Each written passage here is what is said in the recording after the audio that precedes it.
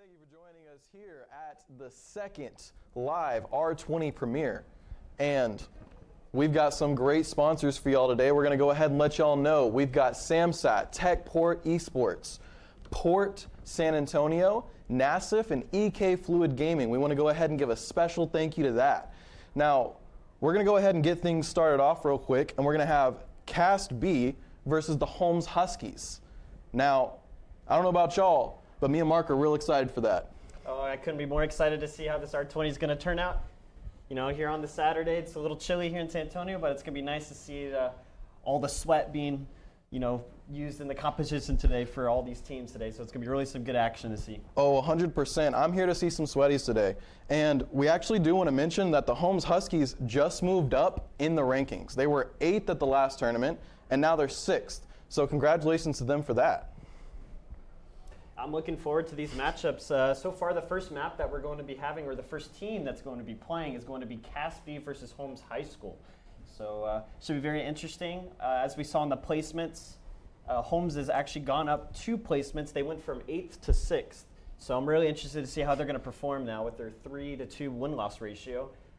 Considering how, Cast B, they didn't really move out anywhere, and then they had 1 map win, but 4 loss at the last R20 last weekend. So it's going to be very interesting to see. But all the matches today is going to be Bind and Ascent are going to be banned this entire weekend. So we will not see those 2 maps the entire tournament. The only reasoning they are banned is because the last tournament, they were the 2 most picked maps. So we don't want to see them as often, and from now on in the tournaments, those top 2 pick maps are going to be banned in the next tournament. So that is good information to know. Right now, we don't have Icebox either this tournament, which is a fun fact, but I'm really excited to see some Breeze. We don't see a whole lot of Breeze in the competitive environment, so I'm very excited for that. Yeah, it's definitely, as you can see in the picture, as we're seeing in the stream, the players are getting locked in. They are getting ready to get started here in a second as they are getting set up with all their settings and making sure they're all ready to go before we get this first matchup. So looking forward to it. Whew, I'm And, sure they're just as excited as us. Definitely. I think this is going to be a great day today. Oh, yeah. Some great games. So, as well, I want to talk a little bit about the Jet nerfs that just recently happened. Well, not recently, but the Jet nerfs that she had 2 actually added to her ultimate, and it was 2, right? Correct. Yeah, she had 2 extra kill points added to her ultimate, and I just think that's great. She also had the dash nerfed, and she's still one of the top pick champions that we see on a regular basis, as well as like the reduction of the Astra picks. What do you think about that? I think, well, with the character like Jet, she's very aggressive, so she's great for entering into a site. So whenever there's, to apply a lot of pressure, Jet, what she'll do is most Jet players, what they'll do is they'll smoke it off, dash right in, and then they'll create a lot of space for the rest of the team to push in, to flash out while she's in the smoke so she doesn't get flashed herself.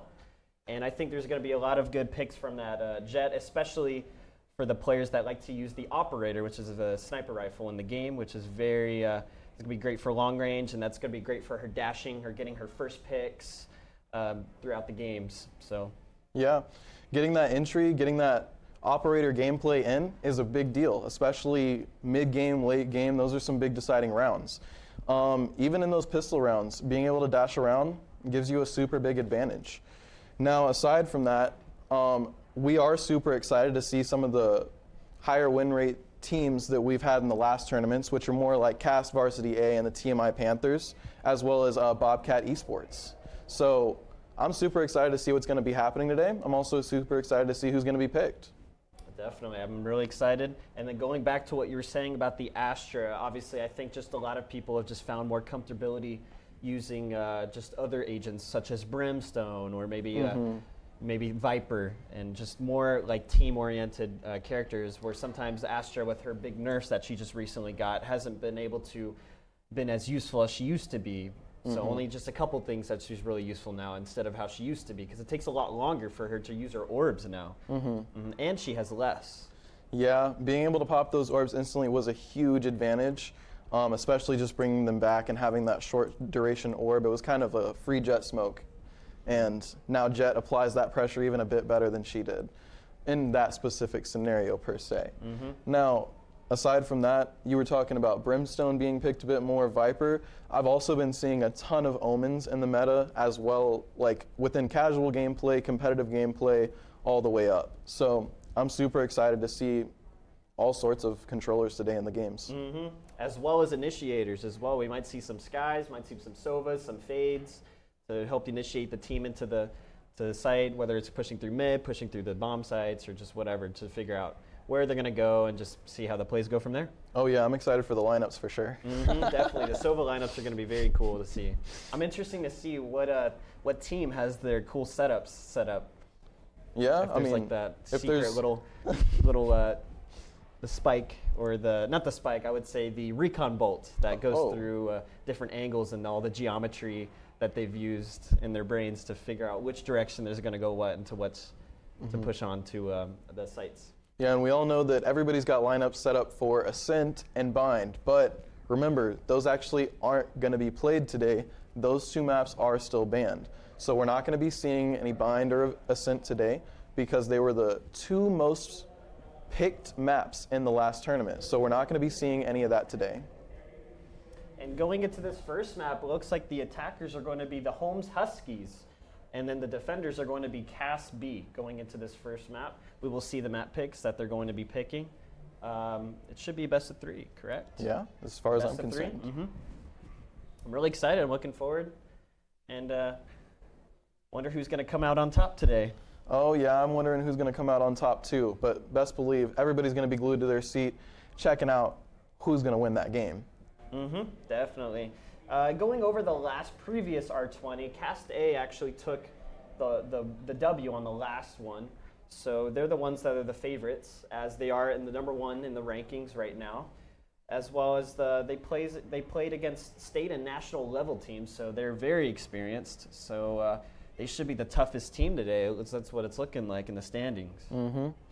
Yeah, and Cast B actually is #9 for the last tournament. So we're super excited to see how they're going to turn out this tournament. Maybe they're going to turn it around, maybe they're going to stay the same. But I'm excited to see what they're going to do.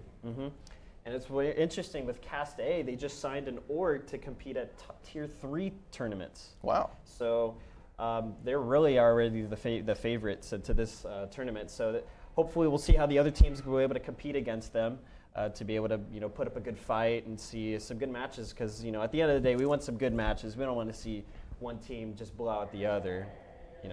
Yeah, no. I mean, we definitely want to see some good matches. Maybe a few overtimes. Hopefully not too many overtimes. Obviously we want to see good games. So it kind of just depends on how the games go. And I'm super excited to see it, whether it's a blowout or whether we go into overtimes. And it looks like we're starting the game up. We are jumping into the first map.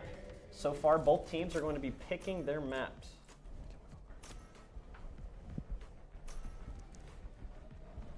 Yeah, go ahead.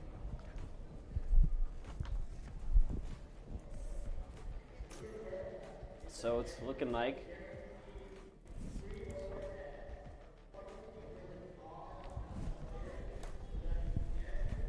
Lotus is going to be the first map that we're going to be seeing.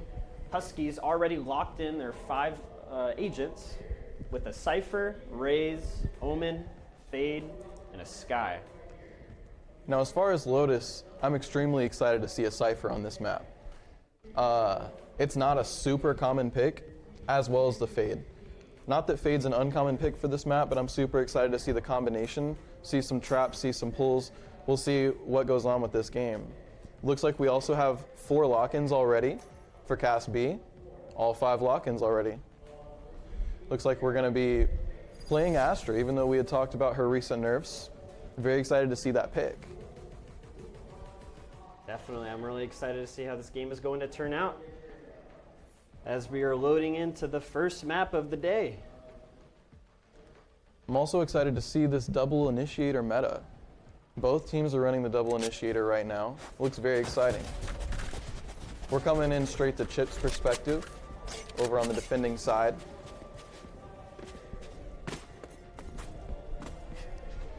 Going Astro, guys.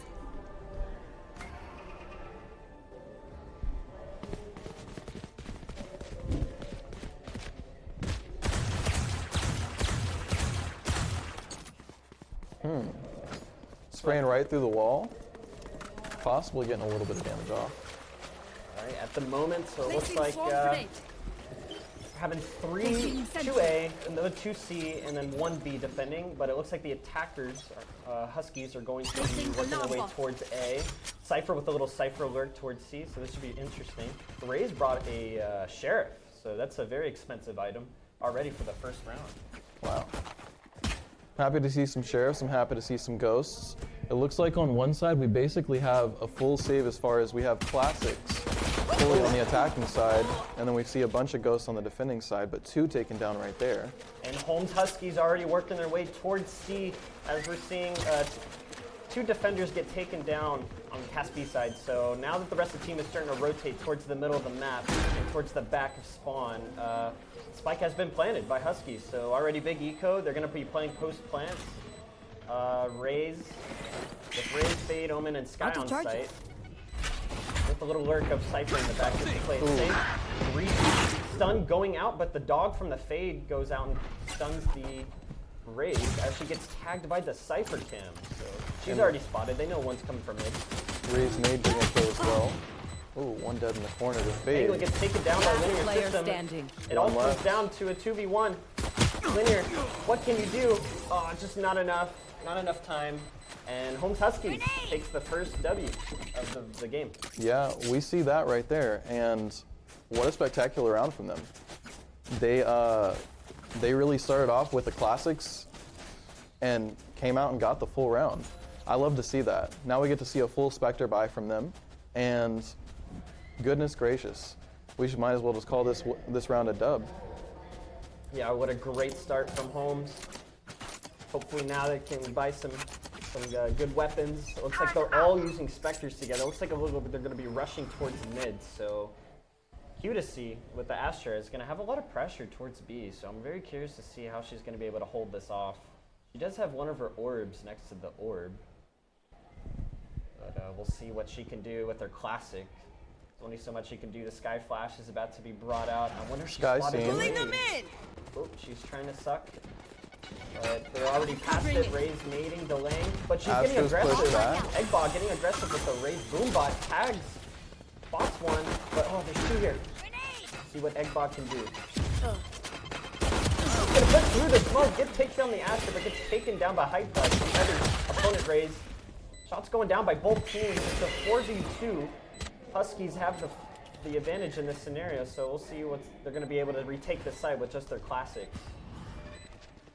Linear system and chips, let's see what they can do, pushing through this hallway, trying to get onto B site so they can execute a defeat. Last player standing. One down. But Chips gets the trade, so it's a 1-on-3. She's running out of time with low HP. There's not much you can really do in this scenario besides play for pick. She's gonna get one, so that was a big eco on the Cast B side, but just unfortunately wasn't enough to win the round.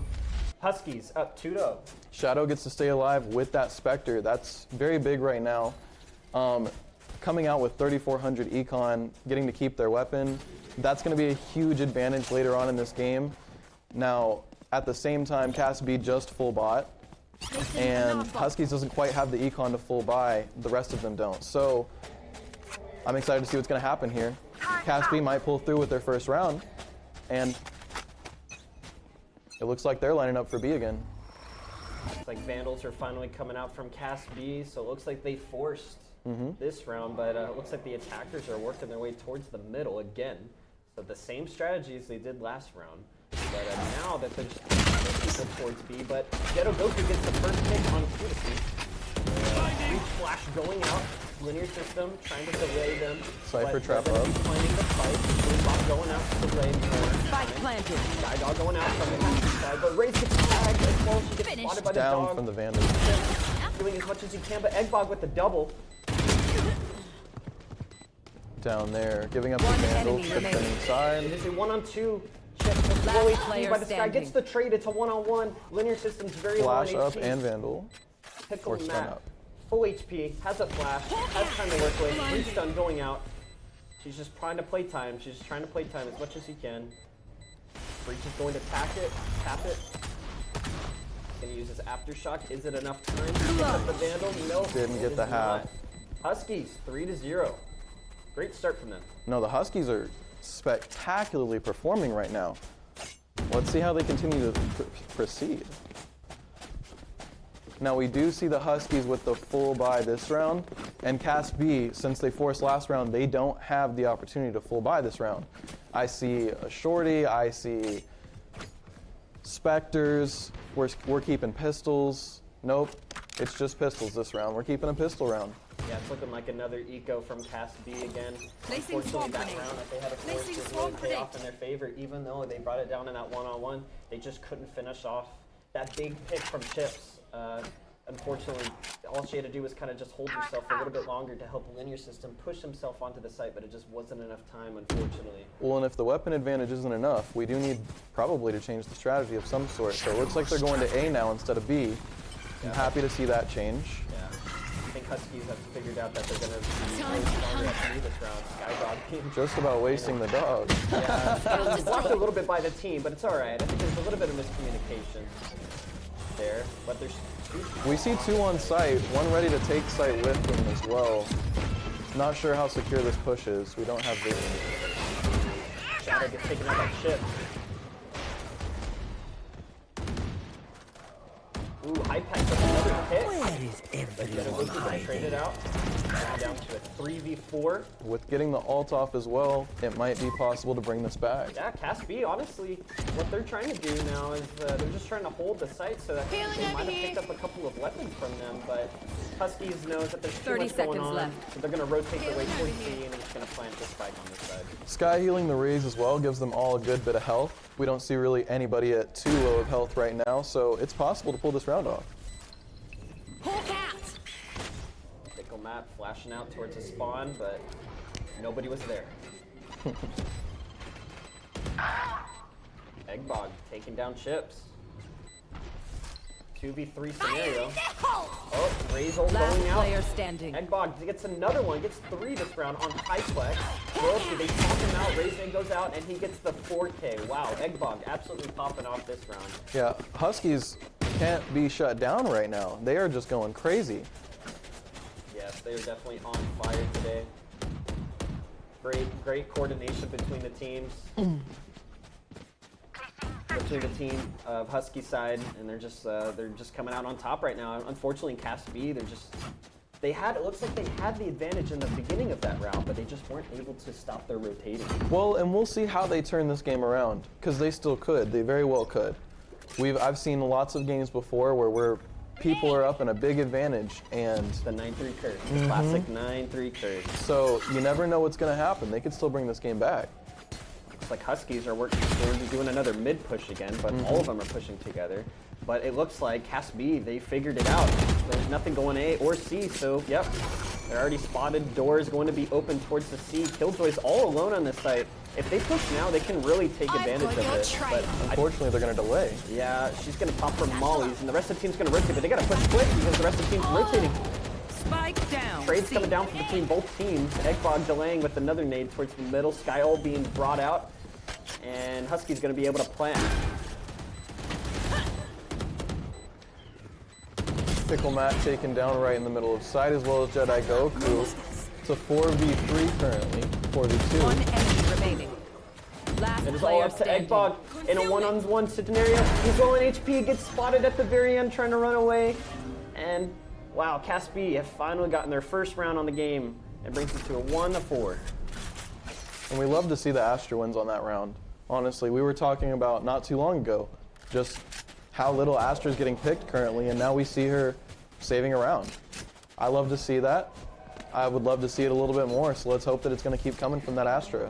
Yep, Q definitely. Tosi. Sometimes picking the agent that most players don't expect ends up being the best strategy. You know, expect the unexpected Hey, sometimes. they haven't practiced against it maybe, because Astra's not being picked as often. Yeah, So she's not maybe as the meta right now, so most teams aren't prepared to play against her. So when they are against her, it brings a lot more pressure and stress. So it's hard to play against that sometimes. Oh, Sky flashing the own team a little bit. I think that was a not before the mistake. raise was spotted. Yeah, got a little lucky timing. Sky was trying to get aggressive, get a pick first, but Royalty had to back off on that. And smart by him.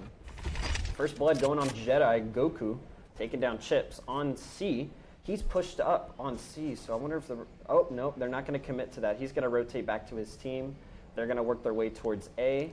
Hyplex already knows that nothing's going on at C now, so he's going to let the rest of his team know on the Cast B side that they could be mid or they could be A.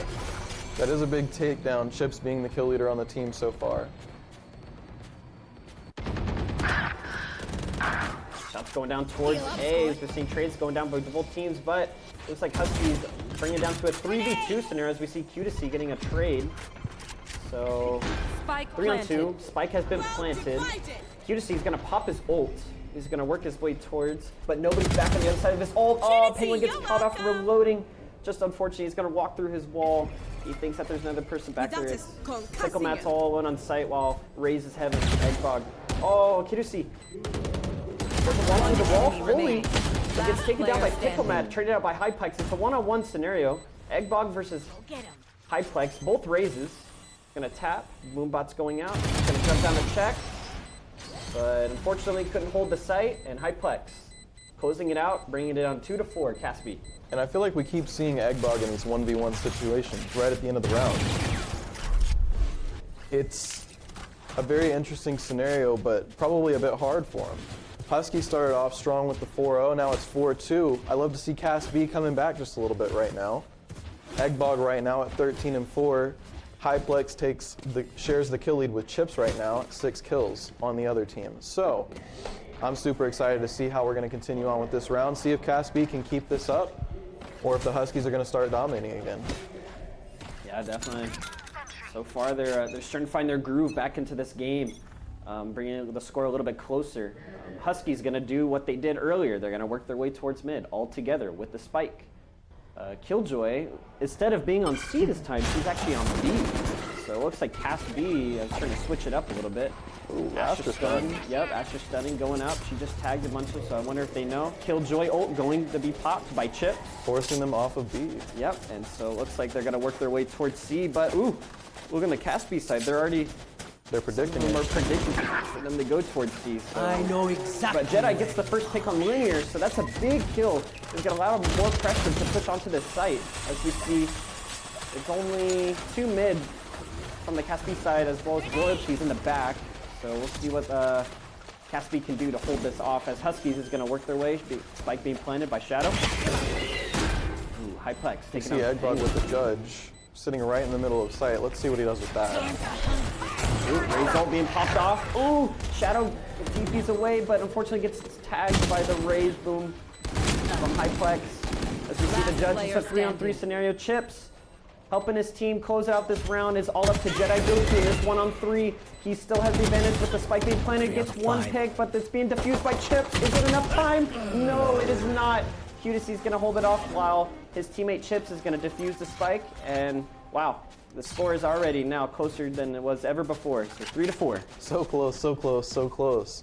And I'm happy to see, again, this Astra stepping up. Now pause, 5-5. And really separating, what was it, 1 or 2 rounds ago with that ult.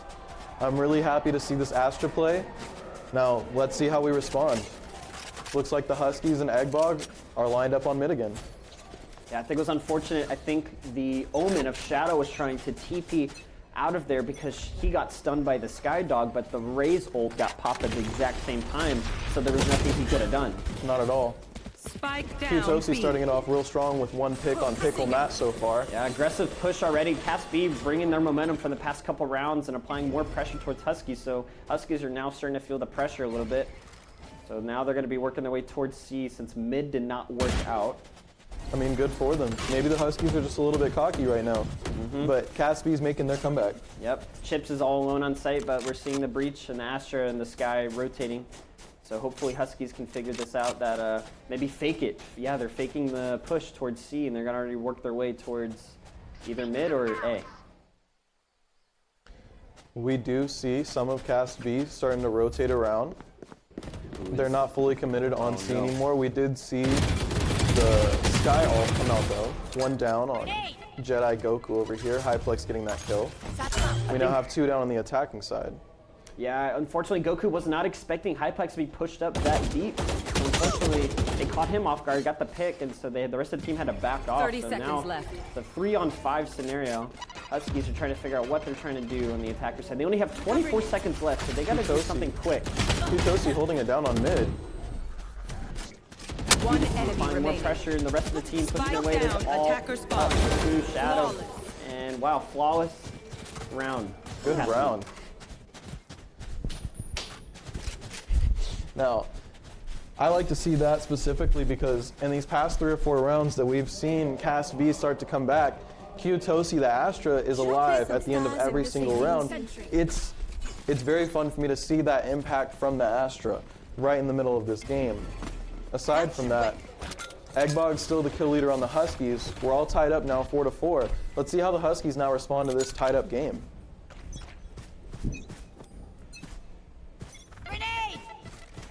Ooh, looks like we're seeing another aggression from Cass B. Cypher has the spike. He's all alone, actually. So if they can get the pick on him on this, on Jedi, this would be really big. Ooh, he gets tagged. He's going to set up his traps to delay some more pressure in case there's more lurkers. But looks like Huskies, they're working their way towards B again. Skydog going out. Linear System's going to back off on that one. As he takes out the dog. Just getting in the waist that Yusa was big. Yeah, Sky ult being dropped out. Cudacy gets tagged. He has to back up a little bit. Razor going out from the attacker team of Eggbog. Eggbog gets the first pick on Royalty, so 5v4 scenario now. Spike is going to be planted by Goku on B. Boombot going out. I don't think Egg just spotted one, gets one. Can he get nope? He can't get the other. He's going to back off with the Spectre. Maybe he didn't get that kill, but he definitely got a little bit of damage off of that grenade. Ooh, Pickle Hyplex. Matt down. Shadow down. Wow. Cast B coming in strong. Player Oh, standing. they can't hold the post plant by the Husky side. 5 It's health. all up to Eggbog with 5 HP. It's being diffused by Chips. I don't What think he can do? knows. I don't think he knows it's being diffused. Wow. Well, Caspi take another round and bring it the score 5-4, taking the lead now. see, and that's what I meant. You never know. A team might come back. And that's exactly what the Cast B just did. I'm excited. I'm very excited. Yep. Now we have a game here because now it looks like Cas B, they're starting to figure out the strategy of the Holmes team. So, if I were Huskies right now, I would try to figure out a different strategy. I would try to figure out maybe do something different. Maybe have one lurking, one. They need to find a way to clap back. Yeah, they need to find a way to respond. They need to find a way to be able to compete against Cas B because it looks like Cas B has figured it out now on the defender side. Mm-hmm. So slow push from A. Huskies. Hyplex is going to shoulder peek and see what he can see. I think he might have spotted the raise as she was bringing out her boom bot. Wall's going to be broken by linear system. Eggbot's going to nade it out. Oh, he's gonna hide close wall in the smoke. Two players go down from the Huskies side, from the defenders, on the defender side. So now it's a 3v4. And we see Eggbot still sitting in this corner, just trying to get a pick on this breach right here, giving up his location and taking the death immediately for it. And in the process of doing that, he got spotted by Coogs in the angle from the Astra. So now the rest of the team had to back off. It's just Goku and Matt trying to figure out what they can do. I think they're just trying to play picks as much as they can. But And with the double swing, unfortunately, the double swing is too powerful. Coogs with a 3K. Cas B, 6-4. wow. I'm astonished by this Cas B team right now. We see the op pick coming out from Hyplex, as well as just a full Vandal team right now when we have to see Huskies saving. We do have one Vandal pick over there. Nope, we're gonna go for a full save round. Couple Spectres, a Phantom, a Stinger, and some Sheriffs. It's very interesting for my Cas B team because they actually have 3 IGLs, which is very interesting. So Just depends on the map. yeah, it definitely depends on the map. So I wonder if that's working out in their favor and they're just really working together in the comms. It's been able to bring themselves back into this game. Just trying to slow peek around the corner, but he's got that operator Ooh, what a flick by Hyplex. through the sand. And it looks like a Nico round with Shadow, the only one buying on the Husky side. So first pick already on Goku. That was a big one. So Still continuing to push this. Satchel out. Playing back, playing it safe though. Breach flash going out. Trade's going down by both teams. One The enemy Royalty's going to be remaining. able to get on top with the Spike 3K. down. Can he get the 4K? He's trying to push and get an angle, but unfortunately wasn't able to get it. His teammate took it, but no worries. Cas B with another round, 7-4. Their 7th round in a the row. half. Now, 7 rounds in a row, we're looking at the final round of this half. We see 2 operators on the Cas B side. No, never mind. I was going to say maybe they're getting a little cocky. Yeah, well, it's funny you say that with the score earlier. I believe Cast it was 1-4 at one point. Now they just swung it back 6 rounds in a row, just like it's nothing. So I wonder if this is catching Huskies off guard. I wonder if their strats just aren't working anymore that they were doing earlier. And then obviously you're seeing all this aggressive pressure from the defenders. It's really being more difficult on the Huskies side. I mean, and I think we're just seeing a big impact from the Astra, if I'm being completely honest. I hate to say it like that, but Hyplex with another first pick on Sky. So, but gets traded out. Linear rage-mated. Systems gets taken out, so they lost their breach. Ooh, Hyplex, the timing. Ooh, did he get away? Yep, he got away. blast Eggbog packing satchel. just out of view. Oh, Missing misses the the op. shot. Hyplex has to back off. Spike is going to be planted by planted. Penguin.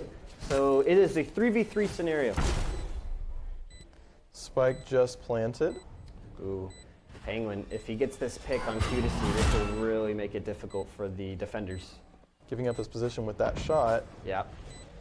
Penguin knows he's going to dog it out. Q2C gets tagged while she's trying to orb. Oh no, unfortunately Eggbot gets caught off guard by Chips. Chips gets a double, is low in HP, and unfortunately they just could not hold the post plant.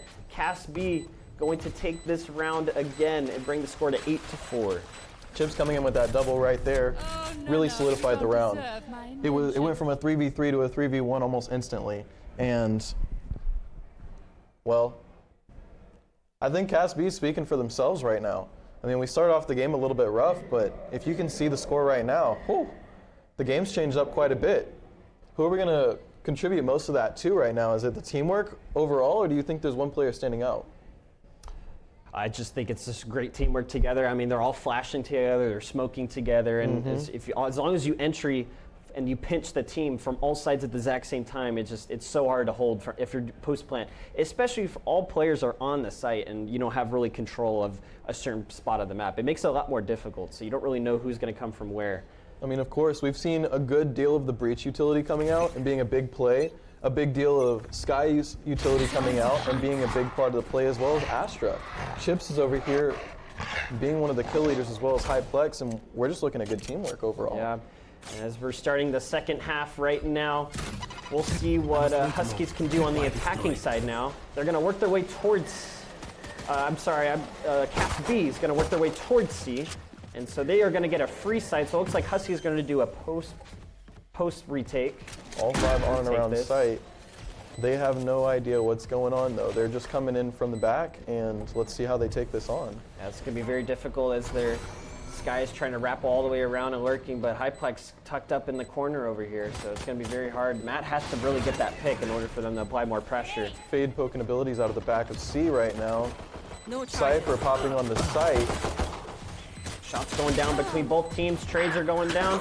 It's looking like Caspi are taking it up. Eggbog gonna get another pick, so brings it down to a 4v3. Gets another one, but unfortunately can't close it out. Not enough time. And Caspi with a great first pistol round. Yeah, so quickly, Caspi just turned that round around so quickly. Like, it was a 4v3, 4v4. It just went down straight to a 4v1 immediately. And I don't know, it wasn't really looking like it was going to be that way. The Huskies were coming in with a very good approach. The Cypher and the Fade in the back of sight. And, I mean, we've seen Jedi Goku and Pickle Matt and Eggbog get some serious kills back there. But at the same time, Caspi's pulling it through. And when you're going against a Sky, an Astra, and a Breach at the exact same time, trying to retake the site with all their mollies, their orbs, and their flashes and aftershocks, it's super hard to take, especially on the pistol round. It's very hard. The fact that they came out on top after the defending side is a big up for them. Anytime they get the spike down, it's going to be a problem for the Huskies. Yeah, Eggbog's getting a little aggressive, knows that they're taking orb right out the door. Door's going to be open, Boombot's going down, but it's going to go around where the rest of the team is. Ooh, gets spotted by the rest of the team. Can he get the nade out in time? A little bit. Tags, I believe. No, I don't think he really tagged anybody. They're going to work their way towards site, and the spike is going to be planted. Caspi, Hyplex getting Penguin right off the rip. Getting the spike down super quick. Chips is on it. It did. And as we're seeing Huskies trying to retake the site, it's so hard against Guardians and Vandals. As much as you can do. Big classic right click off of Hyplex on the mat, and now the score is 10-4. Flawless round. Yep. Now, it's almost looking like there's nothing that the Huskies can do to come back this game, but it wasn't that long ago that Caspi was in the exact same position. So I'm very excited to see how the Huskies respond to this, see if they are going to come back. We see Eggbog trying, we see Jedi trying. We need to count on a little bit more team work. Like Cas B, they put all their minds together. Now we're going to see some Vandals and Phantoms coming out, as well as a Stinger and a Spectre from the Husky side. So super aggressive jetpack. Your Huskies, you really got to come up with a good strategy. This is a very big round, especially economy-wise, because if this round does not come out on top, it's going to be very difficult to bring themselves back into this game. Agreed. It's looking like an A push from Cas B. It looks like the Huskies are playing safe though. Yeah. They're playing back, 3 on site, 2 rotating back to A. It's like all the team is rotating towards A. Except for Goku, but he's already working their way. I think they're trying to maybe know if they might think it's a fake, but I'm not too sure. Q2C's putting his orbs on mid. He's going to be working. Royalty with the first pick on Shadow. Razel going down by Hyplex. Oh my gosh, he could get one. Yes, he's going to get Pickle Mat. It's going to delay the Huskies team to be able to come out. Oh no! Hyplex in the corner. Eggbog doesn't see him, neither does Penguin. Gets a double. What a play by Hyplex. It is all up to Goku in this 1-on-4. He's in spawn with half HP. What can he do? He's going to be pushed by Q2C. There's nothing he can do. He just gets absolutely swarmed by the rest of the team. And wow, Cas B just coming out on top on that round. Last round was a flawless. This round, winning with 4 people still alive. I mean, they look like they're just in the best position they could be in right now. They've got money, Going to they've got Astro to do them weapons, Astro and Guardian they've got the things I do. lead. And it looks like the first timeout being called by Huskies, I believe. So I think, what do you think is going on in the timeout? What do you think is the issue that is really hurting the team right now? I think we're possibly just not seeing enough util properly used. I think nerves might be getting the better of some people, which is possible in an event like this. It's up to a lot of different things right now, but I would say the biggest thing is probably just not putting their heads together and using the teamwork as well as Cast B is right now. Now, Cast B was one of the lower placed teams in the last tournament, but they're coming out and giving us a show, you know?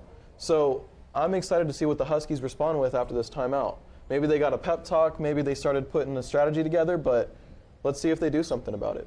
Yeah, just be calm, cool, and collected. Regain your composure, regain that mental, and then just try to work your way back into the game. You know, sometimes, you know, you just can't win them all, and you just gotta just, you know, hey, lost that round, it's not over yet. Get ready for the next one. You know, it's not over till it's over at the end of the day. So it may be tough right now, but you know, there's always a possibility, there's always a chance. You know, you just gotta work together and just communicate and play off of each other. You know, don't push in one by one. Push together as a team. And in this game, it's very big for that. Yeah, we see 2 pushing, 3, 4 pushing onto the C site right now. It might be a full team push. They're coming back to get on C site as a full team again. It worked out very well in the first round. Now they've got weapons versus a Husky save round, and they're doing the same strategy. But it looks like they're rotating off to B right now. Oh no, Shadow's gonna get taken down. That goes their smoke player. So now the Astra's gonna work their way onto B. As we're seeing the spike being planted by Chips. But it looks like Huskies are gonna have to do everything they can to retake this. But as we're seeing another aggressive, Pickle Mat with a big kill. Currently on a 3v4. Yeah, that was a big one, but unfortunately, got tagged half HP on that one, so she's gonna dog it out. She's gonna clear the corner, spots the breach. Unfortunately, Eggbog gets tagged coming from C, so now Astra's gonna push in through the spawn. And this is a very tough one because one has a stinger, one has a sheriff. And they're getting pushed in from both sides. This QDC's gonna finish it off with a 3K. And wow, as we see, match point by Cast B. Now it's a little early for match point. I was kind of hoping we'd see it a little bit later on, but Cast B is just dominating right now. I mean, what else did you expect? I really think Hyplex is starting to pop off, and I think the second half and the end of the last first half, he's really just, every kill he's gotten has just been very crucial to his team, as well as QDC, but the whole team has just been playing well together. As you can see from the scoreboard, I mean, just a lot of fragging from the whole team. As well, out of 16 total rounds that have been played, Chips has only died 6 times. That's a big part of it. Not getting any info on the flash. Ooh, just gets away. The Cast B getting a little bit of info on where they're moving to. Cast B working their way Raising towards coming it. Huskies are already rotating. We have 3 on A. Omen's applying a little bit of pressure through the door. Ooh, Pickle Mat with a good one, but gets traded out by Hyplex. He's going to push himself onto the site. Gets traded out by both teams. 3v3. Goku with a big double. What can he do? Last player standing. Wow, Goku 1v1. taking down Hyplex, but gets traded out by Linear, so they know where he is. The Raze and the Omen just got to play off of each other. Delay nade going out. So it's all up to Linear system. What can you do? This 1-on-2. He's going to tag Shadow as Shadow gets a little bit aggressive, but brings it down to a 1-on-1 now.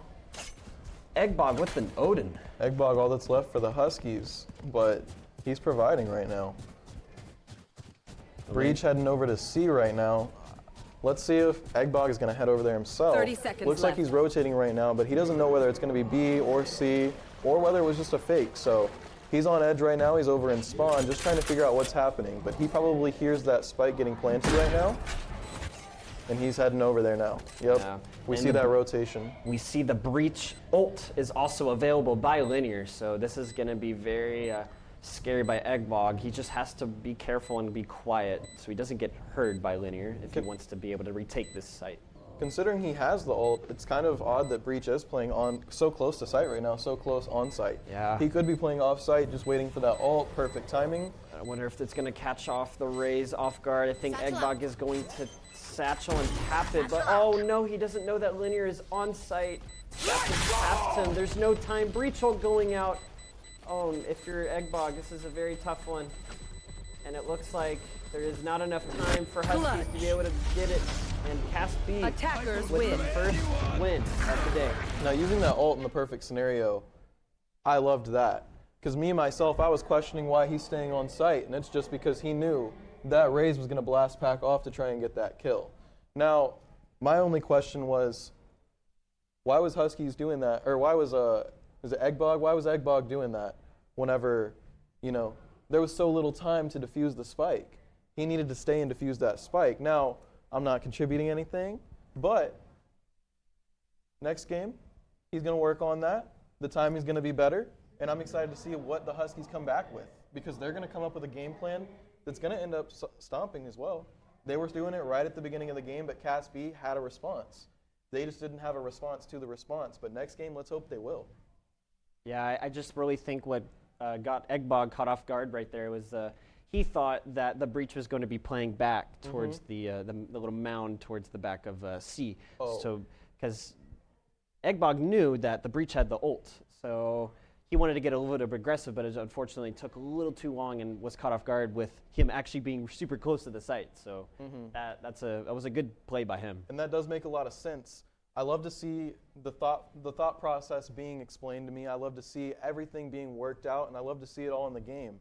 Now, even though it was a little bit of a stomp, I had a good time watching. We ended up with a score of 13-4 on the Lotus match. Now, I do want to go ahead and mention one more time, Bind and Ascent are banned this tournament because they were the two most picked maps in the last tournament. So I'm really happy to see some Lotus gameplay, and I'm really happy to see the counter strategy that's happening in these games. Yeah, and then with all matches being a best of one, you know, that was just, you know, unfortunate that Huskies couldn't be able to bring themselves back into that game. And, you know, Cas B, they're looking good today. Yeah, they really are. And I'm happy to see it because, boy, oh boy, I love me a good stomp early in the morning. Yep, what a way to start the day. Exactly. Now, I do want to go ahead and mention our sponsors for the day, just so y'all know, are Samsat, Techport Esports, Port San Antonio, Nassif, and EK Fluid Gaming. So a big thank you to them for helping us throw this tournament today. Now, this is the second R20 Premiere tournament, and we are super excited to see all these teams coming together. But Holmes and Cas B, they gave us a fantastic first game. Right at the beginning of the game there, we didn't know what was going to happen. We thought Holmes was taking that game immediately. But, you know, and to conclude that game, we are going to be taking a 10-minute break. So we will get right back to you into the next game.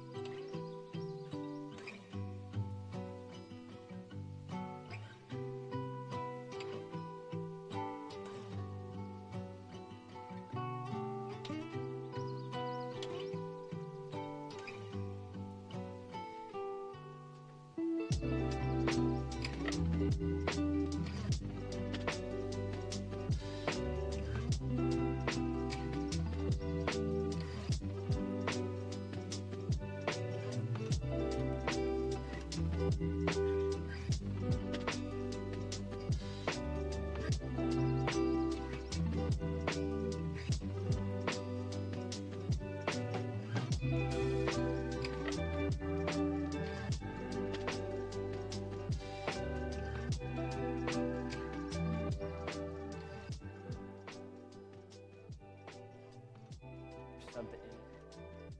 Oh, fun. Cast A versus TMI. That's 1 and 2. Oh, shoot. I don't think we're like on yet, are we? Maybe. Well, the camera's on, so maybe we are, yeah. I think so. Yeah. Welcome back, everybody, to the R20 Premiere here. So this is the second R20 this season. So far, we would just like to thank our sponsors today for R20, which are SamSat, TechPort Esports, Port San Antonio, NASF, and EK Fluid Gaming.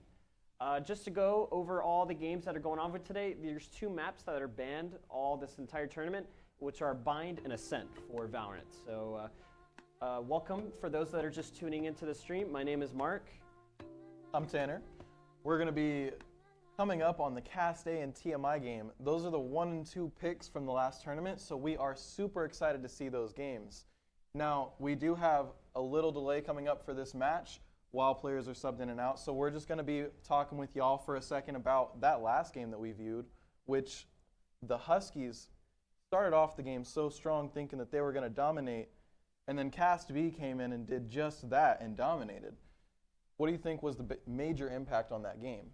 I think they talked with each other, their comms, they were on point, and then with their team chemistry, how they were working with their agents and their abilities, they were all playing off of each other. They weren't all pushing in one by one. They were all, hey guys, I'm going to flash out, you smoke here, I'm going to push in through here, and boom, we just apply more pressure.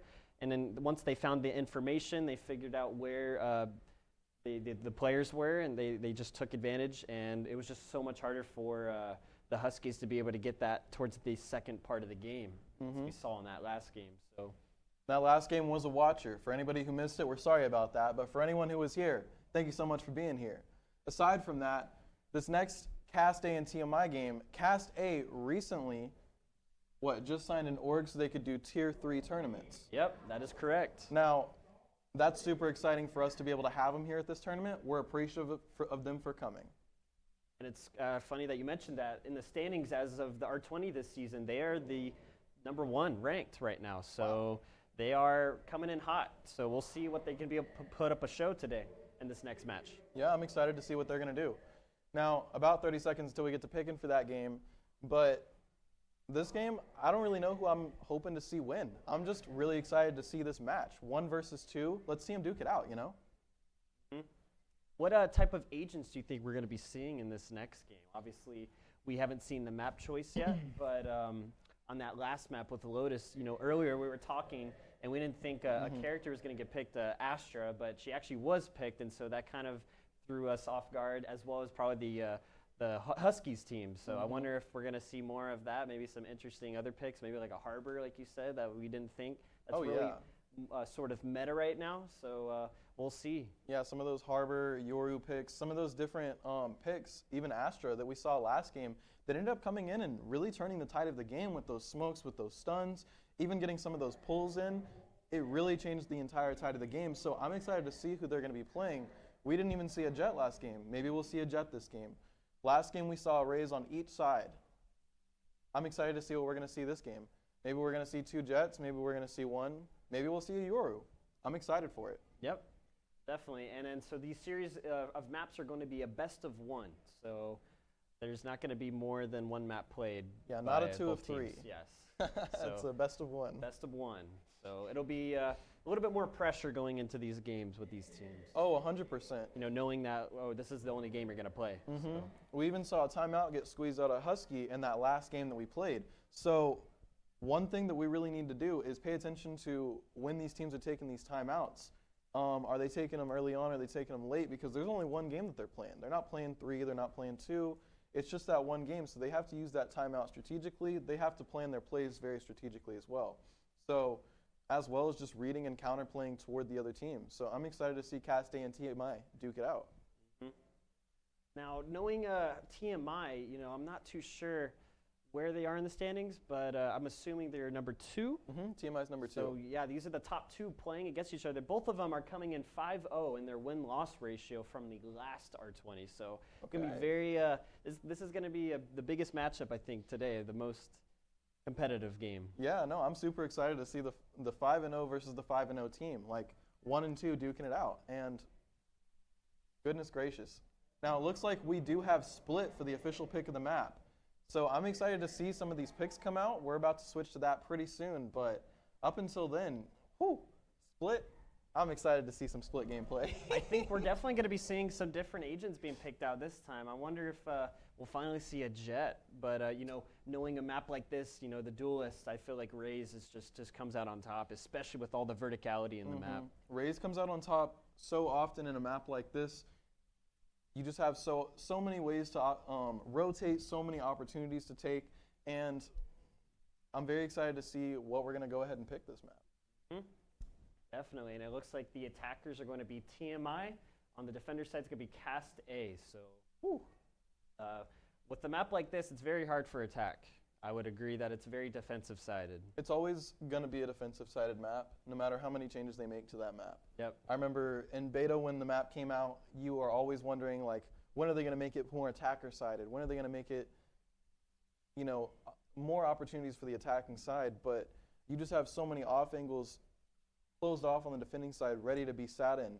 It's just, it's a very inopportune spot for TMI to be in, but I'm excited to see how they respond to it. Let's see how they attack. Let's see what plays they have for a map like Split. Yep. We're going to be tuning and jumping into this map soon as we're seeing the players getting ready. They're getting all set up with their matchups right now, and we're going to see some gameplay here in a sec. Most definitely. Now, one pick that I really want to see for this map that I feel like is a big difference is, and we saw it in the last game, was Breach. Breach was actually on the winning side of the last map. I wouldn't necessarily call him a peculiar character because he's got one of the best packs in the game, especially for initiators. But on the other hand, I wouldn't be surprised if we saw a Sova or even a Sky. Or, I mean, we do have double initiators, so maybe we'll see a couple on both sides. We may even see a Sage. Wow. Considering it's Split. I hadn't even considered that. Yep, that wall will apply a lot of pressure, especially towards mid, but sometimes it doesn't really pay off as much. But looks like we're getting into those picks in the gameplay right now. Here we go. The map is getting locked in. The agents are getting locked in by both teams. So, so interesting. So we're seeing a Viper being TMI. Interesting. And pick. we are seeing those Jets on both sides already locked in, but we do see a double duelist. Double duelist coming from Reyna? TMI. Yeah, with a Reyna. Interesting. Interesting pick. I was not expecting Reyna this tournament. I'm gonna be honest. Considering, you know, sometimes she doesn't really benefit as much for the team. As long as you're fragging, she will be an amazing character to play. But if you're not doing that, she's super hard, and she only has 2 flashes. So that's the only downside. Not only that, but her flashes can also be shot out. That has got to be, Noodle's got to be on his A game for this one. So, but you know, they're coming in hot. We also have the double duelist on Cast A's side as well, with the Raisin Jet pick. Now we're going to see a lot of movement on their side of the map every single round. I'm excited for that. Not that we're not going to see the movement over here, though. With TMI, we do have a Viper. We're going to be getting in and out of spots that we normally wouldn't be able to get in and out of. And then interesting fact, Bappo is actually the IGL of Cast A. So with a team that was just signed by an org to compete top tier 3 tournaments, you know, he has a lot of experience, and so I wonder what he's going to be coming up with strategy for his team and helping him out with the comms on the Cast A side. So it should be a very good matchup, and I'm really excited to see how it's going to turn out. Well, and one thing that's a little risky from the TMI side is we don't see a Sentinel on that side of the map at all. We do have the KJ over on Cast A, but we're running a double controller, double duelist with 1 initiator on the TMI side. I'm very intrigued to see how this comp is going to work out. Yeah, definitely. And then you only have 1 smoke. I mean, Jet smoke, that's it. But you know, it looks like the TMI side, you know, they have a Viper. So I wonder how Castay is going to be able to play off of that going into this game. As we're seeing both teams getting locked in, we are going to be starting the pistol round here shortly. And it looks like it's going to be a B push. The TMI is getting all lined up on B. Omen, Sky, Viper, and Jet right up at the front of that lineup. Here we go. Trismo already getting tagged. Ooh. A lot of damage. Oh, he can't get the pick. Dashes out. Let's see if has he to can dash get out. out. Yeah, he has to dash out. It was too much pressure. He's going to fall back. I wonder if he's going to fall back to the Sky to get healed. But look, it looks like they're wrapping towards mid now. So TMI, they're doing a little fake. And it looks like Castay has nobody on mid currently. Sky's rotating in hookah right now. So we'll see if she can pull anything off right now. This fight's going to be very big between the Sky and the rest of the team. But it looks like they're going to go through vents in the ropes. So, yeah, it's all up. It's all, yeah, and we got the Sky rotating on the defender side too. So, ooh, I'm not too sure if TMI knows what they're doing. They're a little. I wonder if they're just a little frantic right now. Where to go? I mean, the Reyna's kind of posted up in the ropes, but you have these defenders on the A side. They're ready. The Omen and the Rays, they're ready, but they don't really know exactly where they are. Oh, it looks like they're going through sewers. But well, if one thing's clear, it's that TMI is playing a mind game. yeah. Now, I'm curious to see what's going to come out of this mind game because we still have Reyna in the vent over there. She can still pull through and change. 30 Omen's whole seconds game left. up, as well as Castay has no clue where they're at. That Reyna lurking in the middle is going to be big. Bappo finally gets the first pick. They're going to push onto A, but the other Blinding. Habit is going to get the trade, but that's going down by Noodle and RC. Zur is going to take that Spike planted. pick on Noodle, so there goes the lurk on TMI, but the spike has been planted on A. Spikes down. We see Hyplex getting. It is a 2v4. Last player standing. TMI doing everything they can to hold the spike, but it's just not enough from the aggressive pressure from the defender side. And we got Bongle just using the spike, and Castay 1-0. Yeah, Sky being by herself there and not having the util wasn't the most ideal situation for her to be in there. Now, say she had a flash, maybe she could have gotten out of that scenario, but just being all by herself there, just with the ghost, it wasn't looking likely. Now, it looks like TMI is going to stay with the pistols, maybe. Except for Noodle. Yeah. Interesting. We have one Ooh, Marshall a Sheriff. and a Sheriff. Wow. Now, as well, Hyplex is going to buy up all the way to a Vandal second round. Half shields.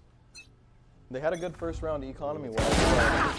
Oh, quick trade's going share down by trade. both teams. So now they're going to rush B. They just got that first pick. They're going to push out. Sky Flash going out. Hyplex all alone on B. Going to get smoked off. He's going to jump down bottom rope, but it looks like they're faking it. And Jet's going to dash out of there, and they're going to wrap all the way around. It looks like they're going towards A now. Easy 3v4 rotating all the way in their spawn. They just want to take it safe. They're already at a disadvantage, 3v4. They do have two Marshals, but over on the Cast A side, we've already bought up to the Vandal. Oh, wow. Bappo, he's caught onto the aggression. He's going to stop and apply pressure towards the rest of the team. My team is Double going to classic. 4K. Oh, my goodness, Bappo. Wow, what a way to catch them off guard. Wow, Castay 2-0. Wow. That's just a very good showcase of what the Classic can do if used properly. Goodness gracious. As well, it was very smart of him to catch on to that gameplay before they even rotated around. Their whole gameplay so far, from what I've seen, survives on them rotating around, playing a mind game, seeing what they can make the other person think. However, it didn't work out for them in their favor that round. Yeah, I wonder if I'm pretty sure TMI was just caught off guard. They weren't expecting him to get aggressive like that, especially on the defender side, but that's what you got to do in those scenarios, you know, just kind of catch your opponent off guard, do strategies and plays that, you know, just are unexpected. Down mid. You know, it works out more to do that. Taking this over, but it looks like a lot of pressure is being towards B. And Hyplex all alone is being able to hold it off. Bappo applying more pressure towards mid. And looks like the other team is starting to fall down. TMI, what can he do? Gets taken down. Seems like 5 just got wiped out quicker than we could say it. There was so much happening right now. I don't even know idea what just happened, but it looks like this Cast A just took advantage. And now we have three players on Cast A. Hyplex, Zur, and Bongle all have 0 deaths right now. Big impact in the game. As well, last game we saw Hyplex playing Arrays. Did we not? We did. Last game, we saw Hyplex. Now we get to see them playing a KJ. On the Cast B side, so I believe he was the one that was subbed in into Cast A to help out. Which, the versatility between Raze and KJ, that's two completely different play styles. We see a calm push into B right now, slowly stepping in. TMI, Holman's pushing out one smoke. Ooh, this is going to be tough on the Killjoy. She's all alone. Dog is going out. She's all tucked in the corner. What can she do? She gets the first pick on Mabbit. She gets another one, Reyna. So that was a really big pull. The rest of the team is going to come in from the mid. It's all up to Sky. What can you do? You're all alone. You have a Spectre. Not much. It's a 1v4. It's taken down. Cast A, 4-0. What a start. Well, last game we started off 4-0 too. Let's see what TMI can do about this. Let's see if they can turn it around. At the same time, TMI looked so healthy going into B site there. They looked like they could pull it off. We didn't see any early trades, but almost quicker than we could say it again. 5 were down. Yeah, I know it's not over until it's over. At the end of the day, you know, TMI can definitely pull themselves back to this game. It's just definitely harder in the attacking side. So I wonder if they're gonna do another B push. What's looking like right now. So, but nobody's B, which is gonna be interesting. If they push out quick enough, maybe they can get it. But the mollies are all set up. The alarm bot Jet is gonna dash in. Mabby is gonna get the first pick on Hyplex. Gets caught off guard. Great aggression from TMI, and this is what you need to do to get the spike. You need to be able to push when your opponent isn't ready. You got to do the plays that are very unexpected. And now that has allowed TMI to be able to plant the spike and has brought this round to a 5v2. And not only have they planted the spike, they've planted the spike in a perfect spot for their Viper to be able to get off mollies. Now, I don't know about TMI. Seems like they came into this round with a different Last player standing. Yeah. 4v1. Wow, 4v1. Wow, what a great pull by TMI.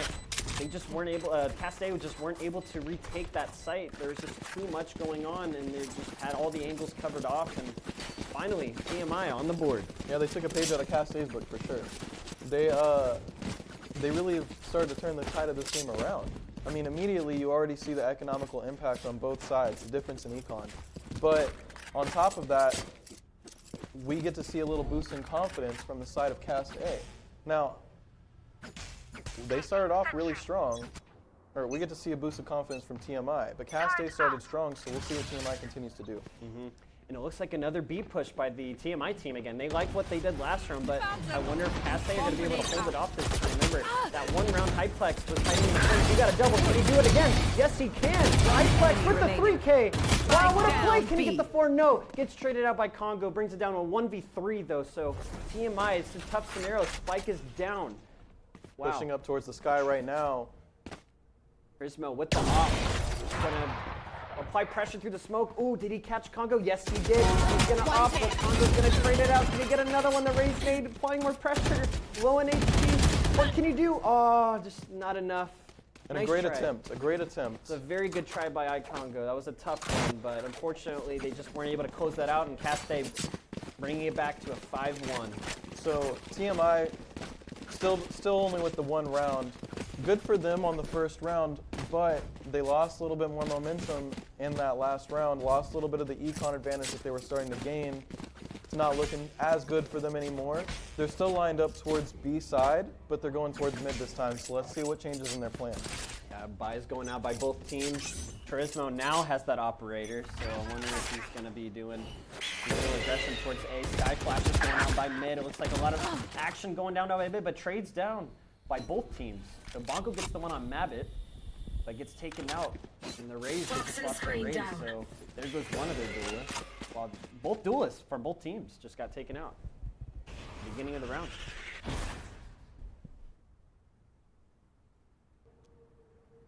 Looks like they're working their way towards B. Hyplex. Did he spot Viper?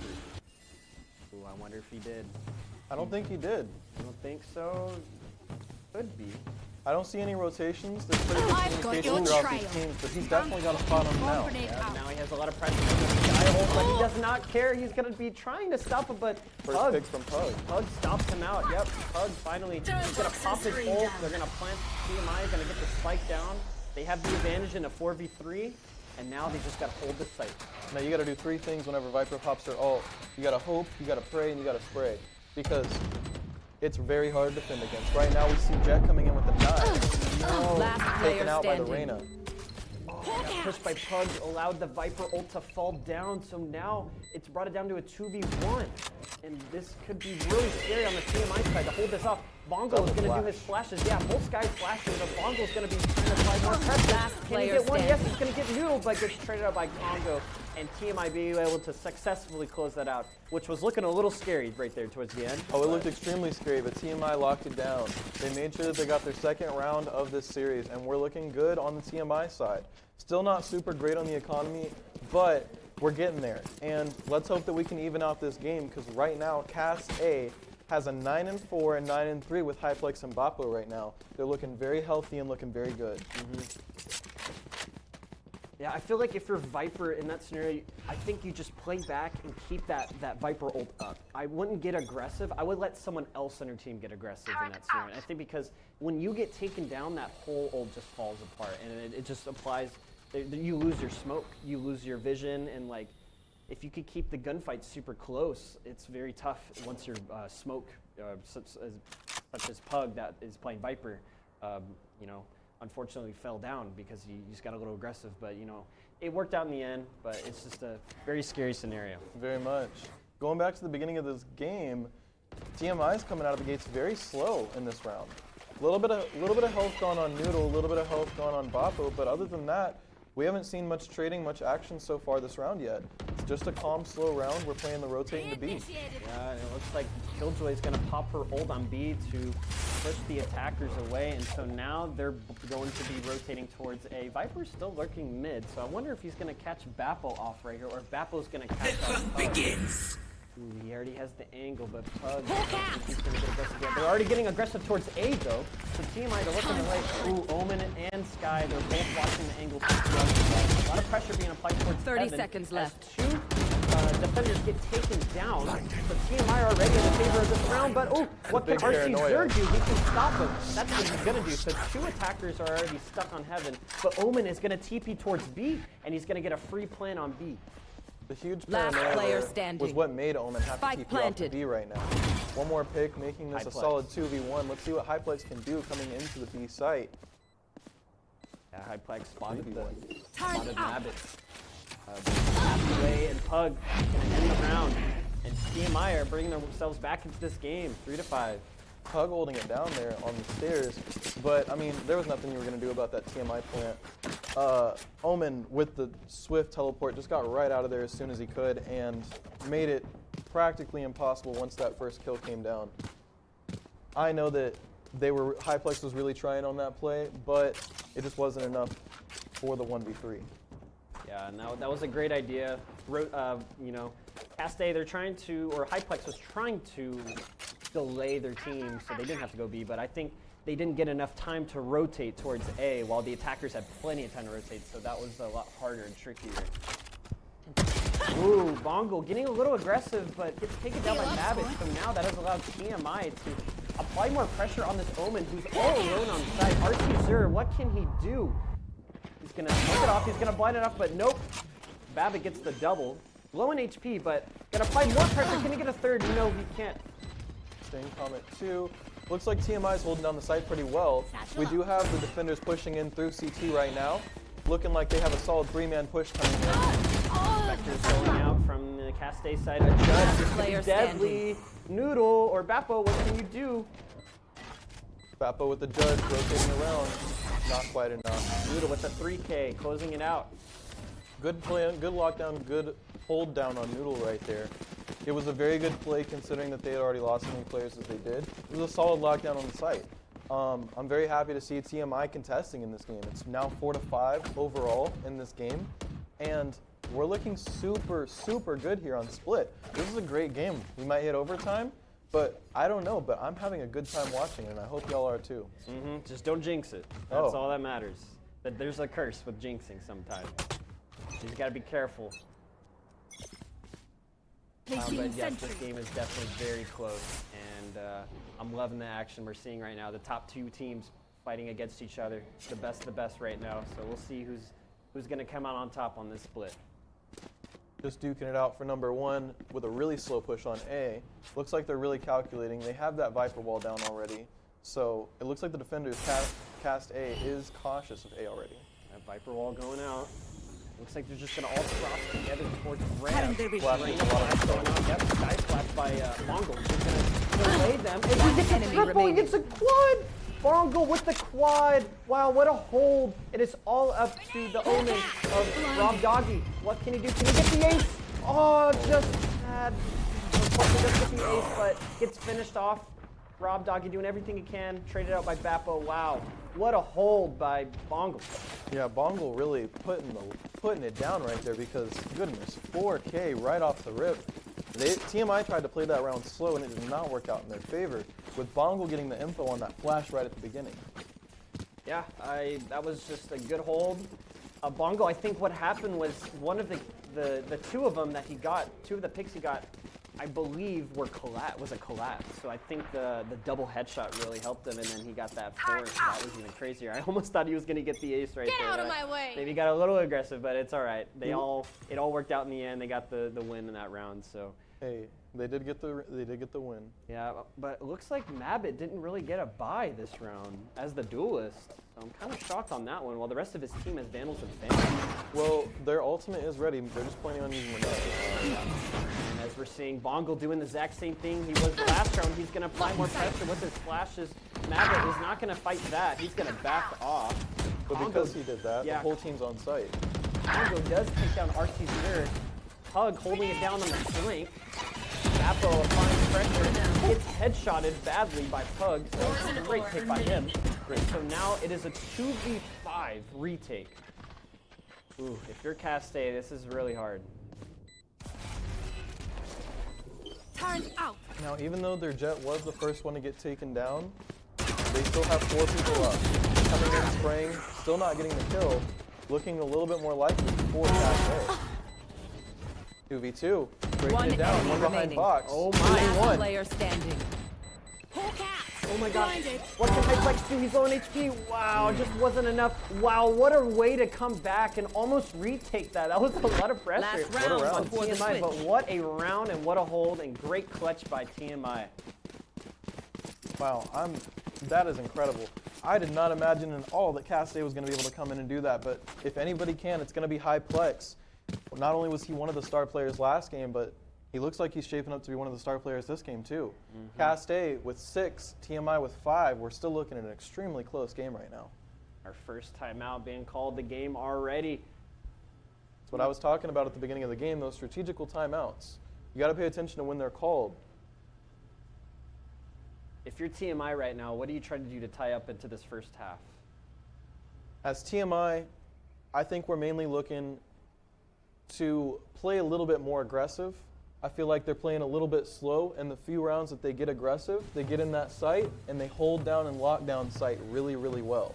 So I think just playing a little bit more aggressive to get into site, just like how they did on that last round. Jet went and distracted up towards heaven. Now the whole team gets to just rush into site, no problem at all. Nobody was watching CT or anything like that. More plans like that, they're definitely going to be winning the half, or tying up the half and possibly winning the game. And what do you see Cast A trying to be able to close it out 7-5 into this first half? What do you think they need to work on? Well, it looks like they're playing well off of each other, but it's just coming down to those 1v1s. Well, as well, we talked about how this map is very defensive sided at the beginning of the game. The score's only 6-5 for the defending team. I mean, it is in their favor, but whenever they come into the attacking phase, they have a more defensive team with the KJ. We're going to have to see how that plays out. I hope they have a good plan for their attack. Yep, that KJ is going to be tough, but it looks like Noodle is trying to get the first pick off of Garage. Bappo taking some damage early. Trismo, but they're going to back off on that one. But Pug getting a little aggressive towards A. RC Zero, I wonder if he's going to get caught off guard as well as the Sky and Ropes. But this is a really cool, interesting lurk by Pug. He's going to let his team know that he's already pushed up A. So, guys, I'm on A, start rotating. I'm clearing out Heaven. I'm going to clear out Ropes and apply pressure towards mid. And oh my goodness, he's going to come up right behind I've got your trail. Bongo, and Bongo gets taken down. Wow. Now, the Omen is still on site. RC there still is on site, trying to hold it down, trying to see these 3 people getting a pick, getting 2. My goodness, Wow, RC possibly, down almost A. getting the 3rd. Ready. hold by RC0, but Noodle's gonna pop up. Last player standing. Doing everything he 30 can. seconds left. Oh, is he gonna tag? Yep, he's gonna take down Boppo. He's gonna get that Vandal now. So now he does have a One but enemy she's gonna get fight pressure by all the both teams. 1v1 scenario. Four bullets. What can Trismo do? He's low on HP. Oh, he's gonna back off towards Elbow. They're gonna peek each other. Oh my goodness! Trismo still Noodle. coming back and holding the round down. Wow, what a clutch by Trismo. Switching sides. What a half. What a half. 7-5, Cast A to TMI. We're looking good right now. Cast A is on the attacking side though, and this is a pretty defensive-sided map. TMI is playing a little bit more aggressive characters. They do have the Viper and the Omen on their side though, so let's see how they play it out. Yeah, definitely. Now, you know, with this map being very defensive-sided, it's going to be very interesting to see how the other team is going to be able to adapt.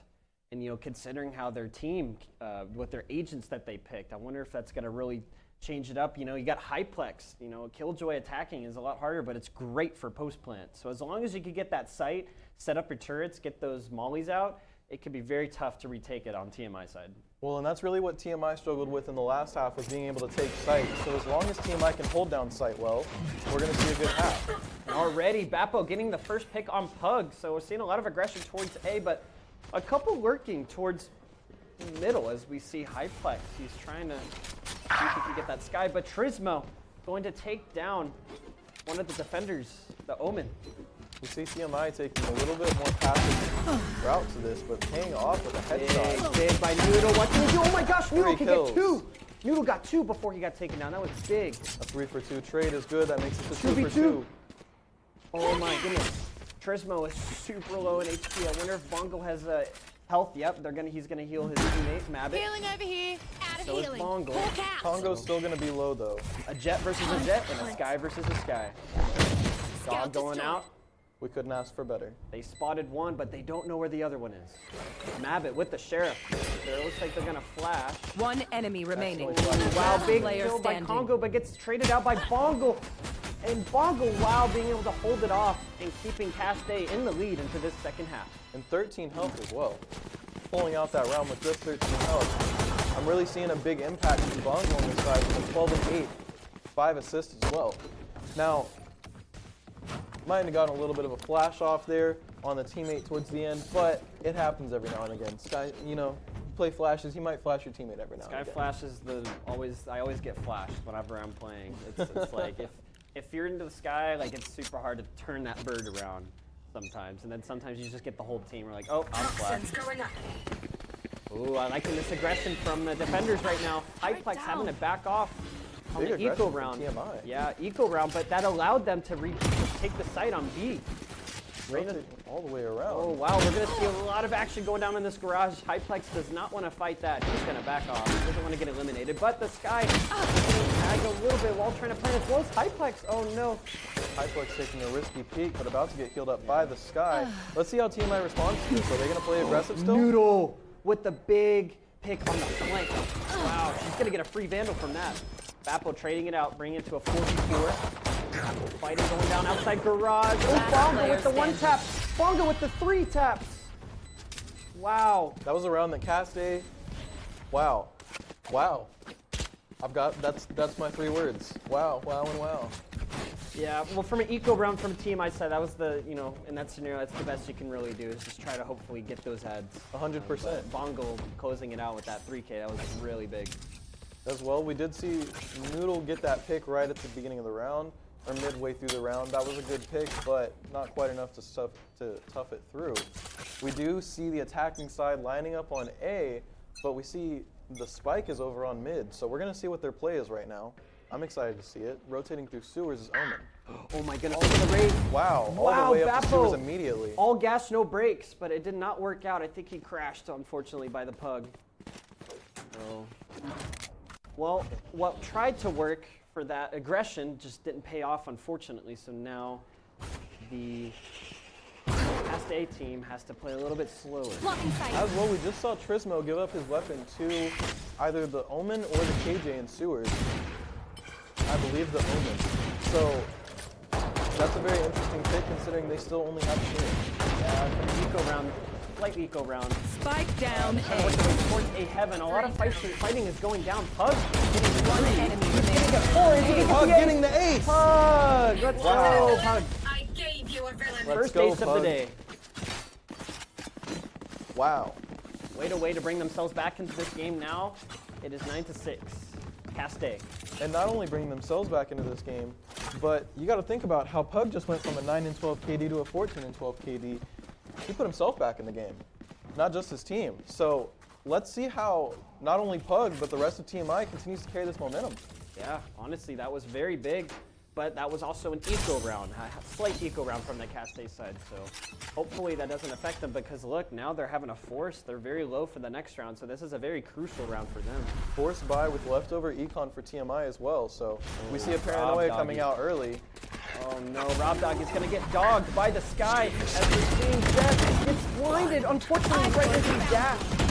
It wasn't enough, a lot of fighting going down on B as we're seeing the defender side being able to hold it off.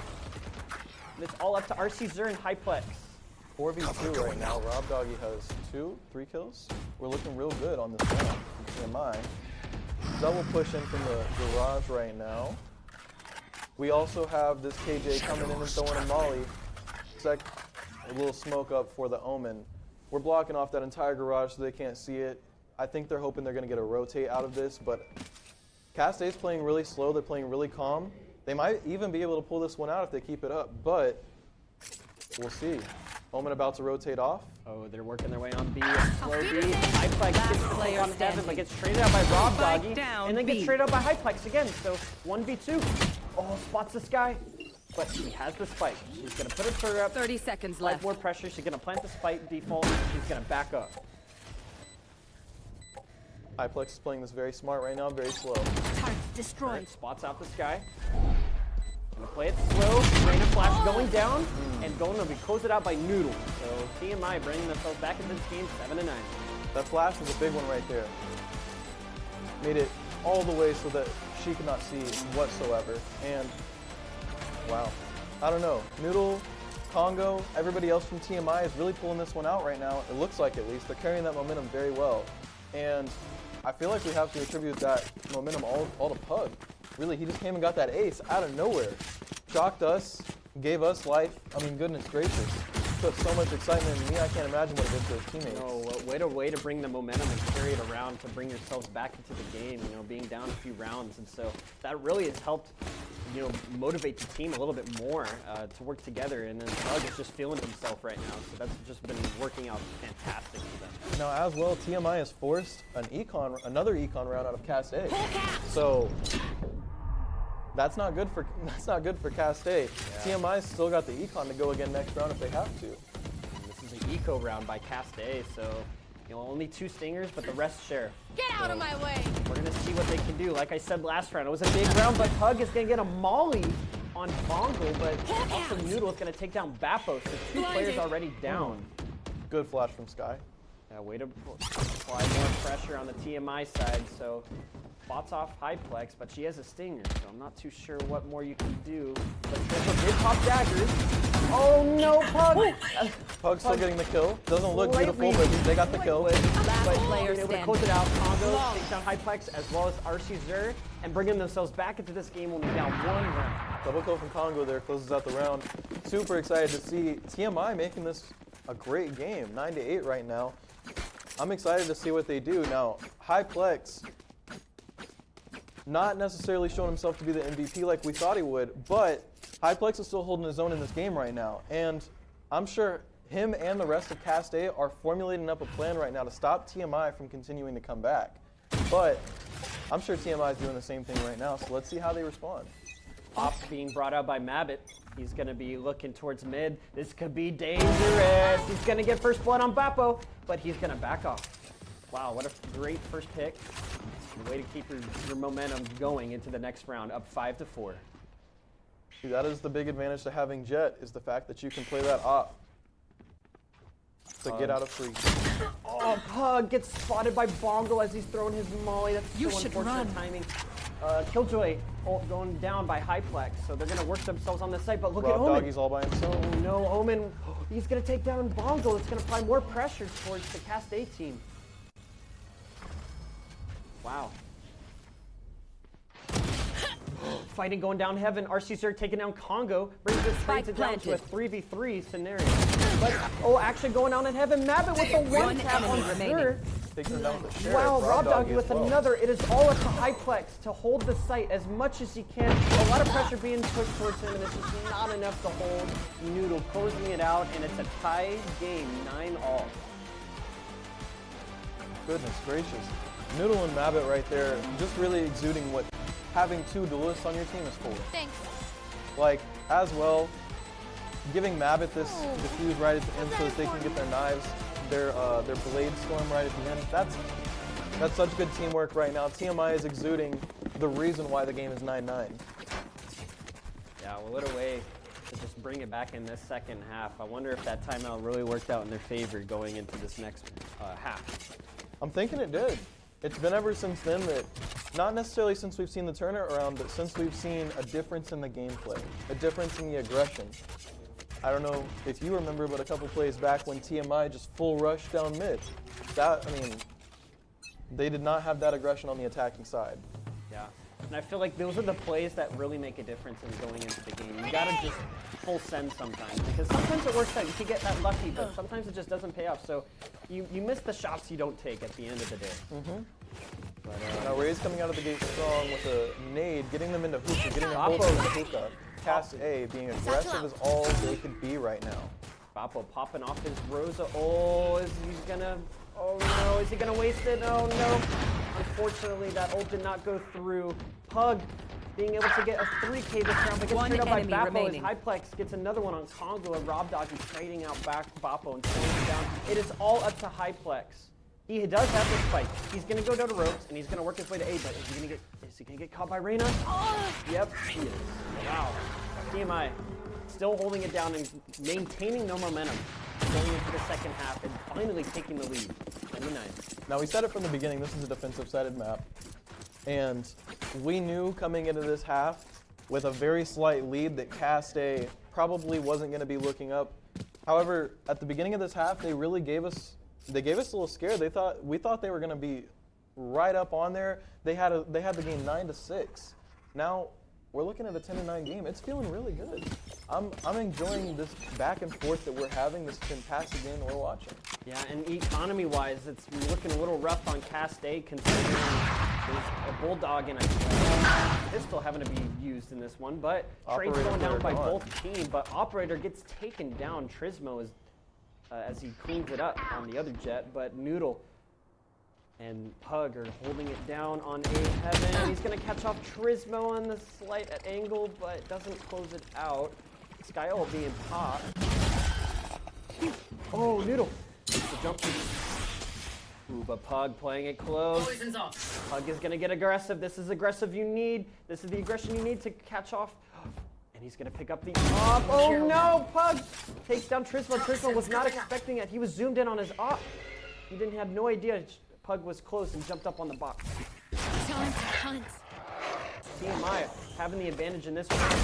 4-2. Hyplex getting stunned, gets spotted out. Congo's letting his team know where the rest of the team is. Sky Flash going out. Molly's going out. Pug Paranoia's going out. Yep. Viper Wall going down. Oh no, Pug peek just a tad too early, gets taken 30 down by seconds Hyplex. What's the Last Hyplex player standing? He missed, unfortunately, his next couple shots as Congo takes the double. And TMI keeping their momentum going as round by round as they are up 11-9. TMI really with the utility shutdown. It's just like every time you look, you see a flash coming out, you see a dog coming out from Sky, you see the wall coming out from Viper, you see Molly's coming out from Viper all game long. Now, I feel like Cast A is trying to use their utilities a little bit more strategically. Now, I mean, it's like TMI is listening to us. You know, they got a little bit more aggressive since we talked about it. I'm sure that's exactly what they were talking about in that timeout. Yeah, I think the beginning really threw it off with both the jet going down as Trismo takes down the operator, and that allowed. Chill out. But unfortunately got cut off timing. But now here we are in the next round. Bapple already getting super aggressive onto the site. This is the aggression that really would help Cast A benefit their favor to be able to plant this spike as the rest of the team is having to rotate. Bapple with another one. So now Cast A has the advantage in this round with more lives than the other team. One 4 to player 2 standing. as Bongo gets the other one on 4-1. screen. So it is all up to Congo. What a round by Cast A. What can Congo do? Unfortunately, doesn't get a kill, but gets traded out by the other Sky, Bongo. And here we are, Cast A working their way back into the game. Hey, and that's what we're here for. We're here for an interesting game. We're here to see these people, the number 1 and the number 2 team, duke it out. So I'm extremely excited for this. We see that both teams are caught up on their econ now, and we have full buys from both sides. I'm very intrigued by some of these trades that have been happening. We see the op coming out of Mabbit on this side now. We saw the op last round on the other side. Let's see how it's used on the defensive side rather than attacking. Yep. Here we go, Mabbit with the op. What can he do? Spots one, but doesn't get it I've got anything. your trail. Unfortunately, Bongo takes him down before he can even shoot. Boppo with a huge push on Noodle. Just Found one. capture charging into his face and just be able to get more pressure onto the A site. But look, We see the KJ ult the out. KJ ult, yep, it's going Blinded. down. And this should be a free plant by Catalan. Oh, Trismo with another one on the hug. One enemy What remaining. can Congo do? Not much. Trismo, more trades going down, but unfortunately, it all went into Castate's favor, and they're tying it up 11-all. Caste did not like to see themselves with a lower number on the scoreboard. I'll tell you that. They said we need to have the same number or ours needs to be higher. And they are just proving that to us over and over again. Every time they get down, they just come right back up. And goodness gracious, we see TMI really duking it out. We see the econ good on both sides. However, TMI needs to secure this round, otherwise their econ is not going to be good after that. What a match from both teams as we're getting closer to the match point. Win by 2. Remember, first to 13, so it's very close towards the end, so it could be anything towards the end of this game going on. Like Team I, all 5 are going up a ramp, but look at Cast A. They are ready for a TMI. They are all set up to hold off the Cast A team as they're pushing themselves onto A. Heaven. It looks like they're all just going to full send Boppo. Doesn't get the angle. One enemy going remaining. out, but Pug Pug gets with 2. the double. Congo gets Down 2. A. But it's all up to Hyplex and a 1-on-4 as he drops another one. 1v3. Unfortunately, runs into smoke right when he was reloading, but unfortunately wasn't enough Match to stay alive, point. and Pug closed it out, and TMI bringing themselves back into the lead once again. I mean, you don't have much to do there between Pug, Congo, and Rob Doggy. Rob Doggy ended up with 3 assists on that round. I mean, he was just there shooting everybody that he could, and we're having a good time. That Vandal gameplay is coming out good, and we even can see one judge on the TMI side. I'm excited for this round. Econ doesn't really matter anymore. Either the game's over or we're going into it. It's looking like Cast A, another aggressive B. I'm liking this. Just like old times, they're pushing onto the site. But unfortunately, Mabbit gets the battle trade. But Trismo trades it out, and then Mabbit just trades going down by both teams. So now it's a 3v3. And they should be able to plant the spike. Now, aside from that, we see Pug creeping around mid right now, trying to get into heaven right now. They have their whole ult down over there, though. Kind of a bit of a waste at this point in the game. This fight could be huge between Bongo and Noodle. As we see Reyna getting closer, she One gonna check the enemy corner. remaining. No, Last unfortunately, player she gets standing. taken down. Trade's going down. It is a 1v2. It's all up to RC Zer to be able to hold. Congo takes down. It's a 1-on-1. Oh, she spotted him. She's gonna flash. What can RC Zer do? It's unfortunately not enough to hold. Congo closing it out and saving his team and taking the dub on the map of Split. And Defenders right there, win. Congo just had the utility advantage. I talked about just not too long ago how Cast A had been strategically using their abilities, waiting to use them, everything like that. And then right there at the end, Cast A came out strong in the gate, used all their abilities, and we saw the other team, TMI, really hold out for their abilities, and Sky proved it right there. She had the ult, she had the dog, and then right at the end, she had that flash to use as well. And even if you turn on it, it's still something you got to turn on while that Sky is peeking out on you. So it was just an objective of utility there. I think it was a great comeback by Team I. They were down a few rounds earlier in that game. Quite a few. And once they did that, that was able for them to get the dub. to see the celebrations in the background from the TMI team. But what a great matchup, and it was a whole back and forth towards the end. So, but those rounds earlier, they were doing those plays earlier. That was the aggression. You know, as long as they pushed together, and then towards the end, Castay was trying to bring it back. You know, Boppo satcheling himself onto the site, getting those free picks super quick. I mean, we're talking less than 5 to 10 seconds into the round. Super quick. Well, and like, I mean, if we're going to talk about one thing that turned the entire course of the game, we already know what it is. It was that ace from Pug. Goodness gracious. It was just, you could count them down. 1, 2, 3, and you heard all the sounds coming from the game just like you do whenever you get the ace. So I'm sure that was not only inspiring for him, but inspiring for the whole team. They thought, we can't let Pug carry this whole game for us. We got to play our part too, and we got to win this game together. And that's exactly what happened. See the celebrations from the TMI guys in the back. They're playing that game with all of their heart right there. That was the 1 and 2 seed right there playing against each other, and number 2 came back and won. That was a great match. That was probably the closest match we've seen so far to this day. So I'm excited for the rest of the matchups today. Very much so. Now, on top of that, I want to go ahead and let everybody know for the next games, for the games that we just played, everything like that, Bind and Ascent are banned. We're not going to be able to play those games at all this tournament because they were the most played maps last tournament. On top of that, our sponsors for today for the R20 Premiere tournament are Samsat, TechPort Esports, Port San Antonio, Nassif, and Fluid Gaming. So a special thank you to all of them for letting us have this tournament. I'm excited. I'm still recovered from that last game. It was crazy. Oh, I know. It was so much to go on about. We could have talked about it for hours. That was a fantastic game to view from our perspective, so I'm guessing y'all's too. Now, on top of that, our next game is going to be Central Catholic and Clark. So we're looking super forward to that, and I bet y'all are too. I'm definitely looking forward to it. Now, on top of that, what picks do you think we're going to be seeing from Catholic and Clark, from Central Catholic and Clark this game? Well, it does depend the map. You know, as we saw in that last map, you know, we hadn't seen Viper, and you know we were expecting that Viper pick, and that Viper pick really switched it up a little bit, and so that allowed, you know, for them to be able to smoke off and do all these cool little lineups that she had with her mollies, her wall, and then that just she just started fragging. She got the ace at one point. That was crazy.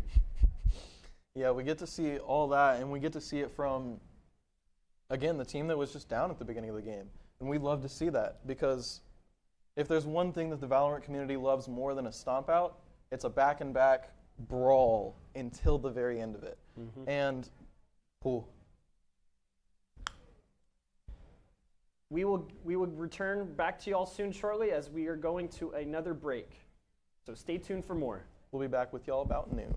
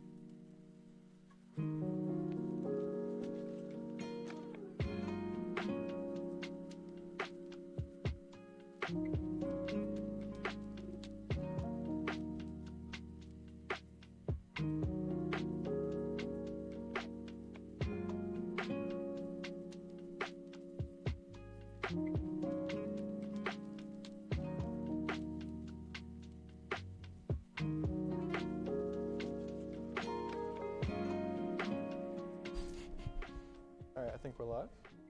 We are live. Welcome back, everybody, to the R20 Premiere. Today, I'm one of the commentators. I'm Mart, I'm Tanner. and we're going to be going over the tournament with y'all, the live stream. So, first off, we're going to give a huge shout out to our sponsors of R20, which are SamSat, TechPort Esports, Port San Antonio, NASF, and EK Fluid Gaming. Nice. Thank you all so much for supporting us so that we could be here today. As well, we want to remind everybody who's coming into the stream new right now that Bind and Ascent are banned for the entire tournament. We're banning the top 2 picks from each previous tournament, and last tournament, the top 2 picks were Bind and Ascent. The next up teams that are going to be playing these games are going to be Central Catholic and Cole. The map's going to be Haven with Central Catholic on the attacking side and Cole on the defense. What do you think, kind of matchups, mix-ups we're going to see in this game? What do you think we're going to see as far as the picks right at the beginning of the game? I definitely think we're going to see a jet pick. I think jet pick's really good, especially when you're trying to push onto that A site, especially when you're trying to push up towards heaven, smoke it off. She also just applies a lot of pressure towards the middle of the map. You know, one of the few maps that has 3 spike sites, and that, you know, it just makes it more complex. And with all the verticality, with all the boxes that she can jump onto, especially pushing onto that C long on the attacking side, it can be very, very good pick. But we're really going to see, I think that will be like a big character. And then we may see another Sky. I think Sky's definitely been the most popular one we've noticed each game so far. I definitely think we're going to see some Sky. One person that I'm wondering if we're going to see any of in this tournament at all, especially on Haven, is going to be Harbor. We did see a Cypher early on in our first game. I'm thinking we're probably going to see either a Cypher or some type of Sentinel pick, maybe even a Sage on this Haven map. It just kind of depends. And I'm super excited to see what we're going to be going into. So far, the last game we just came off of was Cast A versus TMI, and it was a very close game. So we're hoping to see that this next one versus Cole and Central Catholic against each other is going to be just as good as that last match. So for those that are just tuning in, welcome. So far today has been a very good day of these matches, and all the series have been best of ones. So yeah, we're doing a full best of ones today. We're not doing 2 of 3s. I feel like that would probably take too long with how many teams we have in the tournament today. We want to thank y'all so much again for being over here. I'm sure you can see some of the fans in the back, some of the players. Just really excited to be here. Everybody here is having a good time, and we're very excited to see these games. Very excited to get into these picks and see what's going to be happening. now, what type of agents do you think are going to be picked for this map? You know, Haven, with all the verticality and, you know, especially when you go through that garage with that door and that window, you know, we might see a lot of pushes. Do you think we're going to see some teams doing what we saw in that last game where they're all just push and aggress, up towards the lanes, you know, all fully sending it? What do you think? I think it really depends on the character selection, which we're seeing a little bit of right now. It depends on if we're going to be going with double duelists, double initiators, double controllers, everything like that. Because last game we did end up seeing a double duelist, double controller. Right now it looks like we're going to be sticking with a double duelist, and we are seeing that Sentinel Cypher that I was talking about earlier that I was really expecting to see on this map. I also see a Breach coming out on the Central Catholic side, and you know how much I love a Breach pick. We were talking about that earlier. I think he's got one of the best util kits in the game, as well as they've got a KJ coming in. This is going to be a strong team on the defensive side. Yeah, that Breach pick is going to be great because all he's got to do is just flash through those walls, and it'll be a good entry to push into the sites, or even just push into the garage, middle of the map, or just sort of just work your way up towards the map. I think he's very good, especially on attacking side. So as we're seeing the rest of the players picking their agents, with 20 seconds left, we're going to be jumping into this map on Haven just shortly. Yeah, we do see Select the your Breach agent. and Sky combo. And 2 games ago, I believe, we saw that with an Astra as well. And I remember you saying Sky, Breach plus Astra is such a headache. But Sky and Breach alone together always ends up being such a headache. On this other side of the map, with the defenders, we don't have nearly as many flashes coming out as we do on this other side, the attackers, with Breach and Sky being there. Now, as well with Raze having the movement, this is going to be a really strong team on the attacking side. Yeah. Ooh, interesting pick. We have a Yoru. Yoru coming out from Horizon. I noticed that. It's going to be an interesting change. I'm curious to see how it's going to play out for this game. I'm always curious whenever I see a Yoru pick because, I mean, we were talking about that before we started. Just Yoru is one of those picks. It's either going to be the greatest thing you did or the worst thing you did. So I guess we're about to find out what it is. Yep. As we're seeing the teams getting all ready up to start their pistol round with 20 seconds left. We're going to be, it's looking like Central Catholic is going to be working their way towards C. So it looks like all 5 of them are going to be going towards C. This could be a little tricky because, you know, Cypher has his wire, he has his camera set up, but he is alone. So we'll see how it's going to work out for him as he's going to have to manage against a whole entire swarm of Central Catholic players. So as we're seeing, the rest of the team realize it's not A. Cypher is going to get his triggered tripwire. Is he going to get a pick? No, he's going to get taken down by I'm Just Pants. First pick down. So Cole already down 1 player, and Spike Central Catholic planted. going to be planting the spike. There's a quick plant. Fake teleport. Coming out on the CT side, we have Fade, Omen, and Breeze all pushing together. Down goes Omen to the other Omen. Trades coming out left and right. 3v3. KJ pushing out of the smoke to do a little bit of damage towards them. Last player With 3 standing. health, missing his shot. Raze going in. Fade almost with that 1v2 clutch, but just lacking a little bit behind. Other than that, everybody's looking super clean on this attacking side right now, getting in a quick plant, that Central Catholic quick in and out. They love that. Let's see how Cole responds. Placing alarm bot. Yeah, great pistol round from the Central Catholic team. Now they're going to be buying some weapons. They got 3 Guardians and 2 Spectres to work with, while the rest of the Cole team, they have to kind of save. You know, we're seeing a Frenzy and a Ghost come out, but other than that, you know, they kind of just really lost a big pistol round of the game. So we're going to be seeing some change up of Cypher in his wires, as well as where he's positioning himself. No camera this time, but Breach Holt's going out. Sky Dog going out. Aftershock, he misses the Cypher, so they still don't know he's there, but Horizon gets tagged while he's trying to put his teleport. Ooh, this could be big. He gets 1, but gets traded out by Critic, Certix. So now they're going to be able to get that Last spike player planted. standing. Low-key trying to get Spike as much as he planted. can, but it's just not enough. Gets traded down by Certix again. Arrow Pulse getting aggressive through the smoke, but this kid gets traded out by Certix. Absolutely popping off right now with that Guardian. Wow. And way to keep his team to stay up 2-0. Guardian versus Pistol is always going to be a winner. Well, at least it was this time. Now, on the other side of the map, we see the Fade and the Omen really popping up for their team. They're trying to get this teamwork to work out a little bit better. We're still running the double controllers on that side, whereas our attackers are not running the double controllers this game. So we get to see a little bit of how the gameplay has been shifted because of that. Going in, KJ already putting down her alarm bot, pushing really hard into A, about to be through A short, but right now 3 on long. Ooh, as we're seeing a lot of pressure being pushing towards A, the Boombot going down, being taken down by Super Mel. He's going to put down his combat stim to get some, you know, aggressive fire rate going on, but is he going to be able to spot the Rays pushing up? No, not yet. So it looks like they're slowing it down now. Central Catholic guys realize that there's a lot holding down on A right now. I don't know if they realize that there's 3 here. I think they thought there was 2, but you know, it looks like they're still trying to work their way towards A. Sample going out. Spike down A. Super Male, but Trade's going down by both teams. It's even 3v3 right now as we're seeing Aeropulse. Plant going down, Paranoia coming out. Spike is being Smoke's planted. down. Central Catholic has the spike planted. Yoru is up heaven and gets a pick on Mike Penguin, so that was good. Volley in return. Ooh, but I'm Just Pants trades it out, slows Arrow Pulse down. He's gonna back off, he's gonna play with this smoke. He wants these defenders to enemy get aggressive. remaining. He wants to play time. It is all up to Lex Nomo. In this 1-on-2 scenario, all he has is the Ares to work with.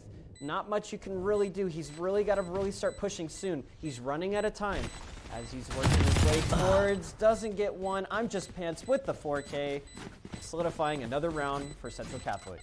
Rays just came in at the very beginning of the round, blasting all around as soon as they got toward A site, leaving the person who was guarding A site just completely stranded by themselves alone and not looking in the right direction. So great play on I'm Just Pants there. Great round, 4K from them with a great 6-1 KD. Great start from Central Catholic. This is what you want. You want to be up at the beginning of the game. You want to get as much momentum as you can going into the rest of the game. Wind up Where A are again. you? You need to really start to come up with certain strategies. You need to stop these guys. They're going to be able to get more aggressive as you work up towards the map. They're going to get more confident with each other. I'm Just Pants has his ult to work with. Is he going to pop it? That's the question. Stun going up. Sapsa going down. He's going to push onto site. As we're seeing another A push from Central Catholic. Killjoy going to get a kill onto Loki as he gets another one on the brim. Up to a 5v3. The defenders are all falling apart one by one. Lotus trades it out, but gets taken down by I'm Just Pants. I'm Just Pants still going off right now. Trying to find another kill. 4v2. They're trying to get this bomb. They're not going to. They've got site locked down. One enemy remaining. Gets a little bit of a... Oh! Kill everyone. Nice And now finish. two were taken down just by Surtex right there in the end. 4v2 for the finish. Now we're looking at a 4-0 Central Catholic lead. And goodness gracious, I'm Just Pants just keeps increasing that kill average. But it's not just him, his whole team is doing it too. Snowy Owl, Surtex, everybody is coming in and playing their part. Definitely. And look, on the Cole side, they're having to split up their economy a little bit. You got a couple of Vandals, but you got a Guardian and a Bucky and a Spectre, so they're really low right now. But it looks like they're trying to get a little aggressive towards A, possibly, but it won't matter because Central Catholic are already working their way towards C. They spot Yoru's all alone. Only thinks that there's another one garage, but there's nobody there. They're just gonna have to figure out Ray's ult going down. Is he gonna get anybody? Not too sure. Yoru flash going out. Oh, if he looks right, he might be able to go in. No, gets the fade. He's gonna back off, and now they're gonna get the spike planted. Now, with the Rays keeping up that aggression, even without her ult, she's still going to be such a big impact in this round. Looking over at Garage right now, the Surtex is over here just taking them out. Last player They standing. can't respond. Surtex is on fire with 3 kills this round. Looking for the 4th coming out, and Rays is still just on top of that box. They have sight locked down. If I was Lex Noma, I would save. It is not worth pushing. You know that your team is low on Rico right now. Maybe play for a pick if they're trying to exit the site, but other than that, don't rush it. I would try to save. You're really low. Top one. Peeking into 3 people is never the move to make. However, he didn't have the information on it quite yet. And that was also really bad timing. I think he was trying to cross in the garage, maybe get 1 or 2, but unfortunately fell apart quicker than anything. 100%. A lot of Valorant, probably 90% of Valorant is timing. And unfortunately, if you peek out with the right play at that wrong time, it's not going to work out for you. Now, we did see Surtex taking the 3K and also taking the top spot on the leaderboard right now. So Surtex is officially popping off right now. I'm Just Pants is right behind him, and they're both doing fantastic to lead their team. Look at Lex Nomo. He has his judge. This could be deadly as the rest of the team is going to see. Skydog gets tripwired, but the Boombot gets stuck. Yoru is helping out his Cypher, but this could be deadly if he can get a hold of somebody up close with that smoke. It could apply a lot of pressure towards the Central Catholic team. Looks like Central Catholic knows the risks that induce this push, and they are taking a little bit of a step back. They might be rotating out to B, possibly even trying to look at A, but we do have Rays and the Cubby still and 3 people still looking at C. Maybe they're just waiting for a rotate off. However, Lex Nomo is steadily waiting for them. I don't know if they're going to be able to make their entry in. Yeah, or they're just trying to play for picks. I think that's what they're really trying to do, maybe to try to bait somebody out. Other than that, they're playing a lot slower than the other rounds, so maybe it's just to mix it up, but it's allowing Cole to take map control on the certain part of the map.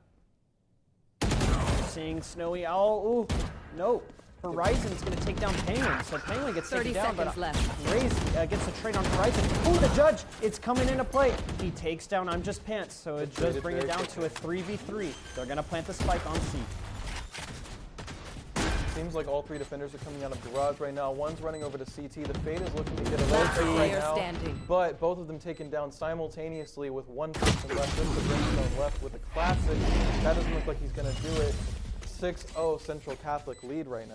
Wow, what a start from Central Catholic. Way to bring in all this momentum in these past couple of rounds. And look at TSB Certex. He is 10-1 right now. That is crazy. As a Breach, too. As a Breach, like, I mean, don't get me wrong. I know I said earlier that Breach has the best kit in the game, but Breach doesn't have the best solo kit in the game. Breach has the best kit in the game to help his teammates. And the fact that we have a 10-1 as a Breach right now, Certex is playing probably one of the best games that he could be playing right now. Launching smoke.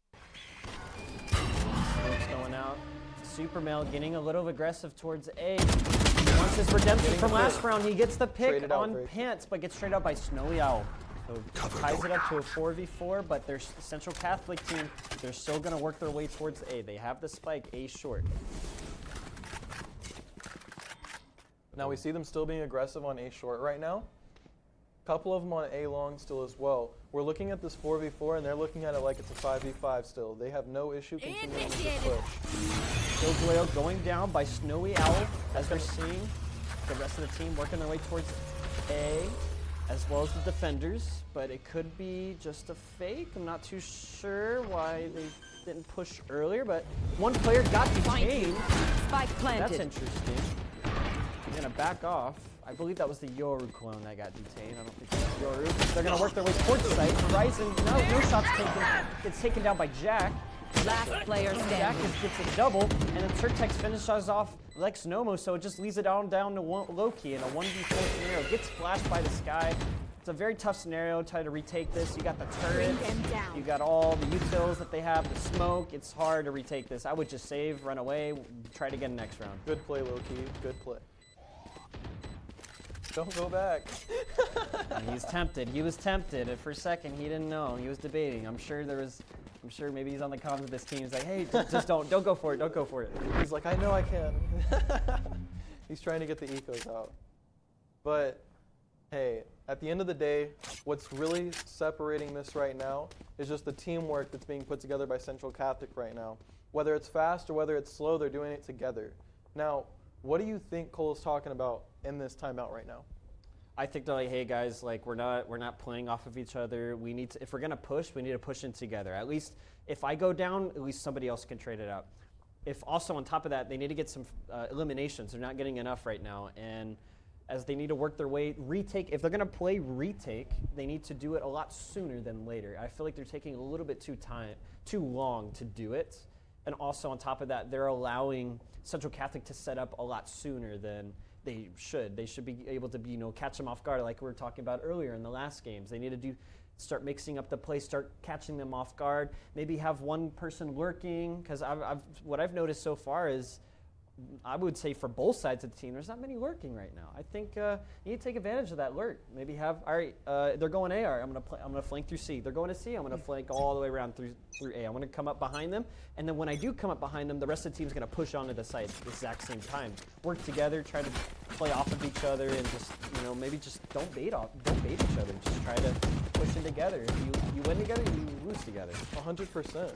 I agree with you. And using that utility a little bit more collectively toward an end goal rather than just using it for a selfish purpose or for your own need. Now, going into this, we're 7-0 Central Catholic. Cole just took a timeout, and it looks like we're going to be pushing A side again on the Central Catholic side. Super Male holding it down. 4 down long, but the spike's going down short with Sky. Omen's going to meet up with her.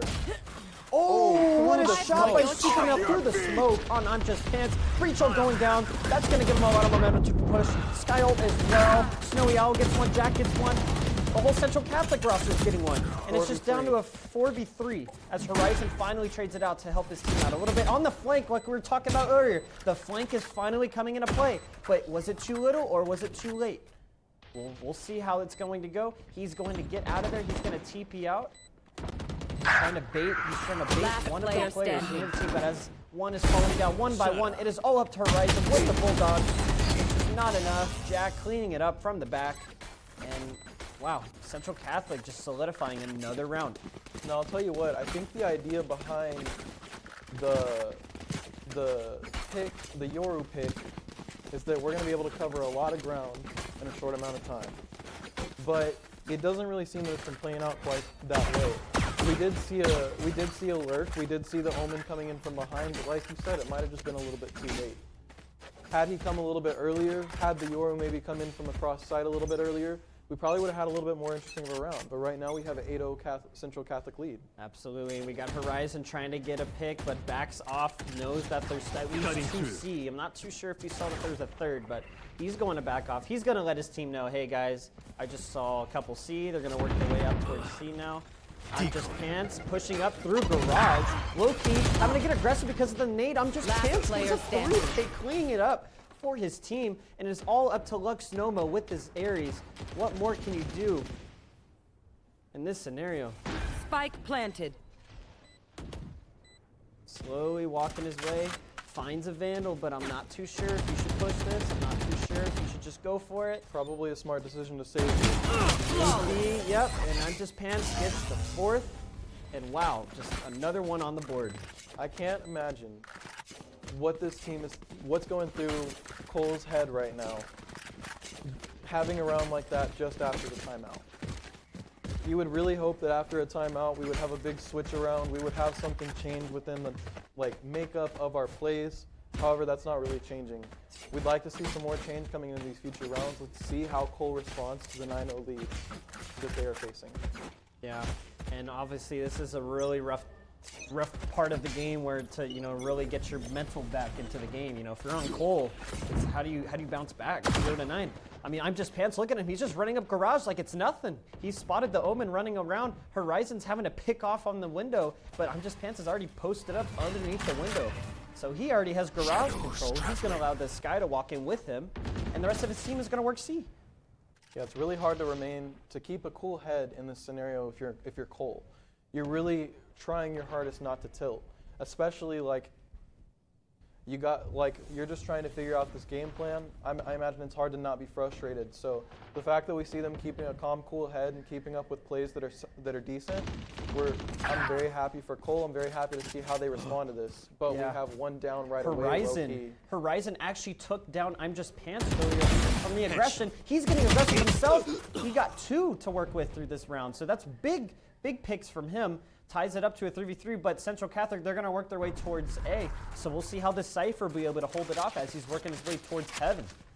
Cypher looks like he's going to have a really clean peek right out of heaven. This could be deadly. Oh, unfortunately gets taken down by 30 Snowy seconds Owl. left. They're going to get a spike planted. But the Beetle is going to be taken. Might have been a little too late. Might have been a little too late. Look, they already ran away from the site. Omen TP'd out. He had to help his teammate. Amber Pulse had to TP to get closer to his teammate. They're going to be pushing onto the side. Do they check the corner? No, they don't. But Aeropulse gets the trade as he's trying to get away from Snowy Owl, sneaking up on his side. And another round, Central Catholic in a dominant fashion. Well, Omen was jumping in there like he was a Raze for a second. So I don't know if that was necessarily the best play right then, considering it was a 3v1. But I'm sure they're learning from it. Horizon still comes out of the round with 2 kills. Even if they didn't get that round, that was a really good response, and I'm sure they're planning up ways to respond a little bit better.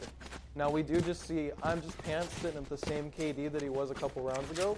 Let's see if he's gonna get to popping off this round. Yeah. Both side and they're just not feeling themselves yet. I'm not too sure if they can be able to bounce back from this, but look. As we're seeing, Low-Key does get the first one on I'm Just Pants, so there goes their carry. So that's a big one. Good job from Low-Key to be able to take him down. But the spike look like it's working its way towards C. But look, we're having a lot of lurkers towards the spawn. Look, Snowy Owl is going to pick down 1. Man, as we're seeing a lot of trades going down at the middle of the map. So much going on right now, but it's all favoring towards Central Catholic as Lex Noma's trying to stop that as much as he can, but it's just not enough. And unfortunately, another round taken towards Central Catholic. Last round in the half. You can tell Lex Noma was really putting his all in right there. He was trying to go for that 2, possibly even 3K to close out that round. However, he was just a couple bullets south of that. It would have been a good time. Right now, Central Catholic is looking at an 11-0 lead. Last round of the half. Let's see how the half is going to end for us.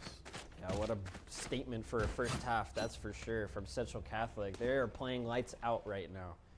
No mistakes. They're just all on top of it, and they're all winning their ones. Looking like a fast A. As we're seeing, Cypher and Brim going to have to hold it up. Let's see if the team is going to be able to stop them in time. 3 pushing A right now. Cole's playing extremely defensive over on A. Razel going down, gets the trade off of each other, so they take each other out. Getting quite a bit of damage off on the Brim in heaven. Goodness gracious, 24 health now. Getting the bomb down. Certix is really looking for these kills right now. He's looking to set up for the post. Got your trail. Right now we have everybody rotating to A from their spawn from CT. And now we're going to see how they respond. Flash and stunned, dead in Bring them Sewers. down. Horizon is down. Horizon tried to flank, it did not work out. As we're seeing Loki trying to work themselves off to the side. This is it. This is it for the first half. You need a push. Ooh, and this unfortunately wasn't a good play, and it didn't work out. And Central Catholic, another Switching round sides. to solidify the first Match half, point. 12-0. And goodness gracious, 12-0. Central Catholic is looking like they're just shooting through walls, they're shooting through smokes, they're doing everything that they possibly can. And the only thing that I'm really seeing from Cole right now that's not letting them do that is every time they get flashed, whenever they get smoked, you don't see them a whole lot spamming through the smokes. We've only seen one smoke, like kill through the smoke from them. But from Central Catholic, we see just in that last round, like there was 1 kill through the wall, 1 kill through the smoke. The round or two before that, we had 2 kills through the smokes. It's just we need to see a little bit more of that from Cole if they even have any plan toward coming back. And just as you can see from the scoreboard, Certex absolutely on fire today. 15-2 with 7 assists. He is doing almost all of it today. Now Breach and Raze, they're both going off right now, but 16-2 with 7 assists, that's something inhuman right there. That looks crazy. 2 already just got taken down. Unfortunately, I think we just slightly missed it. Spike But down Certex able A. to trade it out on Aeropulse as we see another one falls on the Cole side. Not looking good for a pistol round. This is a very crucial round for Cole. Cole needs to be able to come Last back player standing. into this. And it's all up to Supermail, and it's just a full-on Defenders win. 13-0 dominant sweep. Central Catholic take the dub for the 3rd game of the day. And that's how it goes. It ain't over till it's over, but once it's over, oh, it's over. Right now, we just saw a 13-0 game, and I don't think we expected to see that, like, at all in this tournament. So I'm very excited. I'm very happy that we saw that game. Sorry to Cole, but congratulations, Central Catholic.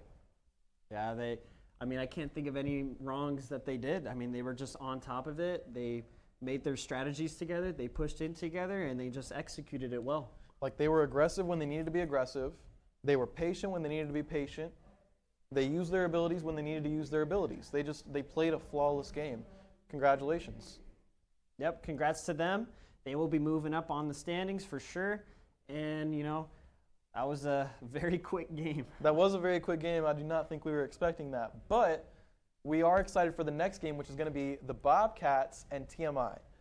So on top of that, we want to go ahead and remind everybody that Bind and Ascent are banned this tournament. We're not going to be playing any Bind or Ascent, so the only maps that we're going to have are those that are available other than Bind and Ascent. Now, with the Bobcats and TMI going on, what kind of picks do you think we're going to be looking at? I genuinely think that we're going to be seeing it depends on the map. Obviously, it all varies on the map. And from the maps that we've seen a lot, like at least 1 or 2 characters that we didn't expect to be picked. 100%. So, obviously, looking back on that game, the Euro pick was not it. Probably not. Unfortunately, just did not work out. Even though he was making good plays, he was flanking, he was getting picks here and there, it just unfortunately wasn't enough. I mean, it wasn't quite enough considering you saw the only other duelist on the other side, the Rays, with 14 and 7 KD. I mean, whenever that's the same scenario, the duelist on the other side needs to have a similar KD or a better one if you have any chance at winning. And it wasn't anywhere close. So you're right, I just don't think the Euro pick was quite it that round. Yeah, and I mean, it's just super tough to bounce back from such a big loss like that, especially for on the Cole side. I mean, if you're Central Catholic, you're like, ooh, that was great. But on the Cole side, it's unfortunate that they weren't even able to get on the board. Unfortunately, you don't. Sometimes it's nice to here and there, but it's unfortunate that you weren't even able to put up a fight. Well, and to be honest, Central Catholic needs to look out for that going on in this tournament because you don't want them to get full of themselves. You don't want them to get a big head going into this next game because they just came out of a 13-0 match. What if they go up against TMI, who's currently 6-0 right now? You know what I mean? They're just going to get if they go in with overconfident demeanor, they're going to get wiped out immediately. Absolutely. I couldn't agree more on that. We just want to give a huge shout out to our sponsors once again for R20, which are Samsat, Techport Esports, Port San Antonio, NASF, and EK Fluid Gaming. Thank you very much. Now, other than that, within this Bobcats and TMI game, I really don't know what map we're going to be playing quite yet. We haven't selected the map, but I'm looking very forward to seeing whatever map, as well as I know we're probably going to be seeing some more jet picks. We're going to be seeing some Raze picks. Now, throughout every Raze pick that we've seen so far, we see them blast packing all through the map, going everywhere that we can see them. They're shooting off their ults. They're doing all sorts of things. Now, that's a huge impact player right now. I'm probably assuming that we're going to keep seeing that Raze that's coming back, especially probably from TMI, who, if I'm not mistaken, we saw Raze from earlier. Yep. So, and I also think the breaches have been just absolutely dominant. Every game we've watched, they've always put up such a good part of the team, and he's such a great character. I mean, you got flashes to work with, the aftershock, the stun, and then his ult. It's like, 100%. And that aftershock can just apply so much pressure. I mean, really on any map, but especially those maps like which one? Split, right? No. Yeah, Split. We played Split earlier. And then behind every single box, behind every single corner, you see it's a defensive-sided map, but on that attacking side, he can go in, he can clear those angles, he can get the flashes out. You get to clear so much land with his utility kit, and that's such a big thing on all the maps that we're playing because, remember, Bind in a Center banned, those are smaller maps where Breach, he can still shine, but he doesn't shine as much as he does on these big maps. So I'm happy, and you're definitely right, we're seeing a lot of these Breach picks. yeah, and honestly, it's working out well. Every team, and then even the Omens there's been an Omen, I think, every single game so far, too.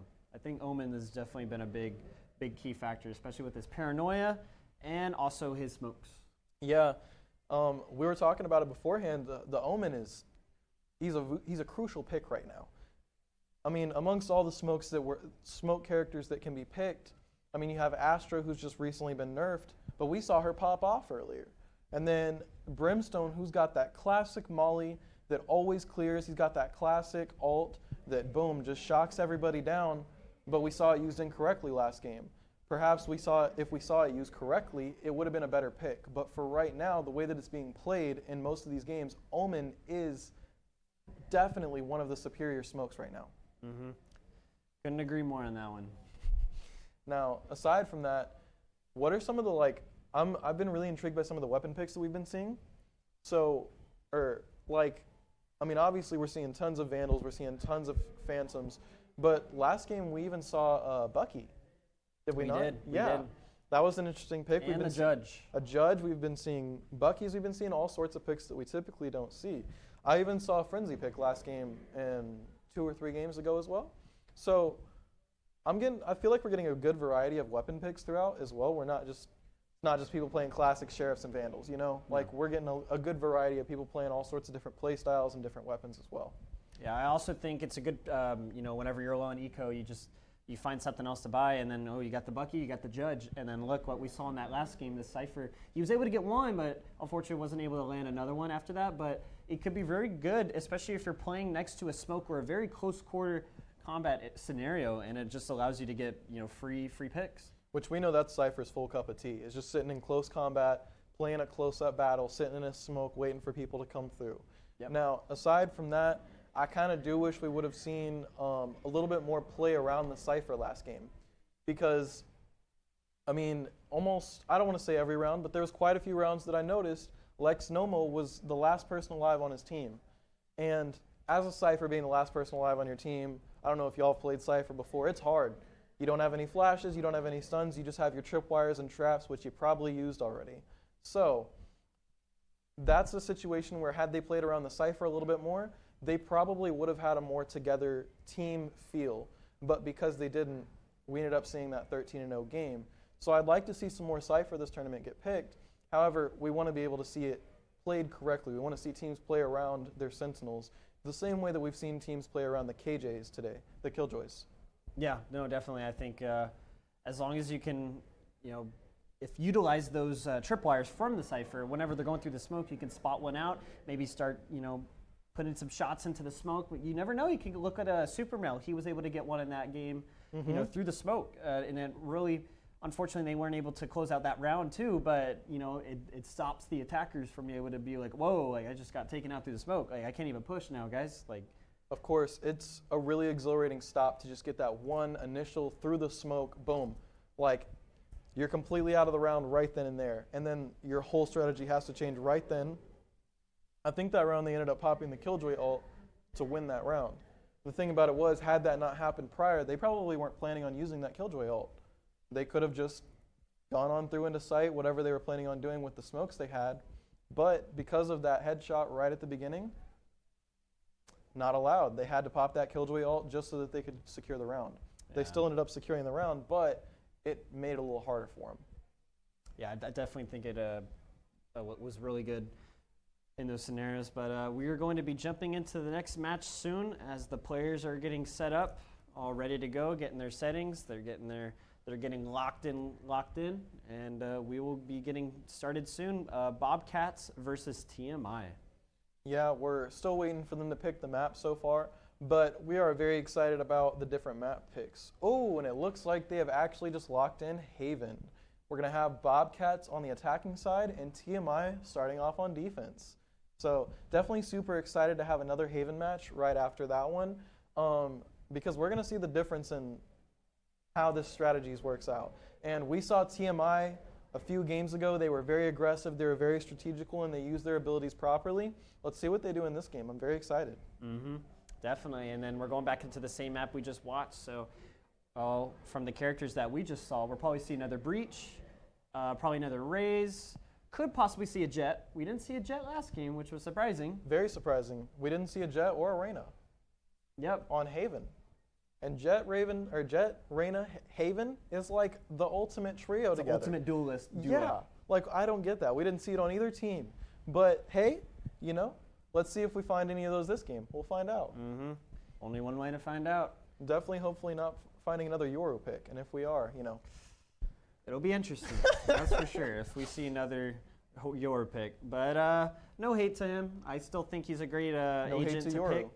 And unfortunately, it just doesn't work out. It's like a coin toss. You flip heads or tails. Exactly. And I think as well, kind of the same thing with Cypher. I think if they planned more plays around the Yoru plus the Cypher, it could have worked out a little bit better.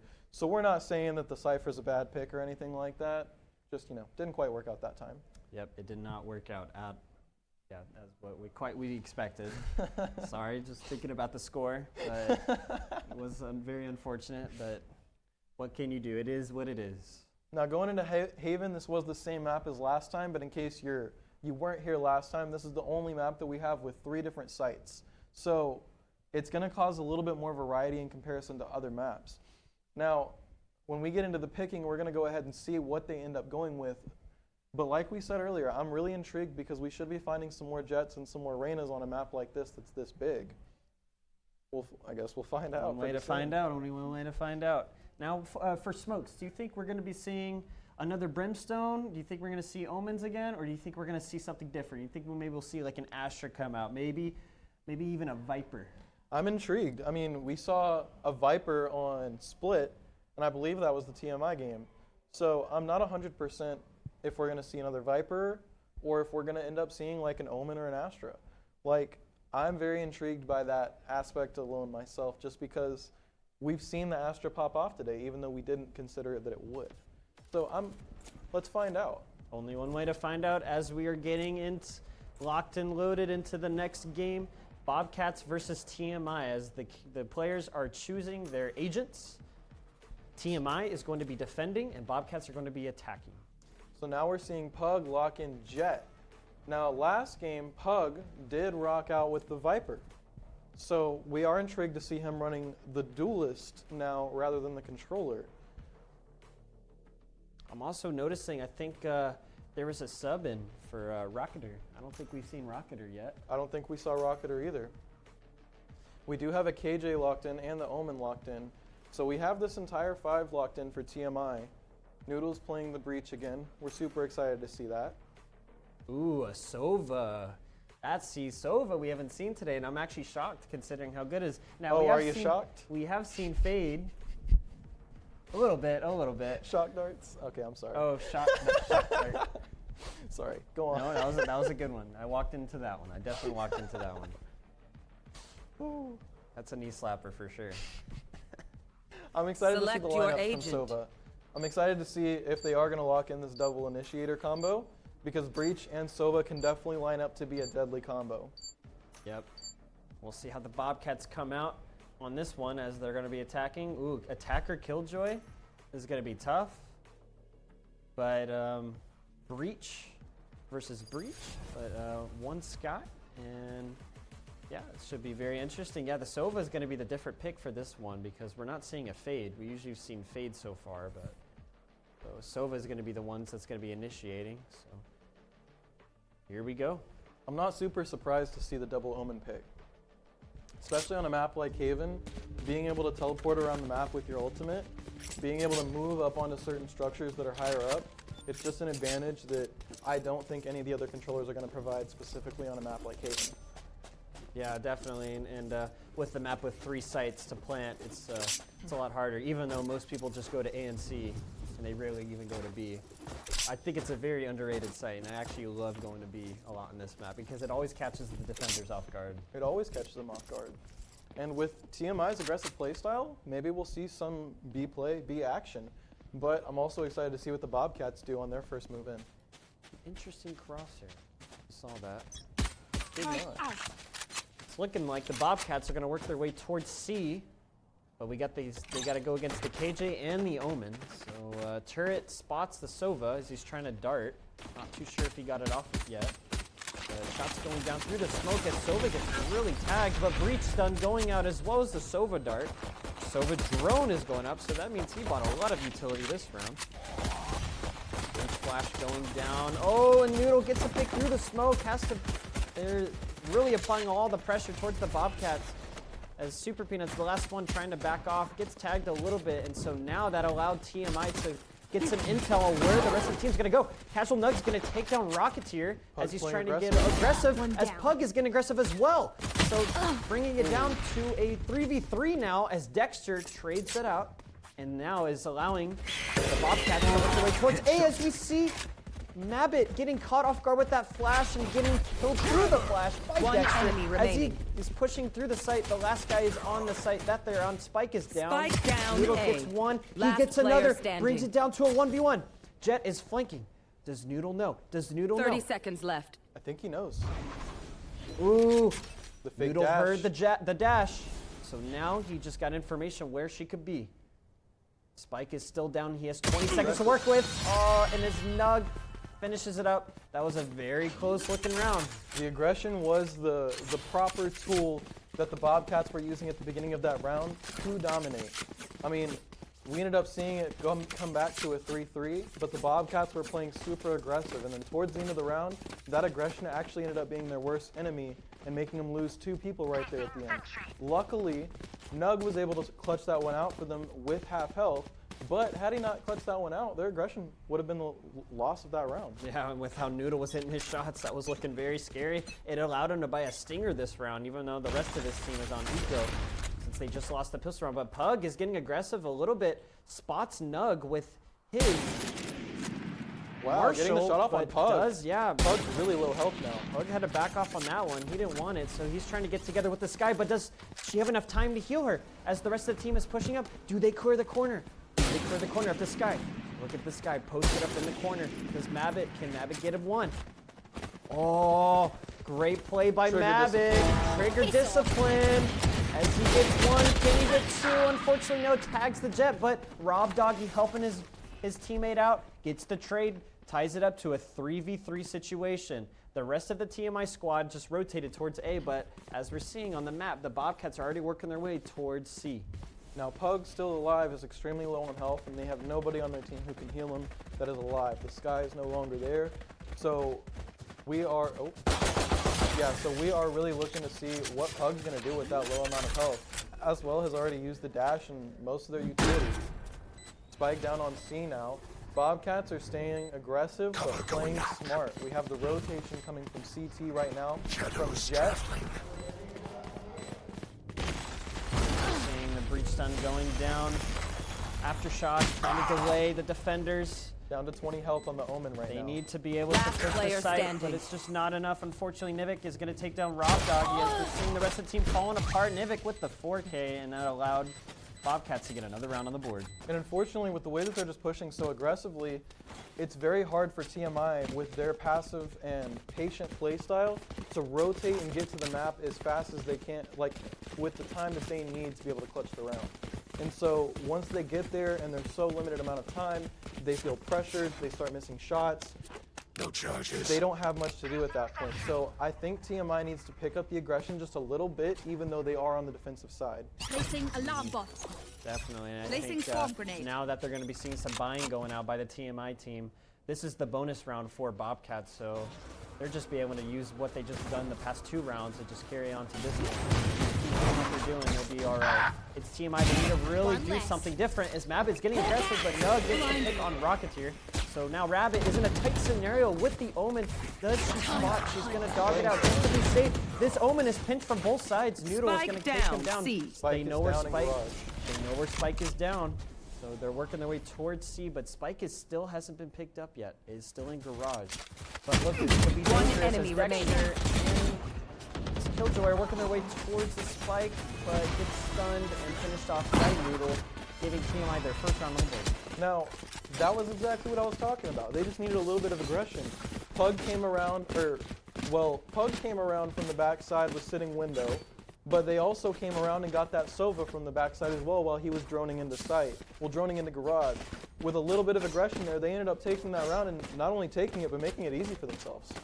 Yeah, honestly, that was such a good play by them. Obviously, it was a little bit scary because they allowed the attacking team to be able to come back and flank, but that pinch on that Omen was everything in garage, and that allowed him to know where the Spike was. So the Omen was fully distracted. So right now we see the same A pick that we saw earlier. Going into A short and getting an early pick on Pug, that's a big deal. Pug's been a key player for TMI today. Yeah, and he's the first one to get taken down by Casual Nug. Great first pick by them on the Bobcats side, but I don't think they're going to commit it, even though they have the Spike. Oh, the Mabbit, this could be big. Oh my goodness, Mabbit just spotted the Spike. The whole team was trying to rotate away, but Mabbit stopped them. So now that the Spike is down, Sova is all alone next to the Spike, so now they got to do everything they can to retake that. As well with the Sky Dog getting a little bit of intel there, finding out that the Spike is still there. Spike is still there. Oh my goodness, Dexter doesn't even know that Rob Doggy was there.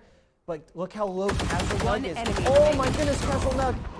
Oh, just slightly dodged some of the bullets, but taken down by Noodle anyway. So getting traded out very quickly. Yeah, that was just a bunch of trades in those last couple seconds. So now it's 2-all. Very quick trades. Almost too quick for us to talk about it. But look at Noodle right now. Goodness gracious, 8-2. Coming out with the Vandal right now, and they have full econ on both sides right now. Both sides have enough to be able to buy after this round. Even though we see Rocketeller, the Rocketer, there we go, sticking with a Spectre, not buying up for the Vandal or Phantom like the rest of his team. Yep. Get out of my way! Nade. Ooh, the dash is going over. All spots Pug, but nothing gets landed. The dart not hitting where they wanted it to land, I'm not thinking. So that was risky because Jet just used her updraft. But she just got a pick on mid on Mabbit. So now they're going to push towards deep. A lot of fighting going down. Noodle's going to take down Castle Nug as well as Dexter. 2 go down. It is a 4-on-2 scenario now. It's the defenders have the advantage on B right now, but the Spike is going towards garage. Nivik is all alone right now. Attackers have info on garage. Noodle! Noodle is absolutely popping off right now with 3. Gets one with this Aftershock, but gets traded out by Super Peanut, bringing it down to a 3v2 as we're seeing TMI holding down the C site, but this could be dangerous with Sova flanking as Super Peanut is working his way. Oh, yep, like I said, Nivik takes down Spike Pug. down, C. Rob Doggy just took down Super Peanut, so it is a 1-on-2, but Nivik is very low in health. What can Rocketeer do? Enemy Oh, remaining. Rocketeer looked away at the worst time. Oh, that was very scary. We almost thought that was going to be a 5 health clutch. Yes, that would have been a miracle if you won that. I know we were both thinking that right there. Now, aside from that, we have a 3-2 game right now. TMI is just in the lead, barely. Noodles picking up his KD every single game at 11-3 right now. The thing about the Bobcats is, though, they've got a few players that keep picking up their lead. So we've got 7-7-3 over here. Let's see if we can continue to pick up kills on both sides, or if one team's going to start dominating. Yeah, and then, unfortunately, just not the best start for Super Peanut and Smoke right now. I think they're just trying to find their groove on, but they could be just doing most of their time on their util. Ooh, Mabbit spots Sova. Does she get one? Yes, Spike goes down as well. She gets two. She gets full quad. Mabbit with the 4K gets traded up by Casual Nug, but wow, what an aggressive play from Mabbit. Wow. Absolute animal. As Pug is going to snipe the Casual Nug and take the other jet out. TMI up 4-2. What a round. Wow. Wow, wow. Just before we could even say it, 4 of them were gone. I mean, wow. I mean, immediately flicking over to the next set of heads and just clicking and clicking and clicking one more time to get the 4th one. Like, goodness gracious. So right now, Bobcats are going to go ahead and take their first time out. And I imagine it's mainly just to keep up with a good attitude. Because right after that one, goodness gracious, like you just got 4K'd right on the nose like that. How are you supposed to react? They're taking a minute to breathe off, probably, I would assume. Yeah, well, a lot of them lined up with each other in that scenario, so that allowed her to get like a collat with 2 of them. Mm-hmm. But if you're Bobcats right now, that was your mental right now. You're just kind of just trying to slow that momentum of the team. I'm pretty sure they're the ones that called the timeout right now. I think what they need to do is just, hey guys, like they're starting to get aggressive on the defender side. Let's just play picks for a little bit. Maybe we can get 1, maybe 2 if we're lucky, and then we'll work our way towards the site because obviously, you know, it just hasn't been working out in their favor since the beginning. I mean, it was working out, but now that TMI's found their groove, they're gonna bring that momentum in their favor. Well, and last time the same thing happened with TMI where they got down a few rounds and then they were up right after that. So you can never count TMI out. I mean, it was a 2-0 game and they've won 4 rounds in a row. They're doing a real good job. So never count anybody out. The game ain't over till it's over. Couldn't agree anymore with that one. Noodle already getting aggressive. Like we were saying earlier, they're starting to feel themselves. They're starting to feel a lot more confident.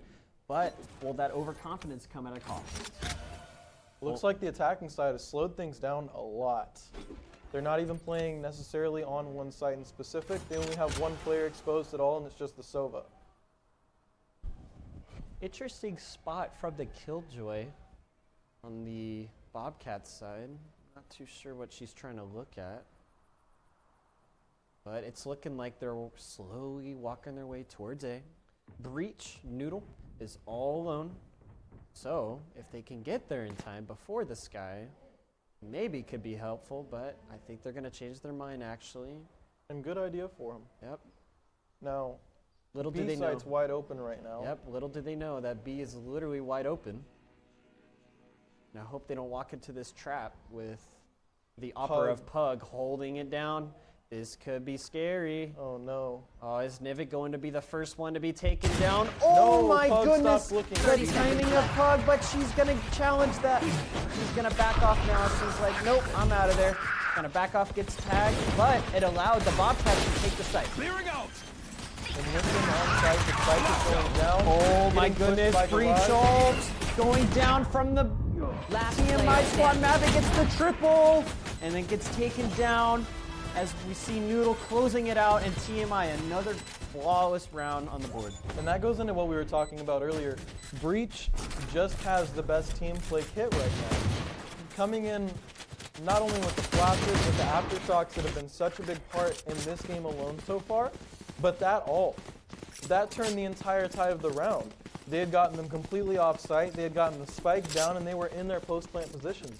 But then that breach ult messed up the entire round for them, coming out of what, CT? Garage. Garage, wow, yeah. So it literally knocked back everybody there. It made it possible for Sky and Breach to come through and just clean up the round. Yeah, honestly, that was super hard for Bobcats to hold. I mean, we did see a breach on the Bobcat side have a breach ult as well, but I don't know if he had enough time to use it. I think they're just going to hold off and use it for like the best scenarios.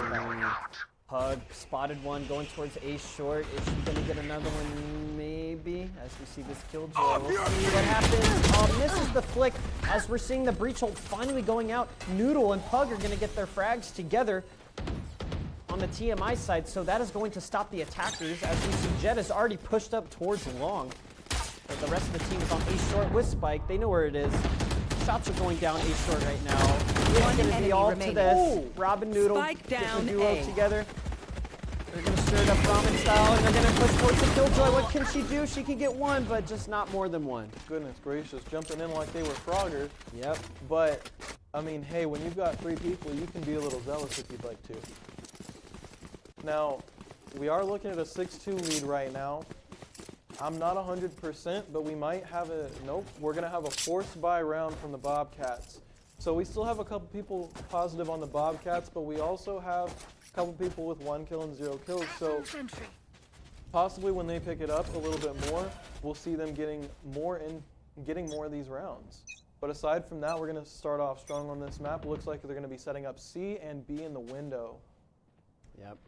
It's looking like Bobcats are going to work their way towards C, but Rob Doggy misses the one tap and then gets tapped himself from Super Peanut. His Guardian comes in handy now as poor Dexter is going to work his way up towards the site with the Spectre. He's going to get aggressive a little bit, but look at this angle by Pug. He's going to get flashed. He's going to have to back off, get flashed again. Smokes are going down, gets sprayed through the smoke. Huge pick by Super Peanut as he's going on a super spree right now with that Guardian. Wow, just gonna mix it up so much. Spike And planted. Special Nugs closing it out in Garage. It's all up to Noodle in this 1v5. But we've seen him done crazy things before. He gets one. He's gonna go towards the spawn. They've got He's their gonna back catch off Nivik. Ooh. Aftershock going down. So he's gonna have to move, but 4 HP, not much you can do. Gets tagged and finished. Super Peanut went on a super spree that round. Wow, way to bring it back as on the Bobcat side. 100%. I don't think we've seen aggression from the Bobcats like that since the second round. Now, the real question is the aggression going to keep working for them? Or are they going to have to take it back a little bit? And as well, how is TMI going to respond to losing their first round in 6 or 7 rounds? You know, after a round like that, now the Bobcats are starting to feel themselves. They just got to do something like that again, basically. Just play with each other, use those breaches, use those flashes. Get out of my way. Now, they did benefit by getting put through the smoke as Noodle on the, stops Casual Nug from her darts. Through the tree. Wow, on her daggers, she tried to do it and get shot through the tree. And but still pushing Mabbit, A, but getting one more kill on Mabbit before pushing in a little bit further. They're all going A short currently. And it looks like 1 or 2 of them are going to be pushing down A long. Looks like that breach has himself a good flash planned or something along those lines. oh my goodness, But he's Noodle. taken out before he can execute it. Almost had a Quick double. trade. Almost had the double, gets traded up by Super Peanut. Rob Doggy and Pug holding it down on site as Pug gets snipes down Super Peanut, but it's Last player Smoke and standing. it's all up to Smoke. Spike as down we see Nivik A. gets absolutely domed to the head by Rob Doggy. Omen's getting aggressive, but is he gonna fully check the corner? Yes, he is. And he's gonna bring he's gonna say, hold on, you guys aren't getting another one. It's up 7-3 now. And if you notice, Killjoy was about to pop that ult. She was about to pop it down, and I think they were hoping they were going to go ahead and take back sight, but TMI said, no way, And as soon as they got that one last kill on them before Killjoy, she decided to put that ult down. Yeah, she was not going to go ahead and execute that. Thank goodness she didn't waste her ult. I mean, considering that 3 of their team agents have ults available to use, and while the TMI only has 1 to work with, so they really need to just play off of these ults together. And if they want to push, they should push towards the site they haven't done yet, or mix it up a bit, because look, Nivik was peeking right there with his drone in his hand, and Pug just got a free pick. Even though Casual Nug got the trade, I'm not too sure what that was from the Sova. Well, and if it's one thing that we learned, it's that Pug can be a key player in the game. And the fact that he has an operator as a Jet right now is not a good thing for the Bobcats. Pug absolutely terror right now with this op. He's going to take down Dexter as we're seeing their Jet getting aggressive as well, but now has to back off. Noodle helping his Pug out. Super Peanut goes down and it's all in the 2v4. Casual Nug and Smoke. Looks like they're working their way towards middle right now with the spike. and maybe even possibly going to C. I don't think they know that the Killjoy is there, though. They feel a little bit more safe than I feel like they probably should. Ooh, the turret spots the jet. They're going to work their way towards C. But the rest of the team is rotating, so they gotta hurry up. It's only Killjoy right now. Check your corners. Check your corners. There we go. And Rob Doggy and Rocketer finish it up. Now they had an opportunity there. Last They really round had a before chance the on switch. that round, but they didn't clear their corners. And I hate to put it that way because I forget to clear my corners all the time. And I know all my teammates do online, whether I'm playing comp or casual. But when you're playing in tournaments like these, you got to clear your corners. I know it's annoying sometimes, but I mean, that Killjoy got a 2K right there just because they weren't looking for it. Yeah. On top of the fact that her bot was going off, they should have known that she was in the area. Yep. Definitely. You know, hopefully the Bobcats will pop their ults this time. They have 3 to work with. It's the last round in the first half. So it's now or never. Breach stuns are going out, but look, there's 3 defenders, possibly 4 of the TMI team coming to stop them as we're seeing the attacker Killjoy using her ult. Dexter aftershocking it up. Are they going to get one? Nope, Nabbit's going to get one through the smoke on Super Peanut. So that just obviously just was not the play, unfortunately, as they just lost their only smoke. Seek them out. Ooh, Sky ult going down by Mabbit. Now, on top of the fact that they just lost their smoke, they have the Sky ult coming to them, revealing all of their locations currently. Yep, Rob Doggy with Spike another down, one on the attacker TMI squad. spawn. He just spotted the spike.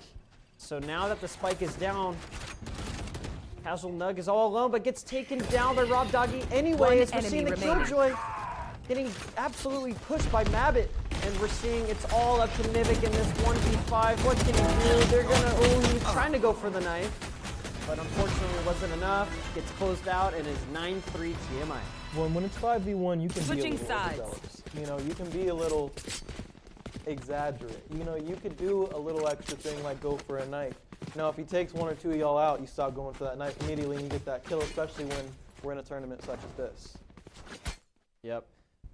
Wow, what a first half from TMI team. I mean, they're just showing themselves. Look at Noodle, 18-6, putting up a dominant score on the scoreboard. So, yeah, hopefully the Bobcats can have a better second half and bring themselves back into this game. You know, maybe it was just a rough start, and also the 9-3 curse is a thing. So there's still always a possibility to come back. I wasn't gonna say it, but since you said it, it's true. The 9-3 curse is a thing, and the game is never over until it's over. We've seen other teams in this exact same position today and bring it back. So we're not counting anybody out yet. We're just waiting to see what's going to go down in this round that we seem to be a little bit late on. Jumping into pistol round right now. Looks like the TMI squad are already getting aggressive on the Bobcats on the A site. As we see, oh no, did they stop the person on top of the box? Castle Nug takes on the spike, but he gets traded out by Pug. Reach stuns going down. Trade City right now on A site. But ooh, what is Smoke? Is Smoke gonna get aggressive? Spike Or is he planted. gonna hold it through the smoke? Spike's down, 4 people on site. Breach is going back into the cubby behind A site on A long. Ooh. We have a really good position set up right now, as well as 1, maybe 2. 2 kills, no? There we go. Oh no, Rob Dog, you don't get a player little aggressive. standing. Pug closing it out, slowing down Smoke. As we see Nivik in the I thought 1v2 you'd try gets taken harder. down, and TMI pistol round 10-3. Of course. Now, pistol rounds are so important because now we get to see him take econ. They have the choice, which it looks like they're going to execute, to go ahead and buy up. Maybe not, which honestly, good on them, smart. They shouldn't go for the full buy right now and force just to rub it in, but they could. And it looks like they are going to buy up for Spectres and Bulldog right now. And other team, Bobcats, we've only got 1 Sheriff. We're still looking at 4 Classics, a full save round. They want to fully save that econ so they can still have their money for later on. Hopefully they can do something in this game and take away some guns. Yep. The only person that bought is Dexter and Castle Nug on the Bobcat side, as we see Castle Nug trying to get one, but he's getting absolutely pushed by the whole team. There's nothing he can do. One above him, one to the side, one to his right. Noodle getting a double, just getting aggressive. Noodling it up with everything right now. Mabbit is going to help him out. He's going to flash. Oh no, Mabbit! Whiffs are made, but it's okay. Noodle's there to save the day. One enemy Push in and get aggressive with his teammate as Dexter finally gets one for the Bobcat side, but what more can he do? Unfortunately, that was all, and Rocketer finishing it off in another round on the TMI side. 22 health there with the Sheriff at the end. I mean, that's just a position you don't want to find yourself in on a regular basis. It's very upsetting trying to clutch that all by yourself with the low health, but you know, I do see that the Bobcats are trying. They're playing a little bit more aggressively. Unfortunately, they're just doing it on the defensive side now. So they probably need to take a step back, make sure they're playing these sites as well as they can, because once TMI gets on, their post plant is locked down. Yep. And then also playing post plant is very hard sometimes. You can't really just even come back and retake the site as easy as you think. It could be a lot difficult, but it's looking like a half buy for this round. The Bobcat side, it paid off once, but unfortunately Pug trades it out. Casual Nug with the judge, so unfortunately wasn't on the site where they were going, so it looks like TMI are already going to plant the spike on C. Spike is being planted as we're seeing fighting happening across the map right now in the middle, garage, and C. So this should be interesting as it's a 3v4 in the Bobcats' favor on lives, but slow. Slowly looking. Oh no, Smoke looked away at the worst time, but Casual Nug judged it up. Took down Noodle. He's blowing HP. Can he get another one? No, he can't, but he trades it out from Smoke. It's all up to Pug in this 1v3 scenario. What can he do to defend the spike? Nothing, as Smoke is going to defuse it, and Bobcats finally back on the board. I think what happened there was Pug was probably expecting someone to pop out of that side, but then once he started to hear the defuse, he automatically flicked back toward that side because he thought someone might have peeked out of that side instead.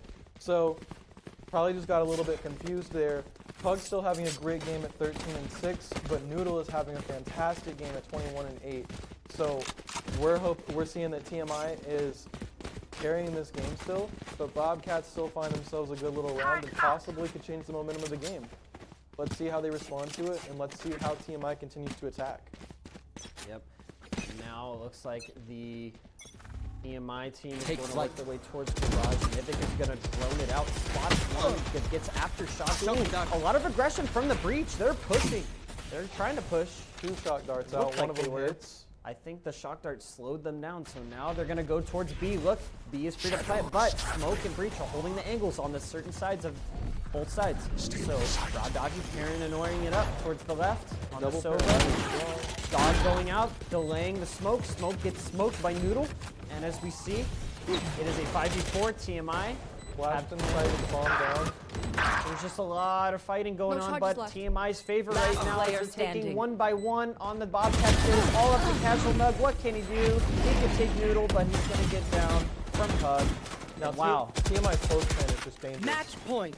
Yeah, just a flawless round from them. I mean, they're just playing together, and then if something works out, all right, guys, let's just rotate, and then they're just on it. They're on it on that rotate. Smoke this, smoke that, flash this, flash that, plant the spike, we're good. Well, I think what TMI is really good at is playing around who's playing good. So, like, right now, they're playing very hard around Noodle's kit because Noodle's carrying the game a little bit more. Whereas the last game that we saw them play, they were playing fully around that Viper.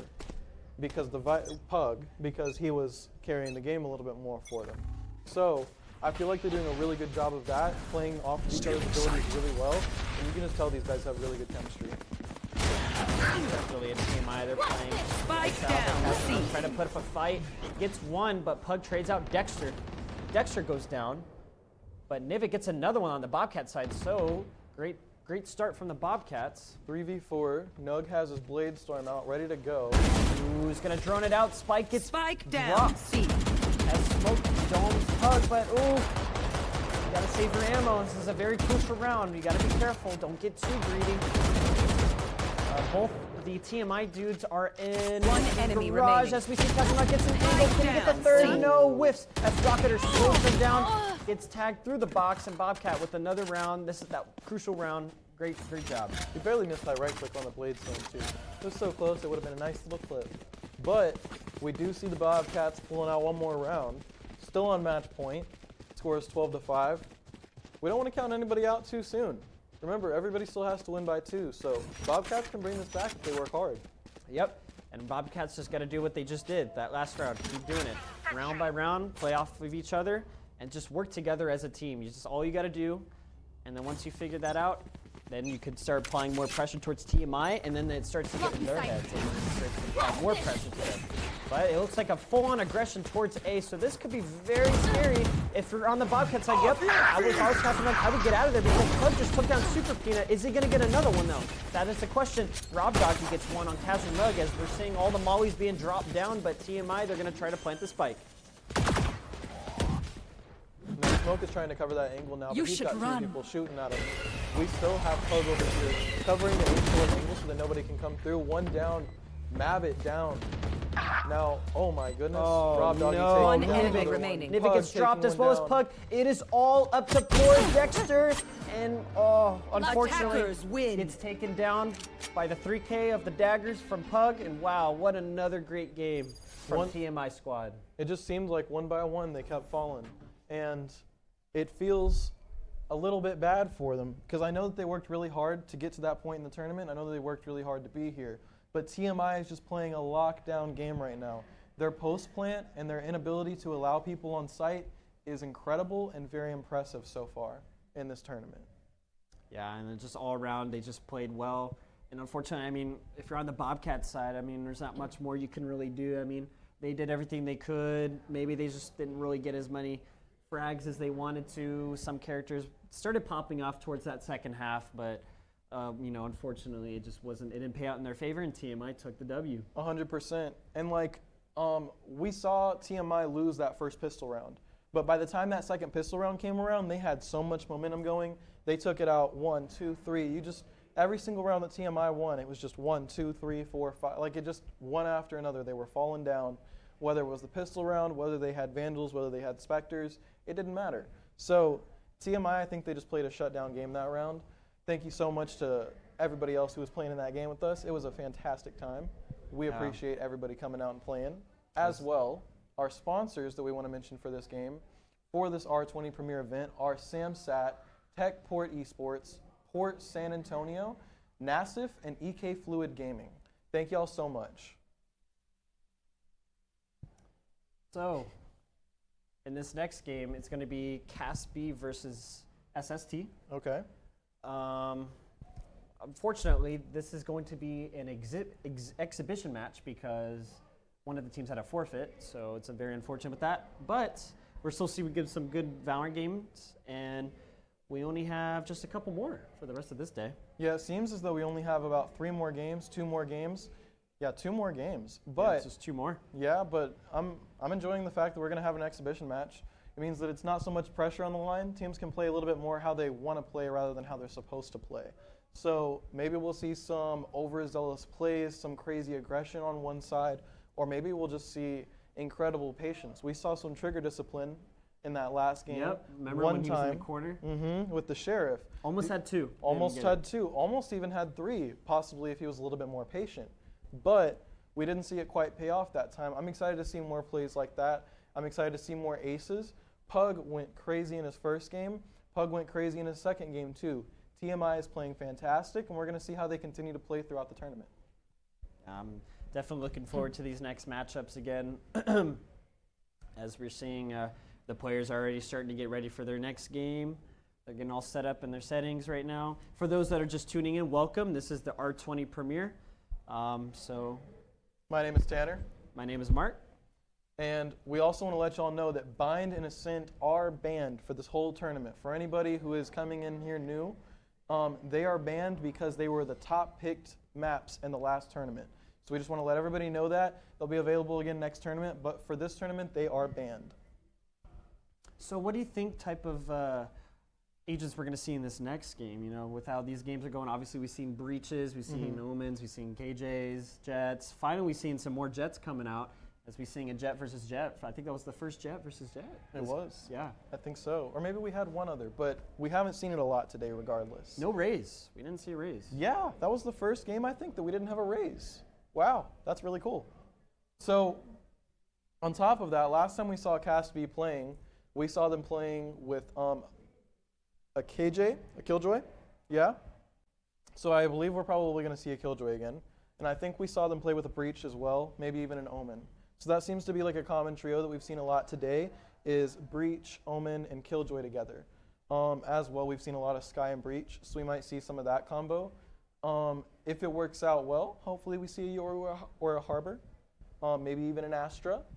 Astra worked out well this morning. I think that was for Cast B, actually. Yeah, Cast we might B, see they that were Astra the again. first match that we did today, and they beat their team. Yeah, I don't remember exactly who they played, but Oh, Holmes. I think Holmes, it was Holmes. yeah, they played The Holmes Holmes. Huskies. They beat Holmes Huskies. and they won 13-4. They played a fantastic game because up until the 5th round, they hadn't won a round yet. They were down 4-0, and then they brought it back all the way to 13 rounds. So we're really excited to see what they're going to do this game against SST. I'm also really excited to possibly see an Astra, Breach, Sky combo, which is what they ran last time. And as we said last time, that is an extremely annoying combo to play against. So let's see if they continue to put the pressure and annoy people with that. Yeah, and it also just depends on the map. You know, every map's different. We just saw back-to-back Haven games. We saw Split once today, and then the Lotus. first game was Lotus. So yeah, maybe we'll see another map here and there. Maybe we'll see another Lotus, or maybe we'll see a Breeze. I don't know. Something of that sort. Interesting, very interesting. I'm excited to see what we might get. Now, on top of that, I'm excited to see some of the picks that we might see from SST. I don't think we've seen any of them today yet. So, This is their first match of the day. yeah, who are they going to be playing today? They're Possibly. going to be playing Cast B. Oh, I mean what Oh, agents might they be yeah, playing sorry today? about Yeah, that, like yeah. no, yeah, but they'll possibly even pull out that same Astra, or maybe they're going to be playing Omen like most of the other people have been playing today. It's just, especially with us not knowing the map yet, it's kind of hard to predict what the picks are going to be exactly, especially when we haven't seen them play today. Yeah, I think we'll probably see more KJs with their ult. We haven't seen anything crazy from the KJs today, though. I don't think we've seen like a crazy play. But we have seen a Viper come out on Split, and so that was a nice little toss-up, and that really helped the TMI guys be able to get their dub earlier on the Cast 8 squad. So, you know, maybe we'll see a Viper and maybe even mix it up. Maybe instead of a Sky, maybe do a Sage. Yeah. Or maybe mix it up a little bit, do some walls. You know, and there's nothing more like cool than I see somebody on top of like the top of the map with their wall, and I'm just like, how do they get up there? And it always catches the opponents off guard because, you know, it's just they're unexpected. As well, I mean, if we end up seeing Split again, we're definitely going to see another Viper, because who doesn't love to play Viper on Split? You got a bunch of one-ways, you got fantastic walls to throw down. I think if that ends up being the case, we'll probably see a little bit more of them. If not, I'm imagining we're probably going to mainly be sticking to the Omens and whatnot, because most of the other smokes, most of the other controllers have not worked out very well today. Yeah, unfortunately. Other than Astro with Cast B. And that was the first Sova we saw today, and I don't think they did all that well, I believe. Was that on the TMI squad? I believe. Oh, it was Nivik. No, yeah. Yeah. Unfortunately, didn't do as well. I don't think. I mean, they were putting down pretty good shock darts. Yeah, he They were was putting putting down down pretty good some info good darts. recon. But I don't know. I didn't pay attention to every single dart. I will say that. But the only 2 darts I noticed didn't land where they were supposed to land. So, no hate. Sova's one of my favorite characters in this game. Has been one of my favorite characters since beta came out. But you got to have those lineups prepared. You got to have them memorized and know exactly what you're hitting them for. And if not, you're going to send one off the side of A, and nobody's going to get detected by it, and it's a wasted util, and you got to wait 40 more seconds before you can get another info dart. So, and that's if you don't get that bag ricochet where it just goes right off the map and you just don't see it for another minute, and then it starts recharging. Exactly. So, I mean, if you're going to play Sova, no hate. I love Sova. We all love Sova. We all love to see a good one. But you got to have those lineups ready, and you got to have everything prepared to do it. Same thing with Viper, too, though. We saw some good Viper, not crazy Molly lineups or anything, but we saw some good wall lineups from her earlier. When you're coming into these tournaments, you got to come prepared, and you got to come with lineups. Yeah. No, you gotta always. I mean, for a big tournament like this, you gotta know your stuff. You gotta know your strategies, and then just communicate with your team what you're doing. Like, hey, I'm gonna be doing this. Or, what do you think of this play? What do should we go here? Hey guys, let's just do this, or let's just do that. And that's where it really comes down to the IGLs. That's where the IGLs are like, all right, guys, this is what we're gonna do, and you can't have those indecisive decisions. Like, somebody's got to just come up with a decision and just make it up instead of oh, maybe we should do this, maybe we just rotate, maybe not, maybe this, maybe so. Like, you got to commit. You got to come up with something, a plan, and execute it. And so for anybody out there who doesn't know what an IGL is, just so y'all know, IGL is an in-game leader. Basically that means if they say to go left, you're going left. If they say to go right, the whole team goes right. You don't question them, you don't ask anything. So I think what we're trying to say here is that these IGLs, it's very interesting to see that the plays they're calling and to see how the team's reacting to them. Now, in certain scenarios, you see TMI and you've seen a few other teams, like Cast A, really go off and really respond well to their IGLs, but then you've seen a few others not so much happen today. So just a few things for these teams to work on, and I'm sure that that's what they're going to be working on, and they're going to be much better and more improved with much better chemistry the next time they come back together. So next up, we're actually super excited to see Cast A versus Central Catholic on Split.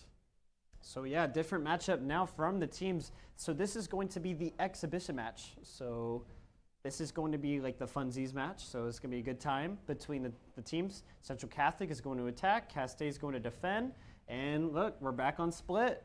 So we'll probably see a Viper, probably see a Raze. We'll see what else. We'll definitely see a Killjoy, because from Cast A and Cast B was, I forget his name, is it Exhibition or something of Executor? I don't know, something of that nature.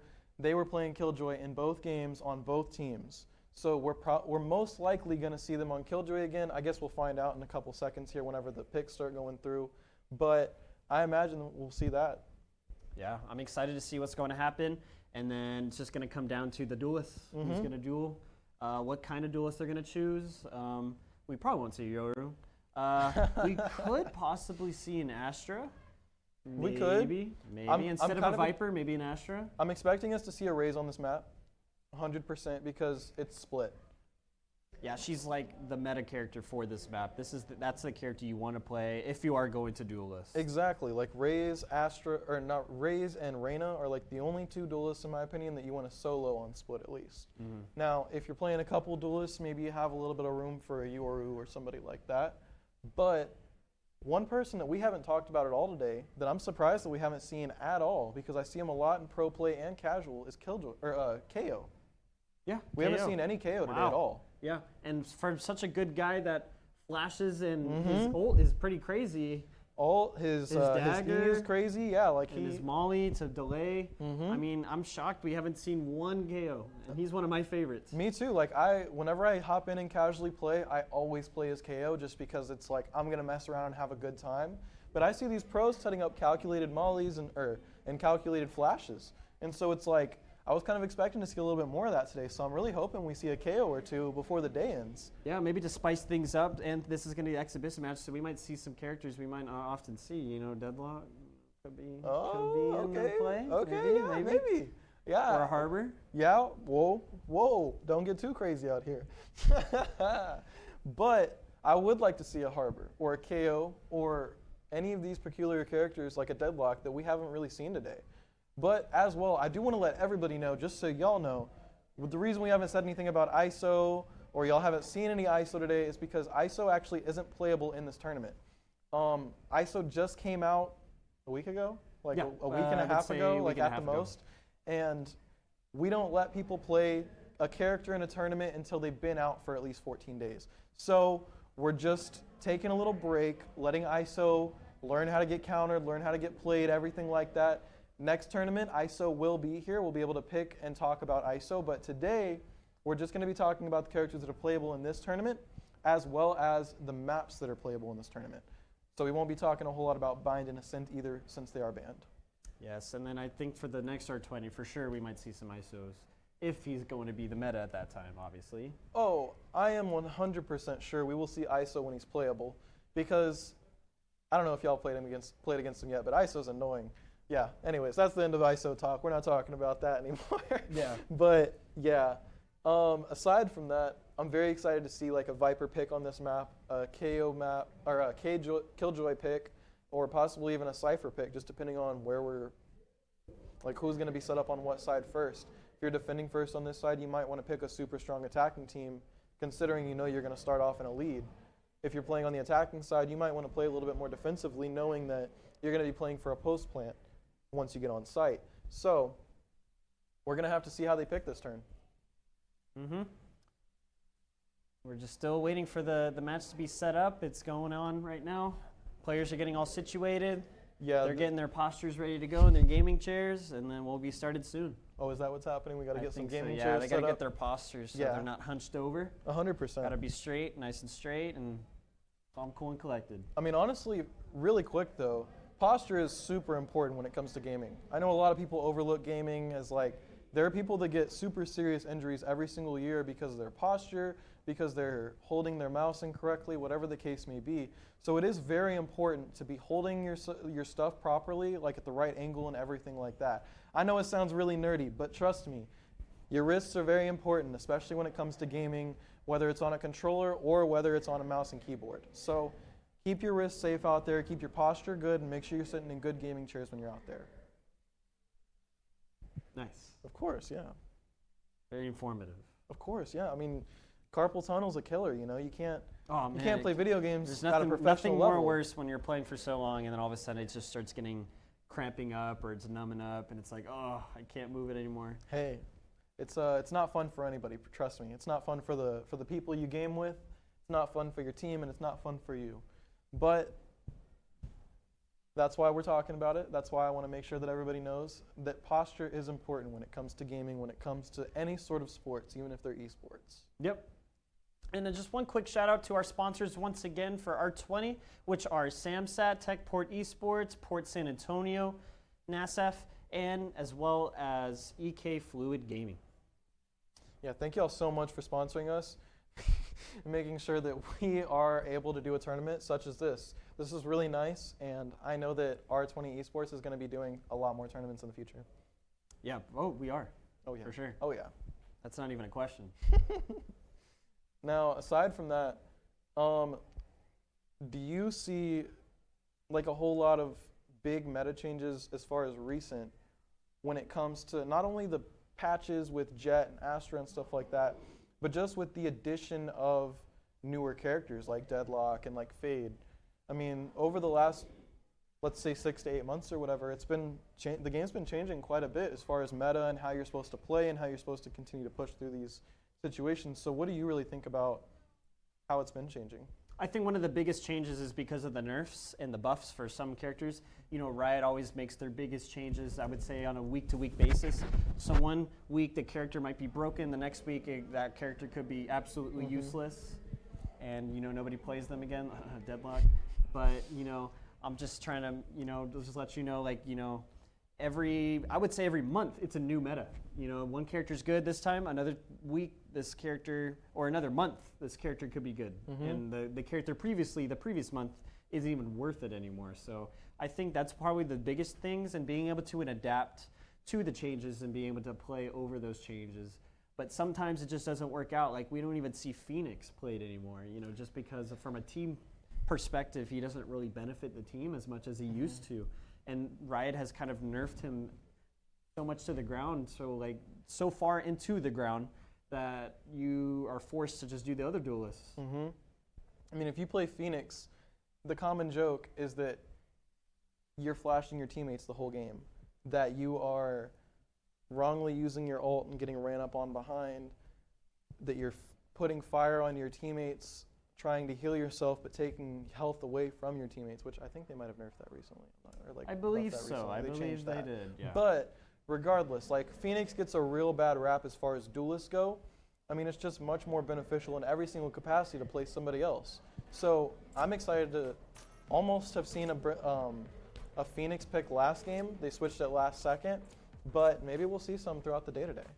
And here we go. We are going to be jumping in the game on split Cast A versus Central Catholic. So both teams are starting to get locked into their agents. And we're going to get started here shortly.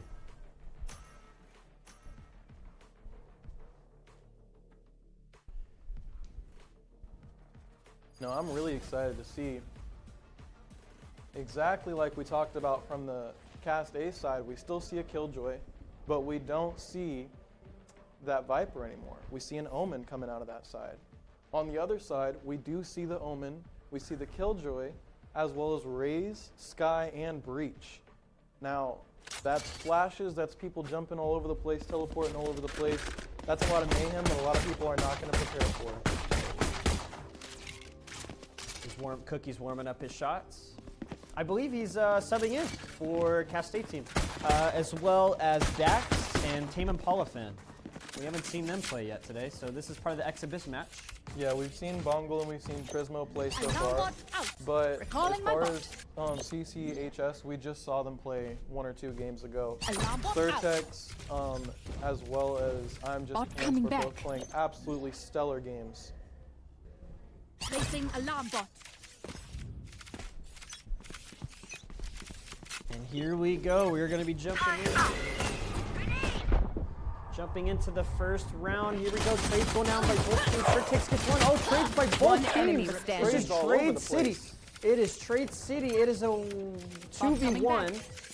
As we're got- seeing Central Catholic, they're trying to work their way towards A as Cookie's rotating from B.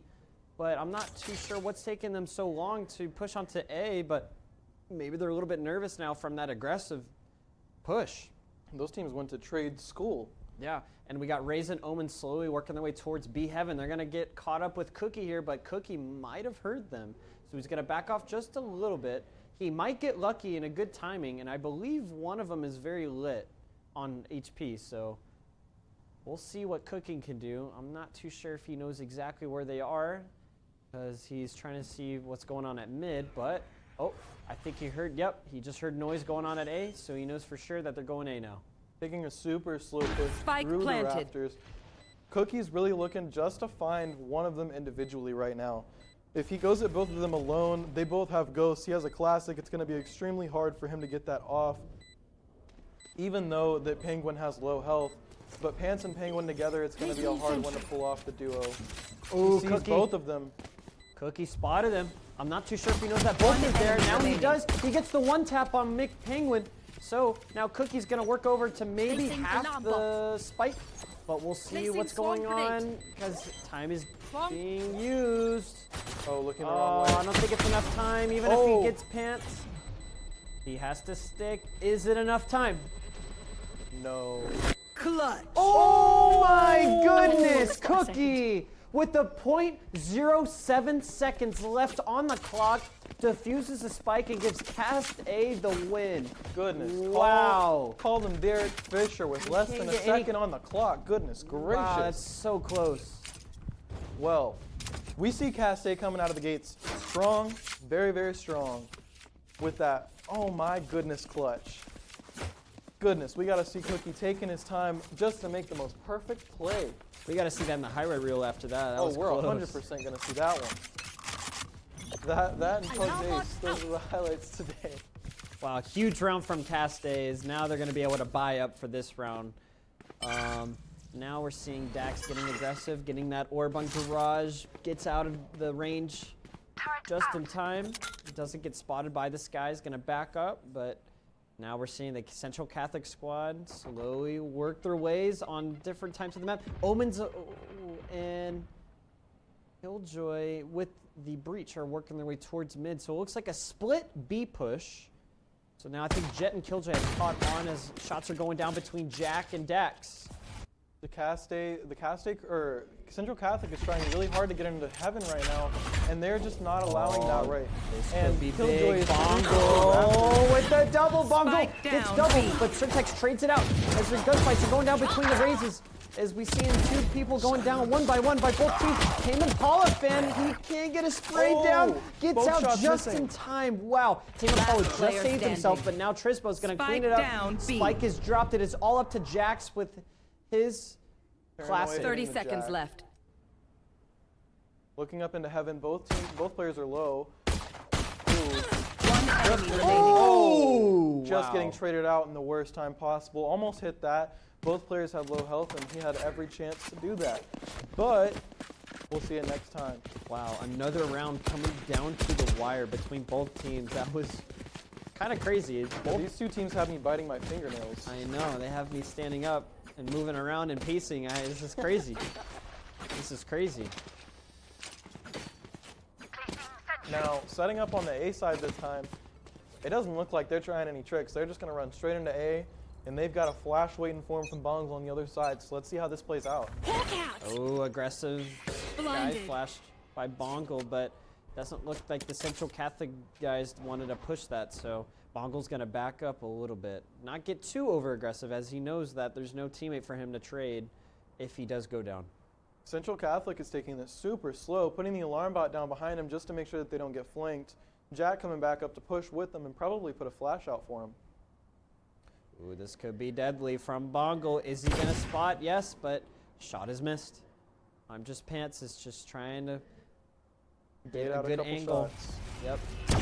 Oh, tags him, but doesn't frag him. Gonna back up. And as he's showing the range, getting aggressive, pushes satchel charges onto the site and gets him. But Trismo trades it out as well. Surtex cleaning up that jet and slowing her down, tying it up to a 4v3. Central Catholic, they're gonna plant the spike, they're gonna hold the spike, and they're gonna set it up. Central Catholic looks like they have gotten onto site extremely effectively, and it looks like they're playing a good post plant right now. They have a little 4-3 advantage. They have the numbers advantage, and looks like they're going to keep that up. Hopefully they have a little bit of utility left to spare. Jax going ahead. The Cookie trading it out. But gets traded out by Surtex. Tame Impala fan, he's going to work his way towards the site. Misses the Paranoia, so he's good. Does get flashed, though, from the breach. He gets one-tapped by Surtex with the 4K. Flawless round by him. Good job by the Central Catholic squad. Now, that's the first round that Central Catholic has taken, and good for them. They've been playing super well so far. It's just Cast A has been laying down the hammer right at the end of every round. They haven't won a single round with more than one person up until this point. So I would say Central Catholic is still playing really well. They played really slow that round in comparison to the aggressions they had played in the match before. So it's nice to see that they have a little bit of range with their play style. Yeah, definitely. I think having a flex play style could be really helpful to being able to play off of each other and play different types of agents that you usually don't play as your main, and just being able to adapt between all of them. So here we go. We got Central Catholic, all 5 working their way towards A as we see the deck. Gonna peek from top ramp. He's gonna back off. He gets tagged a little bit. Trismo has to back off from that one. The raise nade goes up, tries to clean it up, but nothing gets taken down. There's no damage is placed. Playing his life and trying to play it smart. Don't have anybody down just yet. So Info's still up in the air. They don't know if they've rotated up until now. They know who's there. So we do see the sewer rotation coming out right now. And it looks like one KJ is going to go through their spawn just to be more safe. But Raze is about to peek out right now, straight into that Killjoy that's peeking currently on mid. But she goes ahead and scoops into heaven, which leaves mid wide open for them to come and rotate. So Omen and Killjoy are both rotating. Omen to the right place and Killjoy to the wrong place. But we're finding that the 30 attacking seconds side left. is probably going to make their way over toward B right now. Dax tagging it up. Has to back off. He's going to satchel himself out of there, but he does have Raze ult, so that could be crucial when he needs to use it. Shouts the dog. Here comes the party as we see Dax taking down Snowy Owl as Trismo takes down Surtex. Penguin trading out Dax. 10 seconds Impala left. fan. He's going to Spike push himself down, onto Spike. B. Spike is down, but it's going to be landed with a little time on the clock. Cookie trying to slow him down. Is there enough time to plant? Nope, because Bongle's going to end it, and he's going to get Caste another round. So that's a win right there with 4 people. They got 4 people still alive. That's almost a flawless right there. Cascade just took the lead 3-1. They're feeling really good right now. They might be feeling a little confident. You can see that they are able to full buy up right now, and Central Catholic is not. They're not able to buy up at all. So they're gonna have to maybe possibly either force or just stick to some Spectres or Pistols this round, which already puts them at a lower disadvantage than they're already at. So let's see how they respond. Yeah, we'll see how they respond as we're seeing Central Catholic getting aggressive towards the middle. They're on an eco round this time, so it looks like sheriffs have been bought. Slowly working away. Ooh, gets spotted by the Killjoy alert bot. But smokes are going down, turrets placed up, and it looks like they might work their way towards the ropes. As we're seeing the boom bot clearing out the corner, working their way towards the top of the middle. Oh, the huge flank by Dax! Dax has just caught off Jack off guard, and the rest of the team, they're all pinched in that ropes area. So now that they know that the whole team is in there, that could be very scary from the Central Catholic squad. We're seeing the Mollies delaying it out. Trismo cleaning up Snowy Owl. No more Mollies to be placed. She's gonna dash, she's gonna be aggressive, but no! Gets too aggressive, and more people are getting traded out one by one. It is all up to enemy remaining. McPenguin as he gets 2. He gets the 4K on the eco round and closes out another round for Central Catholic. Wow, what a clutch. Now, being able to turn flick on both of those headies like that, that's got to feel fantastic for him. Not only that, but it's got to put a little bit of oomph behind that Central Catholic team as well. They see that and they're thinking, we got to do that too. Now, let's see how Central Catholic continues to build this comeback. I would like to see that. Right now we're looking at a 3-2 score. Central Catholic barely down 2-3. So everybody's able to full buy this round. Jet ult going They out. won that on the eco round. Yeah, that was an eco. They won an eco. Good for them.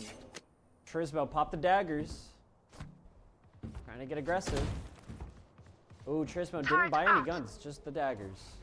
As we see with the classic. Does she spot one? Oh, Raising going up. Oh, accidentally wasted one of her daggers. I think she meant to dash, but she actually missed. Oh, sees Big Penguin through the smoke. Got an angle on him. Gets another one on the raise. Gets another one on Jack. Spike As down I'll A. trade out Trismo. So now it leaves it onto a 4v2. 3K In with- Casta's favor, Central Catholic, they had to back off. There was too much pressure. They're going to play a little bit slower now, but they got to be careful because now that the Sky is applying more pressure as well as the raise, Snowy Owl gets Last Jax, player but standing. don't get overconfident, but Bongo's feeling himself. He's going to clean it up. And Castay So impressed. on the board again, 4-2. When you see a round like that from Cast Day, that's just incredible. You get to see such quick takedowns right at the beginning.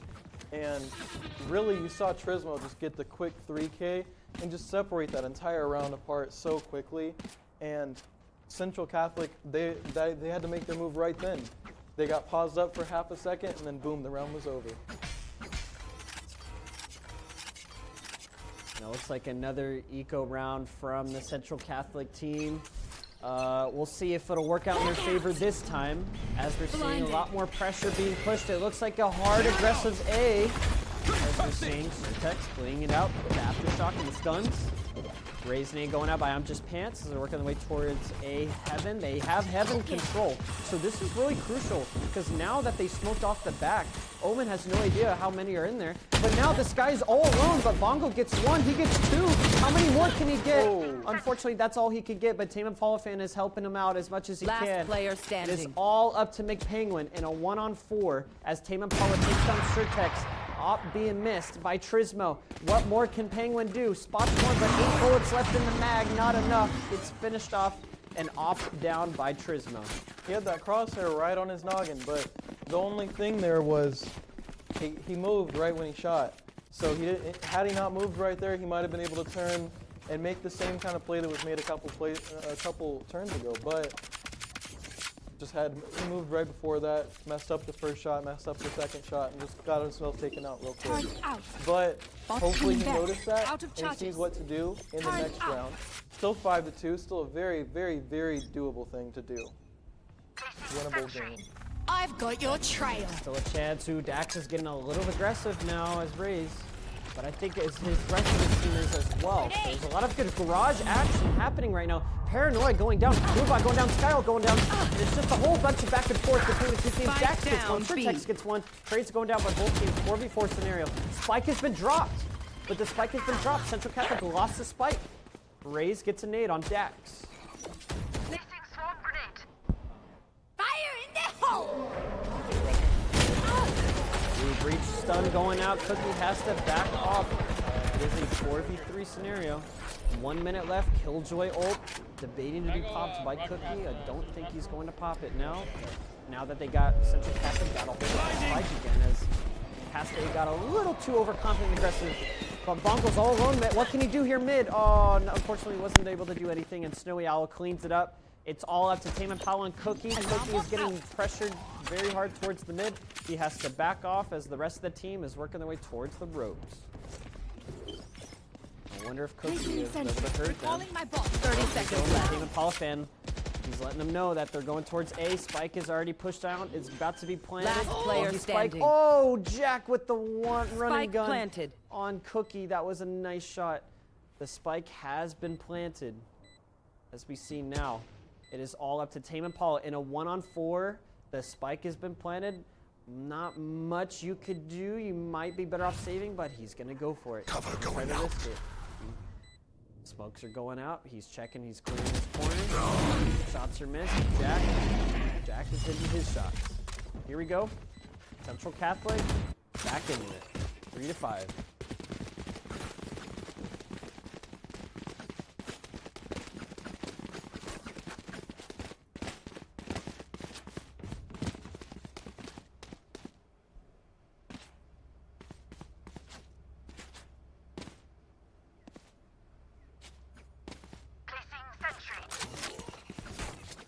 We're getting into the next round. It looks like both teams are buying.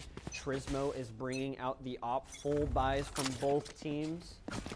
So this should be a very big round from both of them. As we're seeing a nice slow push from Central Catholic. They're walking their way and working their way towards mid. Boombot's about to be set out to clear out the ropes. It's all about this encounterment between Dax and Surtix. Who's gonna pick it off? Who's gonna trade? Dax is ready. Nade. Nade goes down. Flash goes out, but she's already satcheled up. Dax is already satcheled up. He has to back off. I'm Just Pants got really aggressive. He lost a lot of HP, but he's gonna heal him. Oh, Cookie! Unfortunately, didn't get the angle on the Penguin. Gets taken down. That's gonna allow the Central Catholic squad to be able to take over B. And now they're working their way towards B. We're seeing Jack is running down the spike. Molly's being played from post plant. Snowy Owl does have an ult to work with, so they do have Central Catholic. You have the favorite. Snowy Owl gets a pick through the smoke on Bongle. Incredible shot. I'm Just Pants is getting very close, but all three are heavy. Oh, a little too over aggressive. Trismo gets taken down. Breach Flash going out. Delaying the Castay squad. What more can they do? They need a push. If they're going to push, now is never. Oh, in this scenario, he's going to get the op. He's going to rotate. He's going to get out of there, and he's going to save. As Central Catholic are finding their way, they're finding their groove, and they're coming back into this game, and it's going to bring the score to 4-5.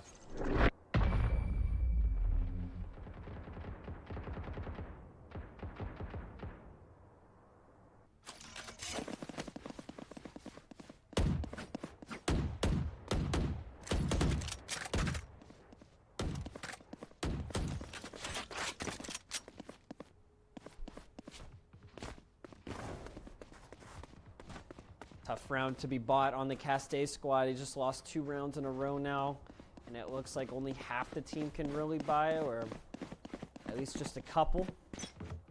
But Central Catholic, they're starting to find their groove back into this game. It's looking like they're working their way towards A. It's all going to come down to this tournament between Dax and Bongle. Dax gets the pick on Surtix, but I'm Just Pants satcheled himself on Heaven. But does Sky know? Sky know? Yes, she does. She's going to take down I'm Just Pants. Spike down A.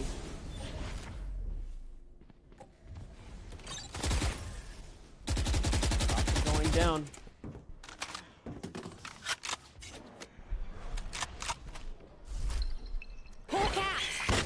It's a tough scenario for Central Catholic as they're trying to work their way towards A. There's only 2 left on the score.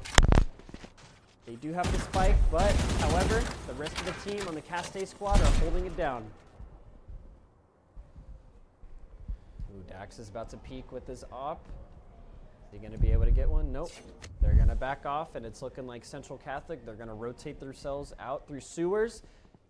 Maybe Bongle can get a good timing on Snowy Owl. As long as Snowy Owl doesn't, as long as he checks his corner, he can really put up a fight. But if Bongle gets the upper hand, then it's going to be easy. 30 seconds left. Oh my goodness, the timing can't be any crazier than this. They just walked past him. The worst time for him to shoulder peek, and they walked right past him. They have 20 seconds left on the clock, but Killjoy heard them. He knows that they're going B.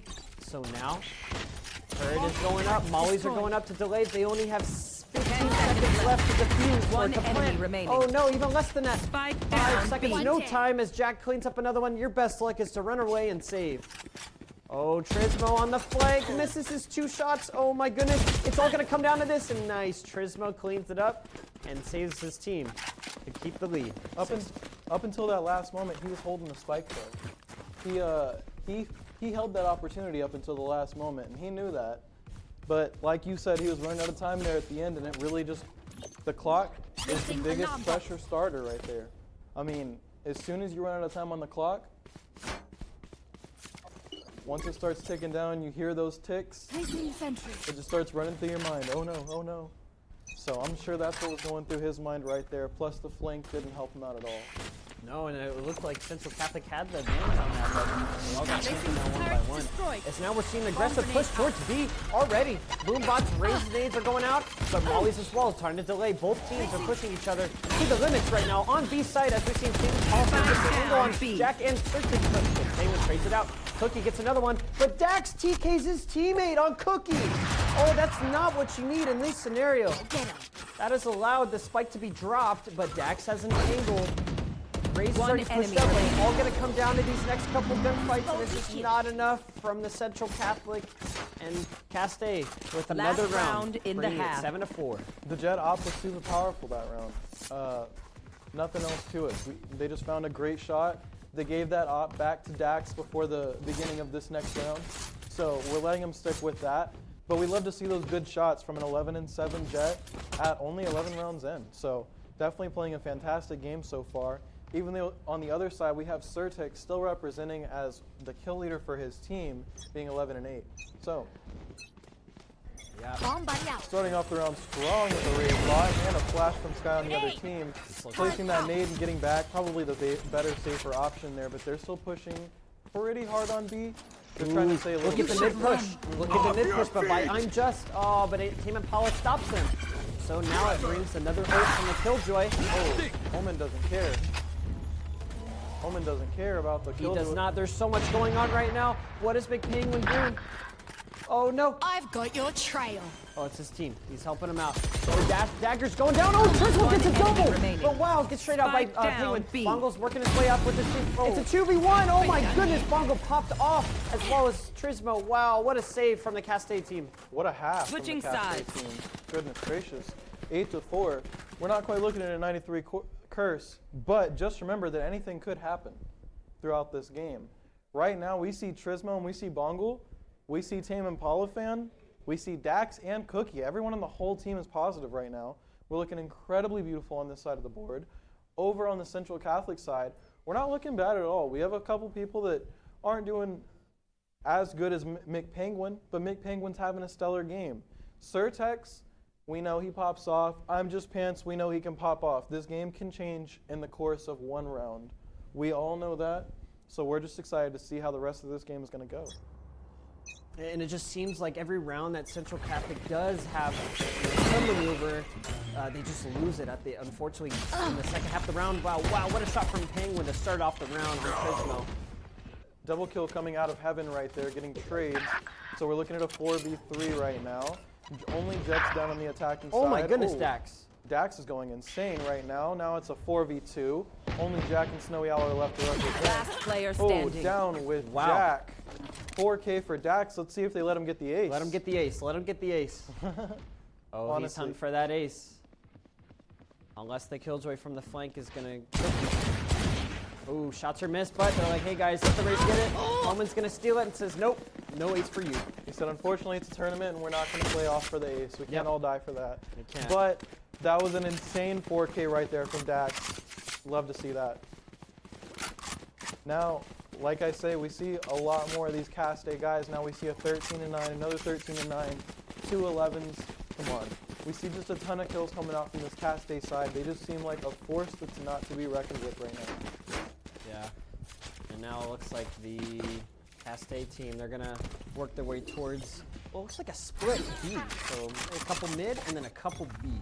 But they're kind of on an eco round this round. We got Bulldog, a Guardian, a Spectre, a Ghost, and an Ares. Well, even though this is a defensive-sided map, it's almost like they've scared Central Catholic into not playing the super OG parts, the super broken parts of this map. But we do see Dax go down first this round. Not saying Oh my goodness, and there's a lot of fighting going on, and it's all going on in Castay's favor. Goodness Certex doing gracious. everything he can to keep his team as he gets a nutty flick Spike on planted. Bongo. Wow, absolutely crazy shot from him. He's low in HP though, and it brings it down to a 1v2, still winnable situation. He does have a Sheriff. He has a little bit of time to work with. Cookie and Tame Impala Fan are both a little bit weaker right now. This is a winnable round considering that Surtex has a tiny bit of health. And as Surtex works his way up towards the back of the spawn, he gets mollied off. And I'm not too sure if it's enough. He's gonna concuss, but ooh, both the players are right gonna be in front of him where he's looking at. One enemy remaining. Is it enough time to clutch up? He has to do it soon. But it was a very great try from Surtex, and that gave his team and allowed him to get more money from the economy. It's kind of the same scenario as a few rounds ago where it's just like once you hear that ticking, the pressure starts building in your head. And I think he was just starting to realize that he didn't have time. He probably wanted to take a little bit more time with his peaks, so he could have played a little bit more of a mind game. I don't think that happened for him there. He just realized that he was out of time. He rushed the push, and then he ended up losing the round because of it. But the fact that he picked off 3 of them right before that, that's a really good indicator that he's doing the right stuff. Yeah, it just seems to be working in Caste's favor right now. They're locking it down, and they just know where they're pushing. Central Catholic, they do have strategies going on, but it's just unfortunately not working out the way that they intend. They're getting shut down. They're doing a very good job of the shutdown. Wow, what a shot from Owl. Quick pick. Snowy Owl. Oh, and Jax is also going to get another one. So, wow, Jack takes down Cookie. And already a great start from Central Catholic into this round. 5v3 and 1 left only has half health, so we're looking really good over here. Let's see how Bongo and Tame Impala can react. Ooh, Snowy Owl got that shoulder peek, spotted 2 of them. He knows that there's 2 garage. They don't know that they only have a Bulldog and a Turret, so they're playing as if Caste has Vandals. Yep. So just because Bongo has that Vandal, it's throwing them all off mentally. So they're all playing very safe, even though they don't know they have the weapon advantage and the people advantage. Seeing a slow lurk towards middle. Caste, a 3v5. 30 seconds left. It's going to come down to this encounterment with the Sky. Oh my goodness, she had her bird at the worst time. Bongo got a good timing on her. She's got a flashlight. She's going to push it. Be Heaven. Headshot. She gets another one. She's going to push up. Does she know that there's another one? Killjoy cleaning it up. Enemy remaining. Bongo gets another one on Trismo. Trying to close out the round. Knows where the last one is bottom row. Very low on time. I don't think it's enough to clutch it up if you're a Tame Impala fan. And now we see Snowy Owl getting the 4K and bringing Central Catholic back into the game. And Snowy Owl just took the 4K there. I'm Just Pants ended up having 1 assist on that last kill. I'm Just Pants went absolutely insane in the last game that we saw Central Catholic playing today. This game might not be their game, but to know that towards the end of the game when it really matters, they're having a big impact and still getting some damage off as they're raised. That's a really good play for them, and it's really good that they've kept that calm head and not gotten tilted throughout the game. Good job, I'm Just Pants. It's looking like a mid push from the Caste squad. So now that they're moving up towards middle, it's a hard aggressive towards I'm Just Pants. I'm Just Pants is going to get caught off guard. He has his hands busy with all his grenades and his knife. So now it's going to allow the Caste squad to push up onto B Heaven. They already have Heaven control. So it's all going to come down to this Killjoy at the back right here. And see what he can do at the back elbow of the map. Trismo and Bongo basically completely controlling B site all on their own. And now Caste, they should be able to plant, being planted by Cookie. As we're seeing Central Catholic trying to work their way towards B Heaven. Nice flash from the Sky, gets both of them. Snowy Owl taking down Trismo, trading it out to a 4v4. Noise going out. Ooh, interesting teleport by Penguin. I'm not too sure what that was. He absolutely got destroyed by that one. And now it's allowed the Caste to keep maintaining control on that B control, but Surtex is not done yet. He's going to keep going. It's a 1v2 scenario. Oh, and his hands were busy with his flashes and unfortunately got picked by Tame Impala Fan. But wow, what looked like it was going to be scary from Caste ended up working in their favor in the end. Well, and what's crazy is Surtex keeps finding himself in these situations with 2-3 kills, but they're finding themselves alone. And like I said, something that TMI did really well today throughout the day is they play well on who's doing better on their team. And I just don't think this Central Catholic is really playing as much around their star players right now. I think they're kind of trying to they're having a little bit of trouble duking out who's doing best, who to play around right now. I also wonder what the teleport was from the Omen by Penguin. I'm not too sure if that was like, because I feel like you kind of just gave your life away in that scenario. I don't think that really was They I'm played not too sure. I'm not too sure. It might have been a panic, might have been a misclick, but ooh. They played it like a Euro flash, and Yeah, it didn't work out very well. It did for not them. work out at all, and I'm not too sure what the game plan for that was, but it's all right. They're back on it to another round. Casta's working themselves towards slow A, as nobody is on A heaven right now. There's no A heaven control, so it's allowing Breach to be alone on A, but Omen finally has rotated, so Trismo is going to get into a big fight right here, but Penguin has a sheriff. So I've got your Central trail. Catholic is completely bought up right now. They have very little econ, just 2 sheriffs, and they bought up 2 sheriffs. Crucial round by Central Spike Catholic as we down see A. Churchix get the first pick on Cookie. Another one on Dax, but Bongo trades out Penguin as we see Trismo take down Dax. So now it is a 3v3 scenario as all the members on the casting squad are falling Last down one by player one, but standing. it's just trades. One back enemy and remaining. forth, back and Surtex forth. 30 ahead. seconds left. Surtex. Wow. Spike down In a A. 1v1 situation between Tame and Polifan. 30 seconds left on the clock. Spike is down, but oh no, Tame and Polifan thinks that they're going B. Oh, he got the spike. He TP'd to the spike and then he canceled it. And when you cancel it, you get the spike. 10 seconds left. He didn't Full fully spike. teleport it. Yep. So that allowed him to teleport and get a free plan on B. Now, Surtex.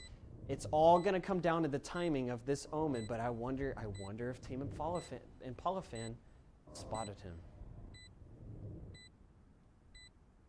It seems as though Very scary. Surtex is about to make some noise if he doesn't take that rope down. Well, as well as Breach. Yeah, Breach Yeah, knows where. Breach just capped it, but oh my goodness, he could have stuck it if he needed to. Yeah, he As didn't Tame and know. Polifan still hasn't even checked. Oh, now he couldn't Oh, stick it. great ult by the Breach. As we're seeing Tame and Polifan, he's pushing. He halved it, and he gets the 4K. Does he have enough time?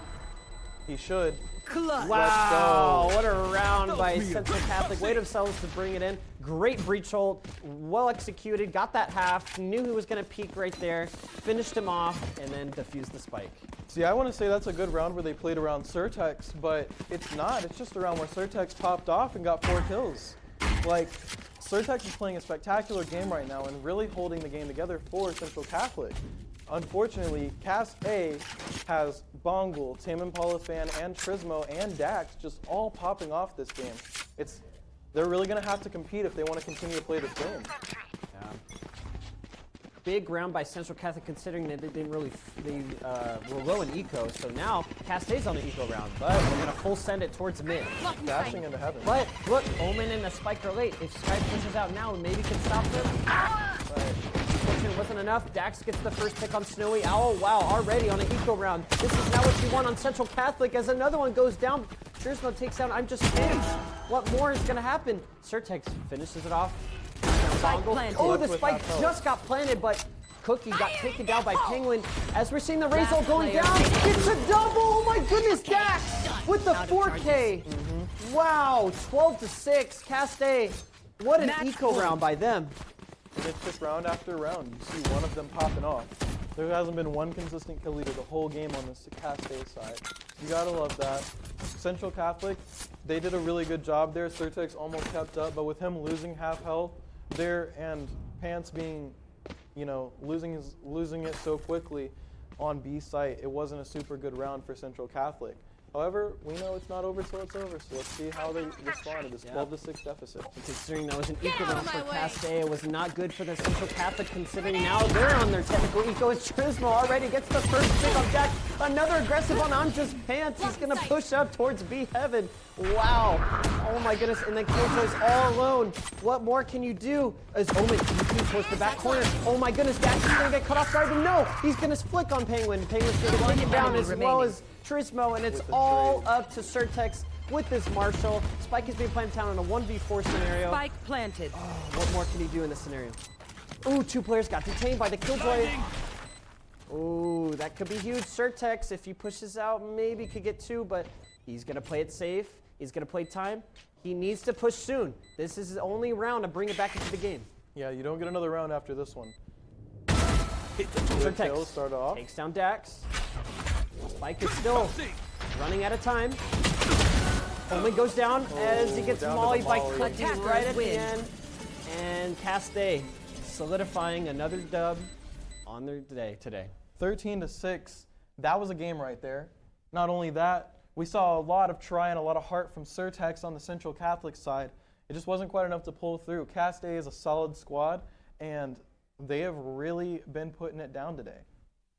Cast A, I mean, they've just been playing lights out today. Yeah, From even the first map and then to this one. I mean, they're just on it today, and they came out on top on that one. They played well together, but you got to give credit where credit's due. Central Catholic put up a really good fight to that one. They really did. And even though the scoreboard showed 13-6, they still were really putting it down on their end. You saw Surtex every single round last alive, doing what he needed to do. I forgot exactly who the second and third spot on the leaderboard were for them, but the Snowy Owl, and he was putting it down as well as Killjoy. It was a really good game to watch. It was a really good game to be here for. Cast A just happened to play a better game. Yeah, Cast Congratulations, Cast A. Congrats to Cast A, as that is the second to last game. So now we have one more game coming up shortly, as we're going to wait for the players to get all set up and ready to go for that match. But yeah, wow, what a game. And then Split, always delivering. Honestly, I mean, we got to see a pretty wide range of picks there, and I think my favorite that I saw there, and I hate to sound basic, was just the Jet.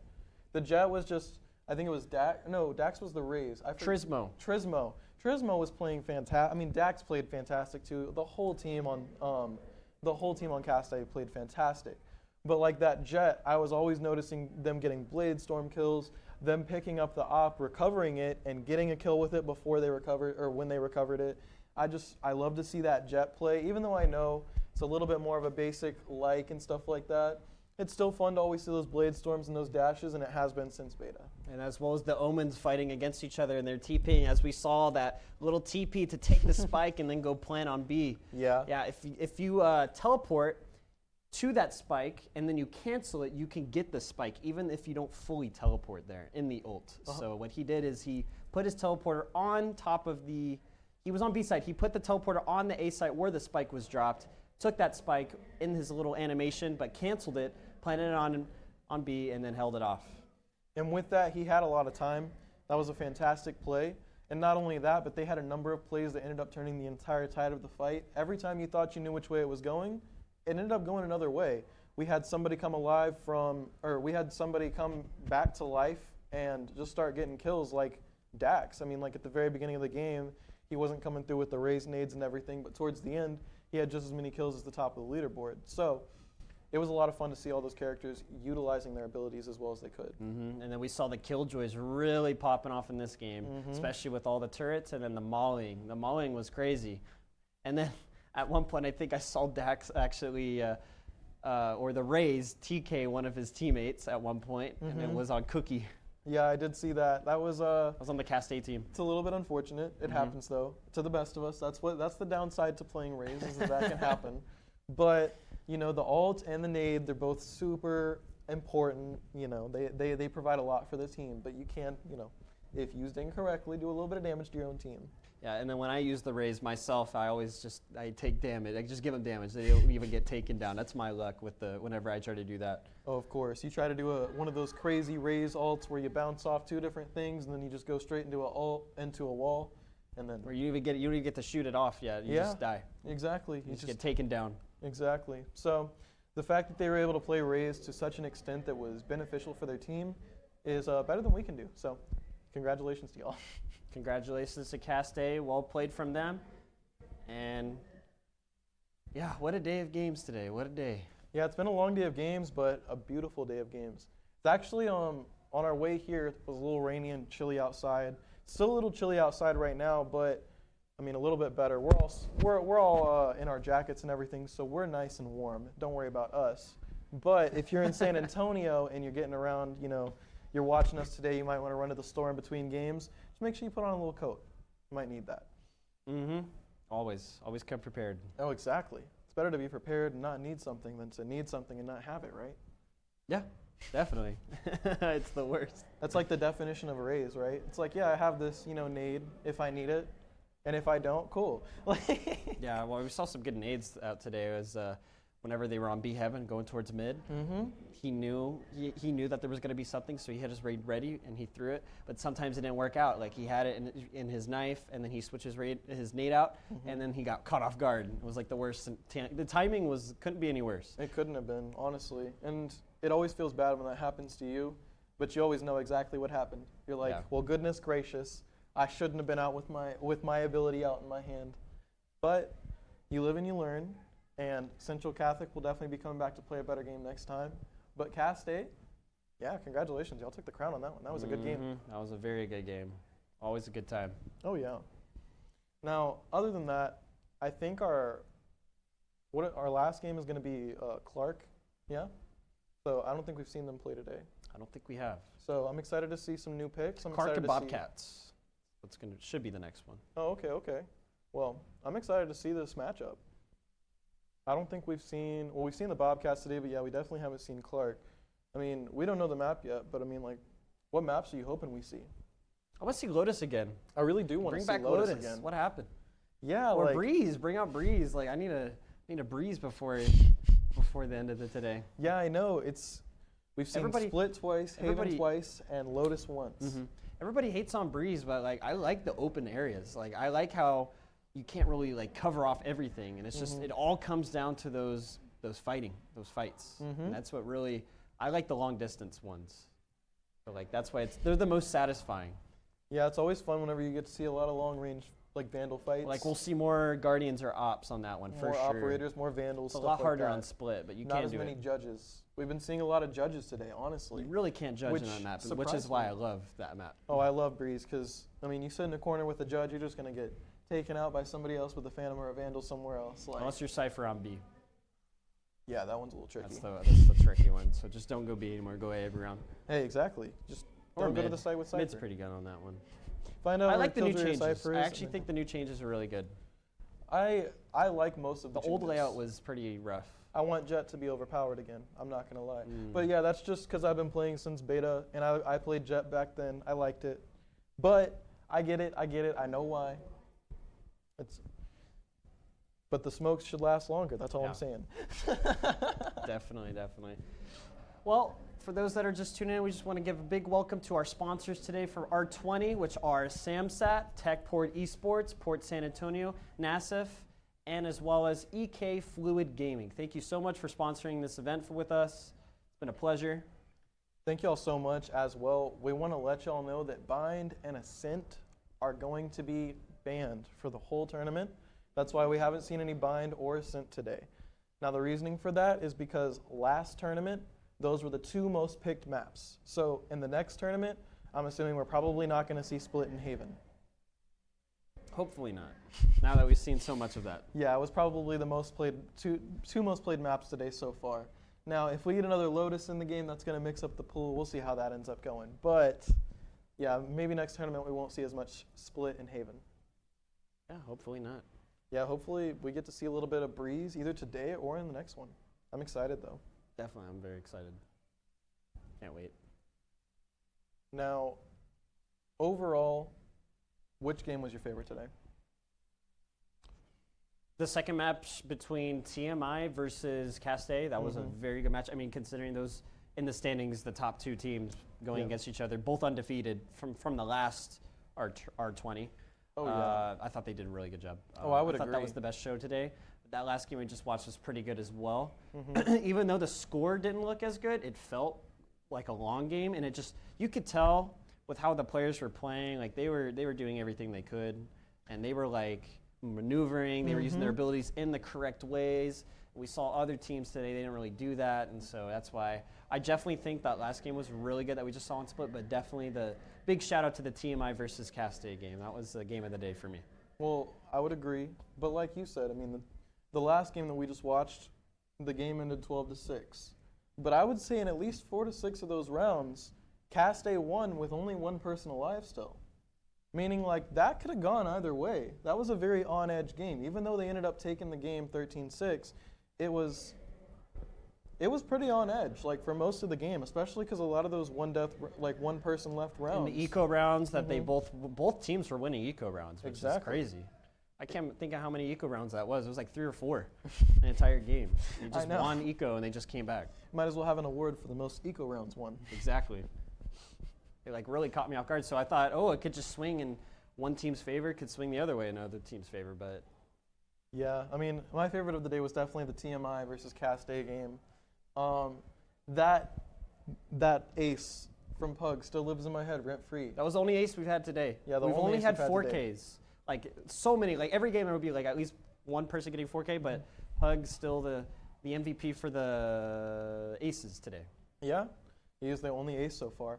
You know, it's funny, whenever I was getting my lunch, I saw Pug, and I was like, hey, man, that was a really nice ace. And he was like, oh, man, he played it off so humble. He was like, no, man, it was like mostly body. No, man, like you're good, man. Like you're really good. That was really good. You played a fantastic game. It was his Viper too. Yeah, and he was playing even his a Viper. duelist. He wasn't even, and then the next game he came in and played Jet and played another fantastic game, and they won their second game 13-5. So the versatility for that player, fantastic. And I met him. He was a super nice guy. So yeah, I just wanted to shout out Pug. Sorry. Well, for those that are still here, we will be back shortly. We're going to take a short break and stay tuned. We have one more match today versus Clark versus Bobcats. So stay tuned for more.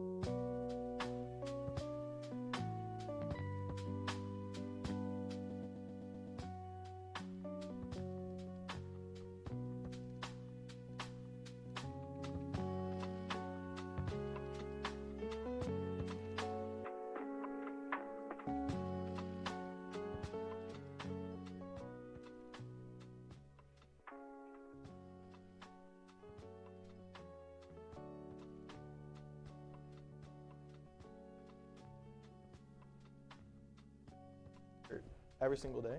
Oh, hello. How we doing? How we doing? How we doing? How we doing? Everybody having a good time on the stream, having a good time over on KSAT Plus. I hope y'all are having a great day. Thank you so much. We're up here waiting for the next game to start, and our wishes came true. We're getting a Breeze game, and it's going to be Clark versus the Bobcats. I'm having a super great time waiting for that game. Who do you think we're really going to see getting picked as far as agents? Who do you think is going to be popping off the most on Breeze? I think we're definitely going to see a Jet. I think a Jet is like a must-have on this map, especially if you're going to be using the operator that's very good at long distance. I definitely think we're going to see a Viper. Viper is very good, especially when you're going towards the A site with the pyramids. And that ult shuts down the entire site, A and B. Yeah, I would say her ult's better on B than A, but yeah, definitely her Viper wall and everything else is just good for that. Now, maybe Sky, because of her flashes. It is harder to use and clear out, and then her ult's kind of like a waste on that map because of how wide open, so it might be only good if you're like pushing onto the site and like they're right next to you there. And then if you're defending, to just delay the attackers. But other than that, I definitely think it's going to be like one of those scenarios. But welcome back to the R20 Premiere. My name is Mark. I'm Tanner. And we just want to give a huge shout out to our sponsors today for R20, which are SamSat, TechPort Esports, Port San Antonio, NASF, and EK Fluid Gaming. Thank you so much for sponsoring this event. Welcome to have you. All these games in these series, they've all had a maps banned, and those maps have been Bind and Ascent. So that is not being played today at this tournament. But the map we're going to be jumping into this next game, it is going to be the final game of the day. So thank you so much for watching and tuning in and staying with us to this entire time. We're jumping into the final match, and it's going to be on map Breeze. Yeah, I'm excited to see Breeze. And two characters that I'm really hoping I see, one we haven't seen at all today, and one we've only seen once, is KO and Astra. Now the reason I say that is because Astra's wall can be shut down on Breeze. It can completely shut off an entire side of the map. It can shut off an entire site, which it does on every single map. But on Breeze, because it's such a big map, when you can shut off a whole quadrant like that, it makes everything else so unpredictable for the other team. So I'm really hoping that we see some Astra or some KO who has some really, really lucrative flashes for a map like Breeze. I definitely want to see KO. I think KO is great for this map. Oh, I'd love to see KO. He's one of our favorites, definitely. Now, aside from that, I'm really thinking we're going to see some more ops this game, some more marshals. Not that we haven't been seeing marshals, but we're going to see a few more this game, I'm thinking. Whenever you have a little bit more distance, like you had said earlier, we're going to see some more guardians too.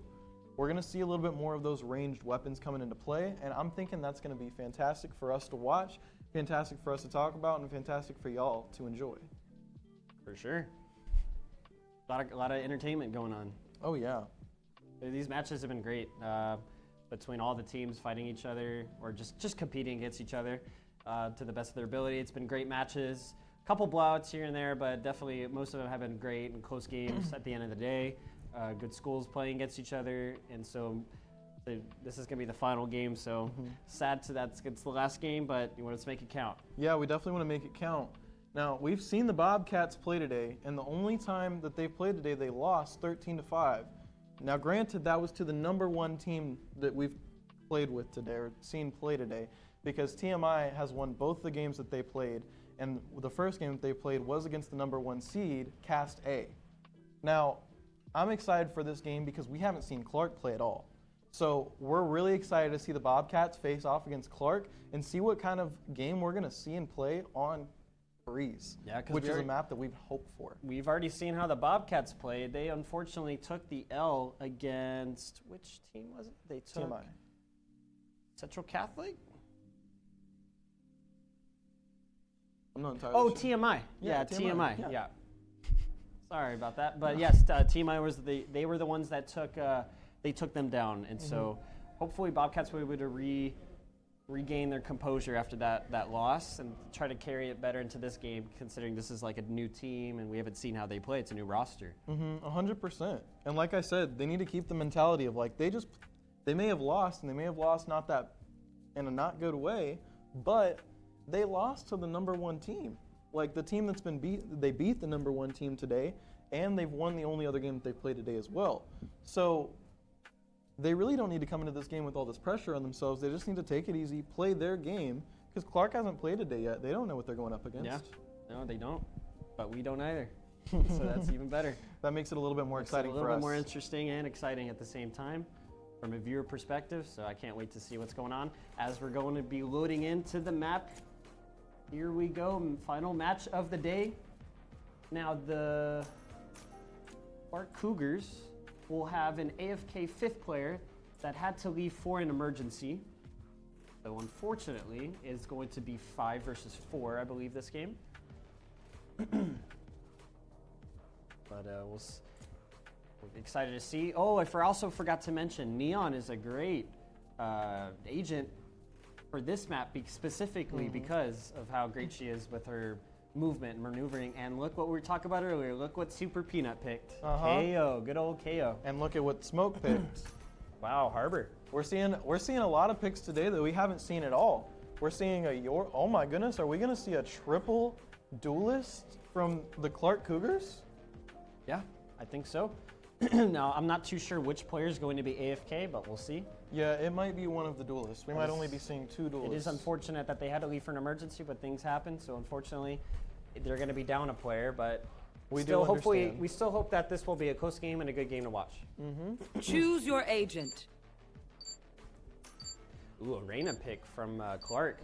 Gonna be interesting. A little bit of Cypher, Sage, Yoru, and Neon. Well, we'll see which one is going to be the one that's AFK. Probably the Reyna, but we'll see. I think it's a little biased to assume it's going to be the Reyna, yeah. Okay? It's going to be Sage. It'll be Sage or Yoru. How about that? I know for a fact Cypher and Neon are going to be playing. Okay. But watch me be wrong with my luck. I am excited to see how the Bobcats are going to do, considering they picked Viper and the other team doesn't really have smokes. I mean, look. They don't have a single smoke? They've got a Cypher. It's not the same thing at all. It's not the same thing at all. It's only going to be on one site, and it's a little thing that he throws on the ground. I mean, we're talking like no Omen, no Brimstone, no Harbor. I mean, like these are all useful, and then Viper too. Like good luck. And then the other team is double controllers. Yeah, I'm not too sure about these picks from the Clark team. Unfortunately, I know that they're in a tough scenario with their 5th player being gone, but still I think Smoke for a map like Breeze, I feel like that's like a mandatory character to play. It's Yoru. Yoru is the AFK. So Pookie XXX, Pookie Bear XXX is going to be the AFK player. Yeah. Unfortunato. But that's how it goes. Wait, does that mean that the Bobcats can't take him down? Toxins screen down. They would get money. Are they aware or are they not? I don't know. Oh, no. Only one way to find out because we just saw Grand Oswald just take down Casual Nug, and already the Clark Coogs are already at a good start. But, however, they lost the control of the site. It is a 4v3 situation. Bobcats have planted the bomb. Grand Oswald with another pick on Super Peanut. There goes down the KO and 10x. Wow, with the doming smoke to the head. Wow, Coogs with the flawless W of the round on the pistol round. Wow, Extremely strong start. What a statement from a 4v5 situation. 100%. And I mean, we thought that they might be at a disadvantage coming into this game, considering that they don't have a 5th player. The Yoru's not there. But wow, they really took on the Bobcats in that first pistol round. We do have one full buy-up on the side of the Coogs. Now, being down one person, that might be smart. No. We're going to go ahead and take the Spectre with the full shield. I think that's going to be a better play anyways. We do have full pistols from the Bobcat side. We're going to be starting off strong on the attacking side with a little Viper wall in A. I like this Viper wall by Nivik. That's a very popular Viper wall to do on A. Now, she did it a little bit short, but the safe wall is going to create more pressure towards the Bobcats. But the Bobcats don't care. They're going to full send it, even if they're flashed. Ooh, Bucky, I'm not too sure this is the map you want to do it, but it gets taken down by Nivy. So Nivy takes him down, Nivik takes down Nivy, and then 10x trades that out, so brings it down, and it's all up to Nivik in a 1-on-3 situation. Ooh, Casual Nug, 2-on-3 situation. I apologize. And Grand Oswald with a double. Wow.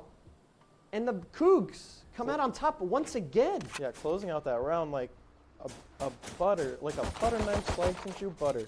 Goodness gracious. Like, I'm out these of here. Coogs, they're really putting the pressure to them. And as you see, because they did buy up on Spectres last round, the people who died last round aren't able to full buy up.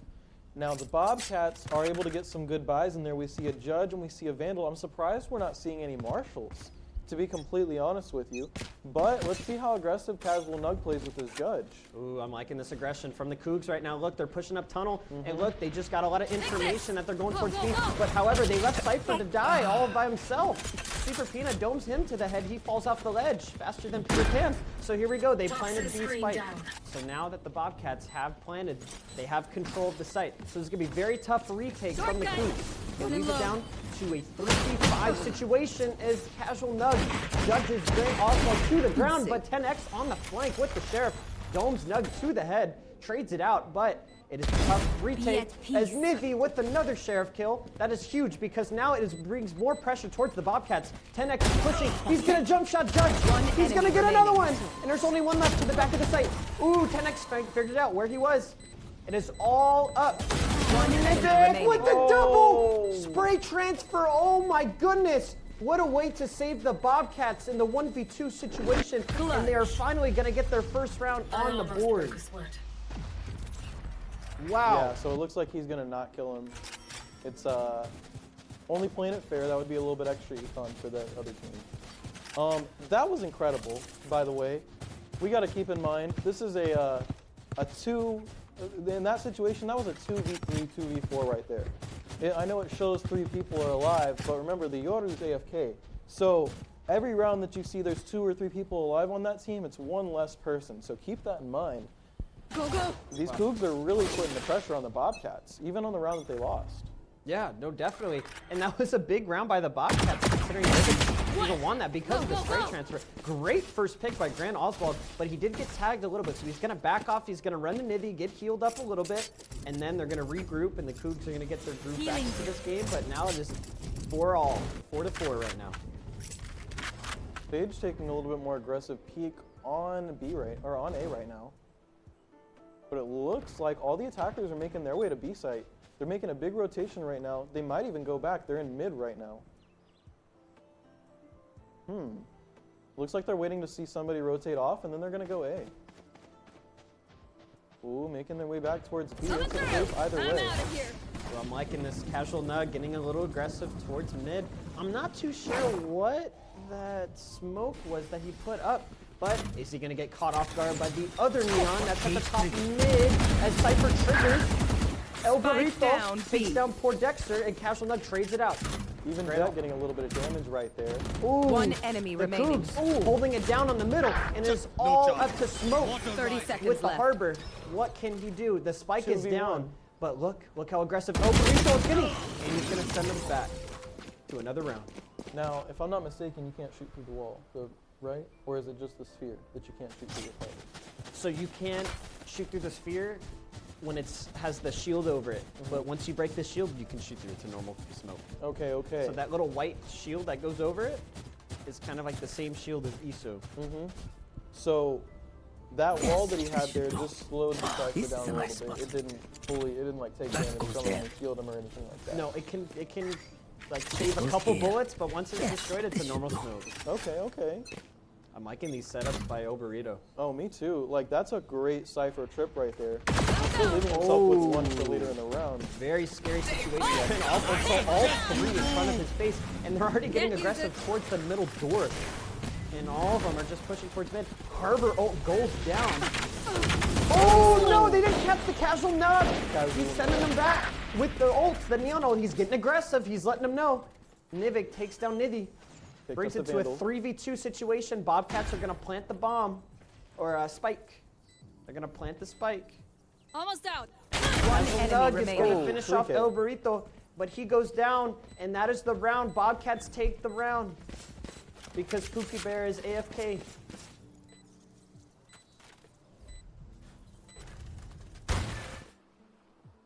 Wow, what It's a almost round. like it's almost like they're playing like they're forgetting that he's AFK. I know, I think they're forgetting. Yeah. I also think it's probably hard not to just go ahead and kill him at the end of the round. For the econ, it's pretty tempting probably. So good on them for having good sportsmanship and leaving the AFK alone, making the game a little bit more fair. No, Casual Nug popped off that round. He popped his ult, got a double, got a triple, and then that was it. I mean, they were just so concerned with mid, they didn't expect Casual Nug to pop out behind. He was too fast, too furious. And whenever Neon has that slide and that sprint like that she can do, she can get there in a jiffy. Oh yeah, So- she can hit you with that Tokyo drift. You don't even know. She'll come just out of nowhere. and Goodness gracious. Drift, and boom, you'll get domed to the head with those lasers. Yeah, you'll start hearing that song from Tokyo Drift. Yep, like- exactly. You'll hear that song. I'm out of here. Such a banger. But that's literally what her slide does. She literally drifts. Yeah. No, she's all over the map with it. She play Warzone. Then Oh, look at that stun. She's going to get that down, smoke it off because they can't get through yet. Good smoke on her. Good return past her, I think. As we're seeing the Bobcats Watch out. working their way up towards the middle, there's nobody to watch mid. Cypher is on B all alone. This is putting a lot of pressure, but 10X pushed up the tunnel and caught the Bobcats off guard. The Cougars are sending the Bobcats in a touch arrow right now as more pressure is being applied towards them. 3K from 10X right now, going into the B site, looking confident as ever could be. And for Dexter, it is all up to him. In a 1v2 situation, Nithy and 10X are both pushing from middle. He does have his boots done. And he has one flash to work with. He's gonna pop it off. I think he popped it a little too early because now he doesn't have Muto to work with, but he does have a breach ult because he took down Nithy. This could be big. 10X, if he doesn't find him soon enough, he might get taken down, but it's gonna come down to this gunfight right here, and 10X gets the headshot through the wall, gets her 4K through that round, and wow, Coogs going up 4-2. Yeah, I mean, Thrifty. I don't think 10X could have played that round better. I mean, she did kind of get a little bit lucky, or they got a little bit lucky over there on mid. You know, the enemy didn't pull out their weapon in time or whatever the case may have been. But, you know, we're still seeing fantastic gameplay from 10X right now. Practically just putting the team on his shoulders. Even though they have an AFK, it's not, we can hardly notice, you know? It's almost like 10X is playing the role of two people at this point in the game. As we're in the timeout right now, what do you think is the Bobcats are talking about right now? Oh, I know exactly what the Bobcats are talking about right now. They said, we're playing 4 people right now and losing. What's happening, guys? That's exactly what just got said. But I'm sure that they're just formulating a strategy so that they can take advantage of the fact that they're a player up. They need to remember, hey, if we get a trade-off in the beginning, that's way worse for them than it is worse for us. So they need to realize the advantage that they have and play off of it. I think that's mainly what they're talking about right now. What would you guess that they're talking about? I would say, hey guys, like, we need to get our stuff together. We need to stop getting, we need to make sure we're not letting anybody lurk around, because 10X, he's just working like it's nothing. And he's just getting behind him every single time. Like it's a casual. Yes.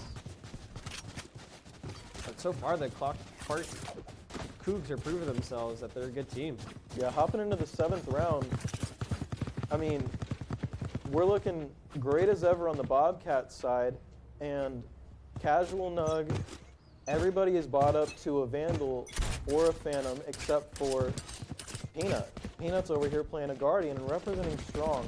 Hopefully we'll see who can pop off with that. Grand Oswald starting off the round strong, Casual taking Nug. down Casual Nug, On my way. killing her copycat. Off your feet! Overeco, he's going to get tagged by this breach stun. Ooh. Welcome to Pop Is he right gonna into a perfect survive? pocket. Is he gonna survive? Neon is trying to clear out those corners. The sun goes away. Oh my goodness. The Viper ult goes up. Grand Oswald gets Super Peanut, takes him down, breaks it to a 4v3 situation. But, oh no, Three Nitty for didn't Grand get Oswald right now. time. He's taken down through the smoke. And wow. 4K the for Grand Coogs. Oswald. Grand Oswald popping off another round of the Coogs. 5-2. Gracious. So now we're at a point where 10X and Grand Oswald are just popping off like it's a casual. Like, I mean, they're just running through, blinding, running, dashing, sliding, drifting through everything, and getting those headshots off, securing rounds for themselves, even though they're a player down. We're looking at a 5-2 deficit right now for the Bobcats. How do you think they're going to respond? You need to be like, hey guys, we need to I'm outta here. start playing together as a team. Stop going in one at a time. I mean, unfortunately, Viper got unlucky. go, go. Nivik got up really lucky. He almost had the plant down, and then once he went down, his ult drained down the drain. So. Well, Grand Oswald is looking like he's about to be in a tricky spot. He's not the only one on B, but he's the only one with an immediate peek on B. And it looks like they're about to push through, but they might change their minds and rotate off, even though they have the Viper wall there. Yeah, Spike's a little late to rotate, delaying the rotation just a little bit. Maybe they're unsure of whether they're going to rotate into A or stay with B. And look, the Neon could. Oh, looks like the Bobcats are working their way towards A, but look at Nivy in a little ratty position. Oh no. Nivik might get caught off guard. He might not expect this. Oh, Nivik didn't do the trigger discipline. If he had done the trigger discipline, he may have gotten more than one kill, but it didn't matter in the end because now it's a 3v3 situation. He could have, but he also could have gotten turned on. So it was probably not the worst decision for him to go ahead and take that shot. But right now we've got the KO flash coming out. 10x on the other side of that, putting out 2 Reyna flashes back to back. 30 seconds left. Poor Dexter going down to the 10x after she gets flashed.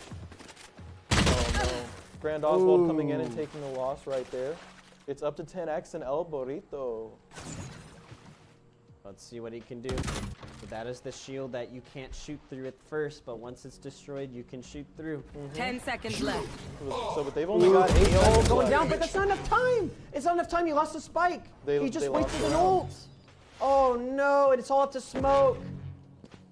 Oh no. And your best player, just save, just save. Oh no. That was a wasted ult by Super Peanut. Because Yeah, it didn't as work. soon as the spike dropped right there, your best option was to turn around and save that. Save that Vandal. You can't push in the site with like less than 10 seconds at that point and pop your KO ult. You're just gonna waste your util. Now you gotta wait so long for that again, you might not even get it back in this first half.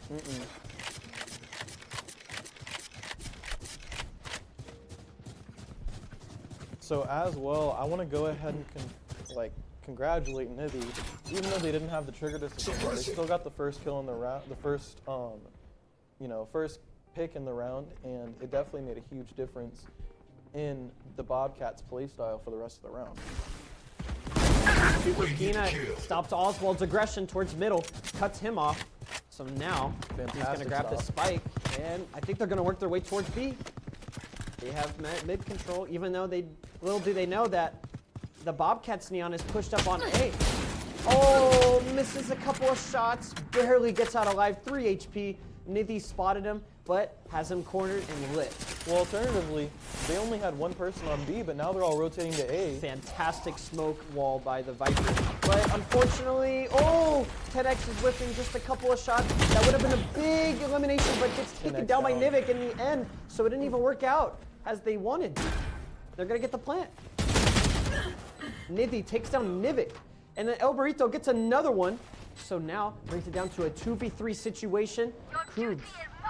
Oh, getting the res on Grand He's gonna Oswald res over Grand towards mid. Oswald. He's gonna work his way towards Oh, Nug, but gets sniped. Finally gets a snipe pick. Ooh, and then Super Peanut can't hold the spike, but that's gonna give El Burrito and Grand Oswald some map aggression. He's gonna get aggressive. He's gonna push. He's gonna check the corner. He's gonna get the one running headshot with the Phantom. Will and they then get the defuse off? He's gonna get the defuse just Yeah, in time, and Coogs are gonna be up 7-2. Running low. Good round from the Coogs there. Wow.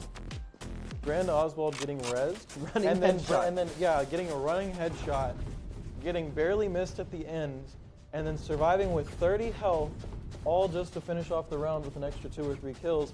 Good I'm for outta Casual here. Nug. That was, for Grand Oswald, that was a Go, go, go. fantastic round. Gotta go. Now, I'm intrigued by the fact that we're seeing a lot more Marshals, a lot more I'm outta Guardians. here. I'm happy, but at the same time, it seems that these guys are really sticking with the Vandals and the Phantoms. So, ooh, why change what's working? 10x get the first pick on Casual Nug. Casual Nug was trying to get aggressive. It worked a little bit, but got domed to the head. Oh no, poor Dexter got lit up super lit. Now he's really low in HP, and he only has a Marshall to work with. And look, they just lost map control. And look, the Sage is flanking on the flank. Nivy could be a huge flank. Grant Oswald wants a double. remaining. And look, I was just saying, Grant Spike Oswald down, beating B. down the whole team as 10x is cleaning it up. Nivik, not much you can really do in that scenario. Your whole team just passed away in the middle of the map. So now, Coogs still maintain the lead, even though they're down one player. Goodness gracious. We literally have an AFK on this side, and they are putting up numbers like they're not, like there's nobody missing. Like they had a This goes here. So Yeah, it's looking very rough from the Bobcats at the moment, but it's not over until it's over. Like we've seen the other games, some this teams is a have a nice good spot. chance of coming back. That goes there. Never over till it's over. Still have a chance. This dagger is really interesting. yeah, I mean, getting it right got at it the right earlier. beginning, yeah. Getting it right is a lot more beneficial than what just happened. Orb is going to be taken. Casual Nug peeking with that Ooh, guard. 10x, the discipline. Oh no! You're still baiting the team. Yeah, but he he has lost Spike. Nivy. Spike down. Mid. Down. Oh, 10x, don't get aggressive. You have Spike. Run back to your team. And it leaves El Burrito All in a alone. 1-on-4 situation. Poor Dexter's going to get the Spike and he's going to run away. And they're going to get a free plant. Oh, this is looking really good for Bobcats now. Hey, this might be the round that turns the Bobcats around. Not what you want to see on the Spike Coogs planted. side, but really good from the Bobcats to bring it back into this game. It is all up to El Burrito. What can he do in this 1-on-4 clutch? It seems like they're peeking every angle except the one that he's at. Yeah, honestly, he might get the best timing you can ever imagine. Look, as long as he doesn't, but he doesn't know that there's one on the stairs. Yeah. Ooh, all he had to do was look a little bit more to the right and probably could have gotten a double right there. It's all about that trigger discipline that 10x was really showcasing Go, go, not go. too long ago. The only unfortunate part is with 10x, he ended up losing his stage because of that. Had his stage been alive, they probably could have come through and, well, actually, I think they just used the res. So not res, but they could have come through and made a difference in the round. Yeah. I definitely think that would have been interesting. And then Little operator 10x, pickup. 10x I feel like took way too long to take Last down that round player. I before mean, the switch. don't bait your team. If you know your teammate's going to be coming from mid, look on the mini-map. Don't bait your teammate. Yeah, it was a little That will happen. unfortunate for him. And then after the pick and the spike was dropped, she kept pushing. I mean, stay back, defend the spike. I mean, what? They got to get the spike, not you.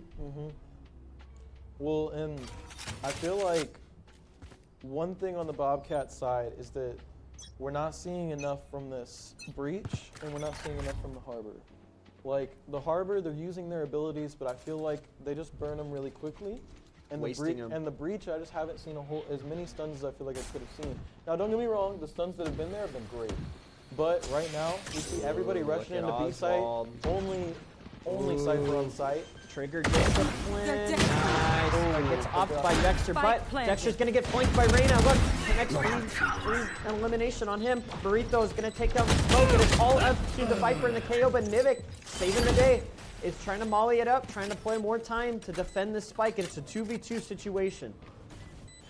As soon as my Viper's molly goes out, everybody's got to Ooh, play nice back. sage wall. It's a really good sage wall. Nivy's already pushed up. They just got to find the KO. One enemy are Oh, they standing. take him down. It is a 1v1. What can Nivik do, or what can 10x do?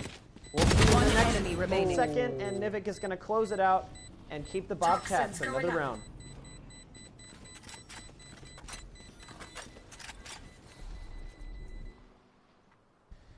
Yeah, so Clutch.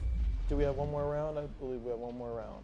So we'll see if the Bobcats can make this an 8-5 game. or Switching if we're gonna sides. finish- Oh, No, no, they're that was switching. that was the half, yeah.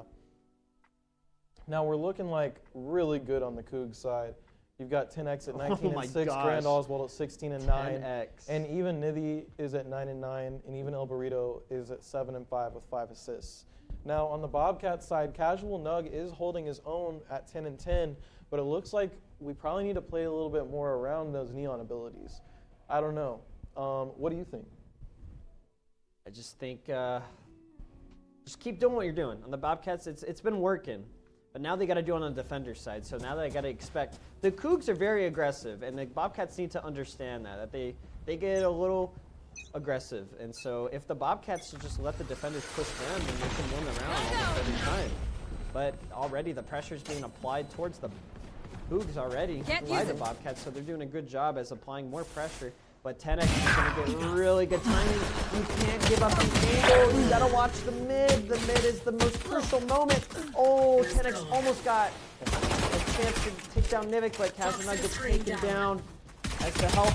And Cypher Burrito takes him down I must with wait. 10 HP left. Wow, and it's all up to El Burrito. What can he 2v1 do? right now. El Burrito with 10 health, looking at the right angle with the right Last hand. player standing. Oh, Missing super the close. shot. Spike down mid. Great try by him. Gotta go. Spike is down, and Yeah, that is the round. like I think they keep forgetting that there's an AFK. I don't blame them. We'll have to wait. Yeah, You know, 48 seconds. But I mean, let's just talk about 10X with that double kill real quick. So that was fantastic. Coming in and playing a bit more aggressive, probably than he should have, but it worked out in his favor pretty well. He still got the 2K. Unfortunately, he couldn't find that third, but he was trying really hard. Yep, and they need the 30 Bobcats need seconds to left. be wary of 10X lurking. He's been lurking all game, and so you can't leave a lane wide open. You got to have somebody watching something. I mean, you guys have 5, they have 4. I mean, just watch. Somebody has to watch something. Yeah, like Mid is so important, and there's been so many rounds decided because of the mid. 10 and seconds left. If they can focus on the Reyna, if they can focus on him, on 10X, then they wouldn't have so much of a problem. Like, get him out of the round immediately. Get him out of the round first. They don't have as much of a problem outside of that. But when 10X is alive, he's taking out half the team. Bobcats did take that round and make it 8-5, but we want to see him do more of that. We want to see this be a good game. This is our last game of the day. And please remember that the Coogs do have an AFK. Yeah, Yep. XXX, Pookie Bear, XXX is not just playing bad. They are fully not there. They're AFK. The Bobcats have the more players on their team than the Coogs, so they should have the advantage in these. Immediate harbor ability. But already aggression being applied towards I'm the out Coogs. of here. But look, they're gonna redo it back towards them. Looks like Oswald's trying to bait, maybe get some Gotta intel. go. Let's see what he can do with the shorty on a big map like Breeze. And Dexter's missing with him some shots with that Marshall, but that's gonna scare the Coogs away. They're gonna go away. They're gonna rotate. Yeah, you definitely don't want to be facing a Marshall when you don't have any Oh shields. You don't have any shields. 10X on the timing of the KO is gonna get full shields too. Wow! 10X with another one on Nivik. That's to bring him more pressure. And Nivy, if he could get this angle, oh my goodness, 3K 10X for 10X. takes down Casual Nug with the stinger across the map. What are you doing? You see El Spike Burrito putting planted. the spike down?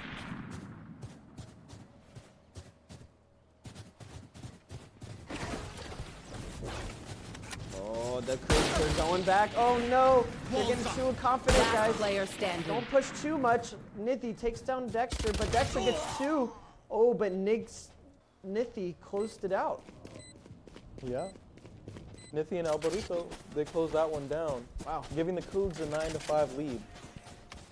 Now, it looks like we have enough econ on each side to be full buying. Well, not necessarily on the Bobcat side. We're going to have to get some Marshals, maybe some Spectres. Looks like we're playing a Guardian with Peanut. I feel like the Bobcats fully have the potential to still come back with this. They just need to stay calm, hit their shots, and remember that they're up at this. Yep. And 10X is just absolutely on fire right now. 24-8. Oh my What a way to goodness. keep the momentum going. Poor Dexter using some of his breach util. Stunning, flashing. Perfect. Great stun. Stops the Neon, but the Neon's gonna push anyway. She's not afraid. She said, you're going down, Dexter. So now that Oswald has control of the site, they're gonna be able to plant the spike if they can get across in time. Oh, it's another one on Super Peanut. 10X kills Nevik. So now that leaves it down to a 4v2. Oh my goodness, 10X. Closing out the Absolute round, and demon. Oswald hits a shot right when 10X does. 10X and simultaneously closing out the round. Wow. Flawless round as well. Goodness gracious, the Cougs are going insane. 10X, 26-8. Grand Oswald, 19-11. What else can I say? Reyna diff. You don't, you just watch. Reyna diff. Definitely. For Breeze, I wasn't expecting. But that's a character that, as long as you pop off, she'll do great. And What is 10X doing? He is Popping off. he's times 10. He is 10 times. 10 times. Popping off. Coogs are working their way towards the Bobcats on A, but there's 3A, so this is going to be very interesting. If 10X can get a hold of mid-control and take down that breach, it could be very big. And look, Dexter goes down. They just lost their mid-control, so now Oswald's going to push up. He feels safe. He feels so confident. He's going to one-tap Nivik in the head right there. Oswald The back of the feeling pyramid. confident. Nivi's going to help him out. Super Peanut goes down. It is a 4v2 again, and the Bobcats have to retake this site once again. Go, go, go! I don't know what Casual Nug's gonna do here. Oh, look. How aggressive Oswald is getting. Let's hope that doesn't ruin the team going up later onto the round. Be careful peeking this. That's all that matters. Yeah, I don't think they have a Playtime. lot of Playtime. control You here. know that the door just got open. Not too sure what Casual Nug is doing, but he's going to be pushing. Oh, 10X. That might have been a big one. He's going to back off. He's not going to fight that. He's going to play time. She even has her ult to work with, so she's going to take down. No, Casual Nug she's going to down. take it down. Casual Nug. Huge slide off the One enemy but it's not remaining. enough time as Nivi is applying more pressure and the spike blows up and takes down everybody. Except for El Burrito. Yeah, El Burrito made it out. But we saw Smoke trying to stick that plant or that defuse, but just did not have enough time in any capacity by the time they got there. It's a little bit unfortunate, but every single round we see Oswald and 10X go up a little bit more in their KD. And I mean, we're seeing that from Casual Nug, but we're not really seeing that from most of the other team on the Bobcats side. So we're looking at an 11-5 deficit for them on the Bobcats They're side. trying to get their RR for the next game. They got to get that. They're trying to get loser that KD ratio up. Here we go! All right, we're gonna see what's happening. We got both Neons popping their ults. A lot of aggression going towards B by both teams. Spike There's a lot down, going B. on at mid right now. We'll see what's going on from the Bobcats as they're all getting taken down by one, but it's all Last Nivy. player What can standing. Nivy do? He gets one-shotted by Nivik. Now we gotta wait a minute 25 because it was an AFK. Yeah. But- Wow, that was a very fast round. The Coogs just got destroyed by Now the we're- Bobcats that round. Yeah, now we're looking at 11-6. I mean, we've been saying it all day. It's not over till it's over. True. Bobcats can still come back. I know they just went in the round so badly here. Yep. Flashbang. For those that are just tuning in, one of the players on the Coog side has hidden for an emergency, so we're going to be having One an suppressed. AFK this whole game. Yeah, So Pookie Bear is not just bad. Yeah, it is definitely not a skill. Survivor's rest. Okay. I'll clean up. Well, I'm sure they were given permission to do that. I don't think it was against the rules. Well, let's At hope. this point, no. Yeah. It might later on though. We'll see if It might it have catches made. up. Yeah. It might make a difference in the game if It's it too happens. long. Yeah. Long time to wait. Everybody has their ADHD cracked down. They just want to get to the next round already. Like, let's go, wrap it up. Yeah.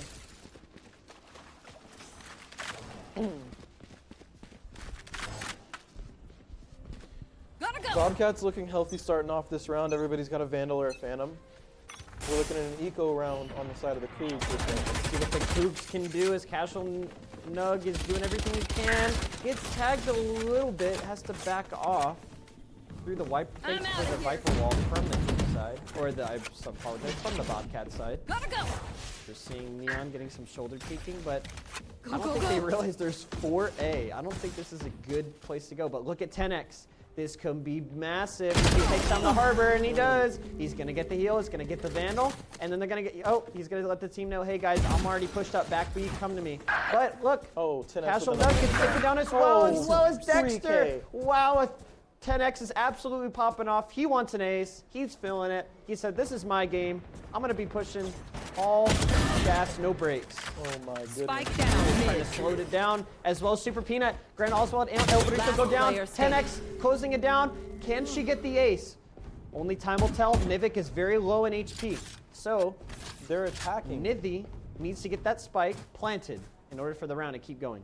They're attacking, and 10X isn't even going for the spike. He's just trying to win by kills. 30 He's trying to seconds get left. his frags. He's trying to get that. He said maybe Nithy will pick it up. He's trying to get his MMR rating up. Maybe Nithy will pick it up, but I'm going for kills. I've already got, how many does he have now? 27, 30, something like that? Oh, he's definitely in the 30s now. Yeah.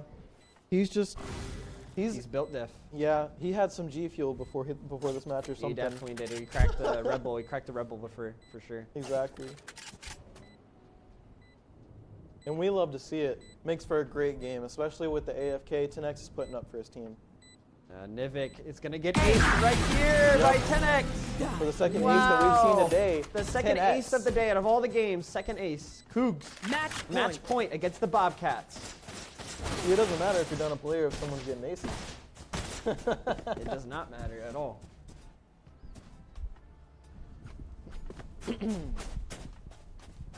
Now match point in this game, Wow, 10X at 32 and 10.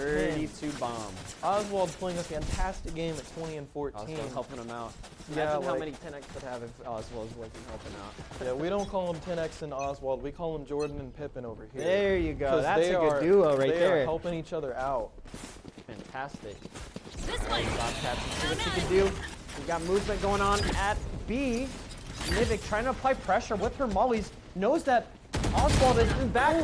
But gets thrown to the head above the head glitch. And then Dexter goes down as well. Go, But go, Oswald's go. super low in HP, so we'll see how they're going to be able to hold. Ooh, Nithy's in a nice Only one spot. Gets enemy the one remaining. tap. Oh my goodness. And it's all I'm up out. to Castle Nug to save the Bobcats today. And see what you can do on this 1v4. The spike has been planted by the Coogs. She has a lot of util to work with. Watch out. She I'm knows outta that the other Neon is pushing. Is she going to push too? Yes, but unfortunately not Attackers enough win. to take out 10X. Gets taken down. Cougs take the dub. And wow, what a game. What a last game. What a game to end the day.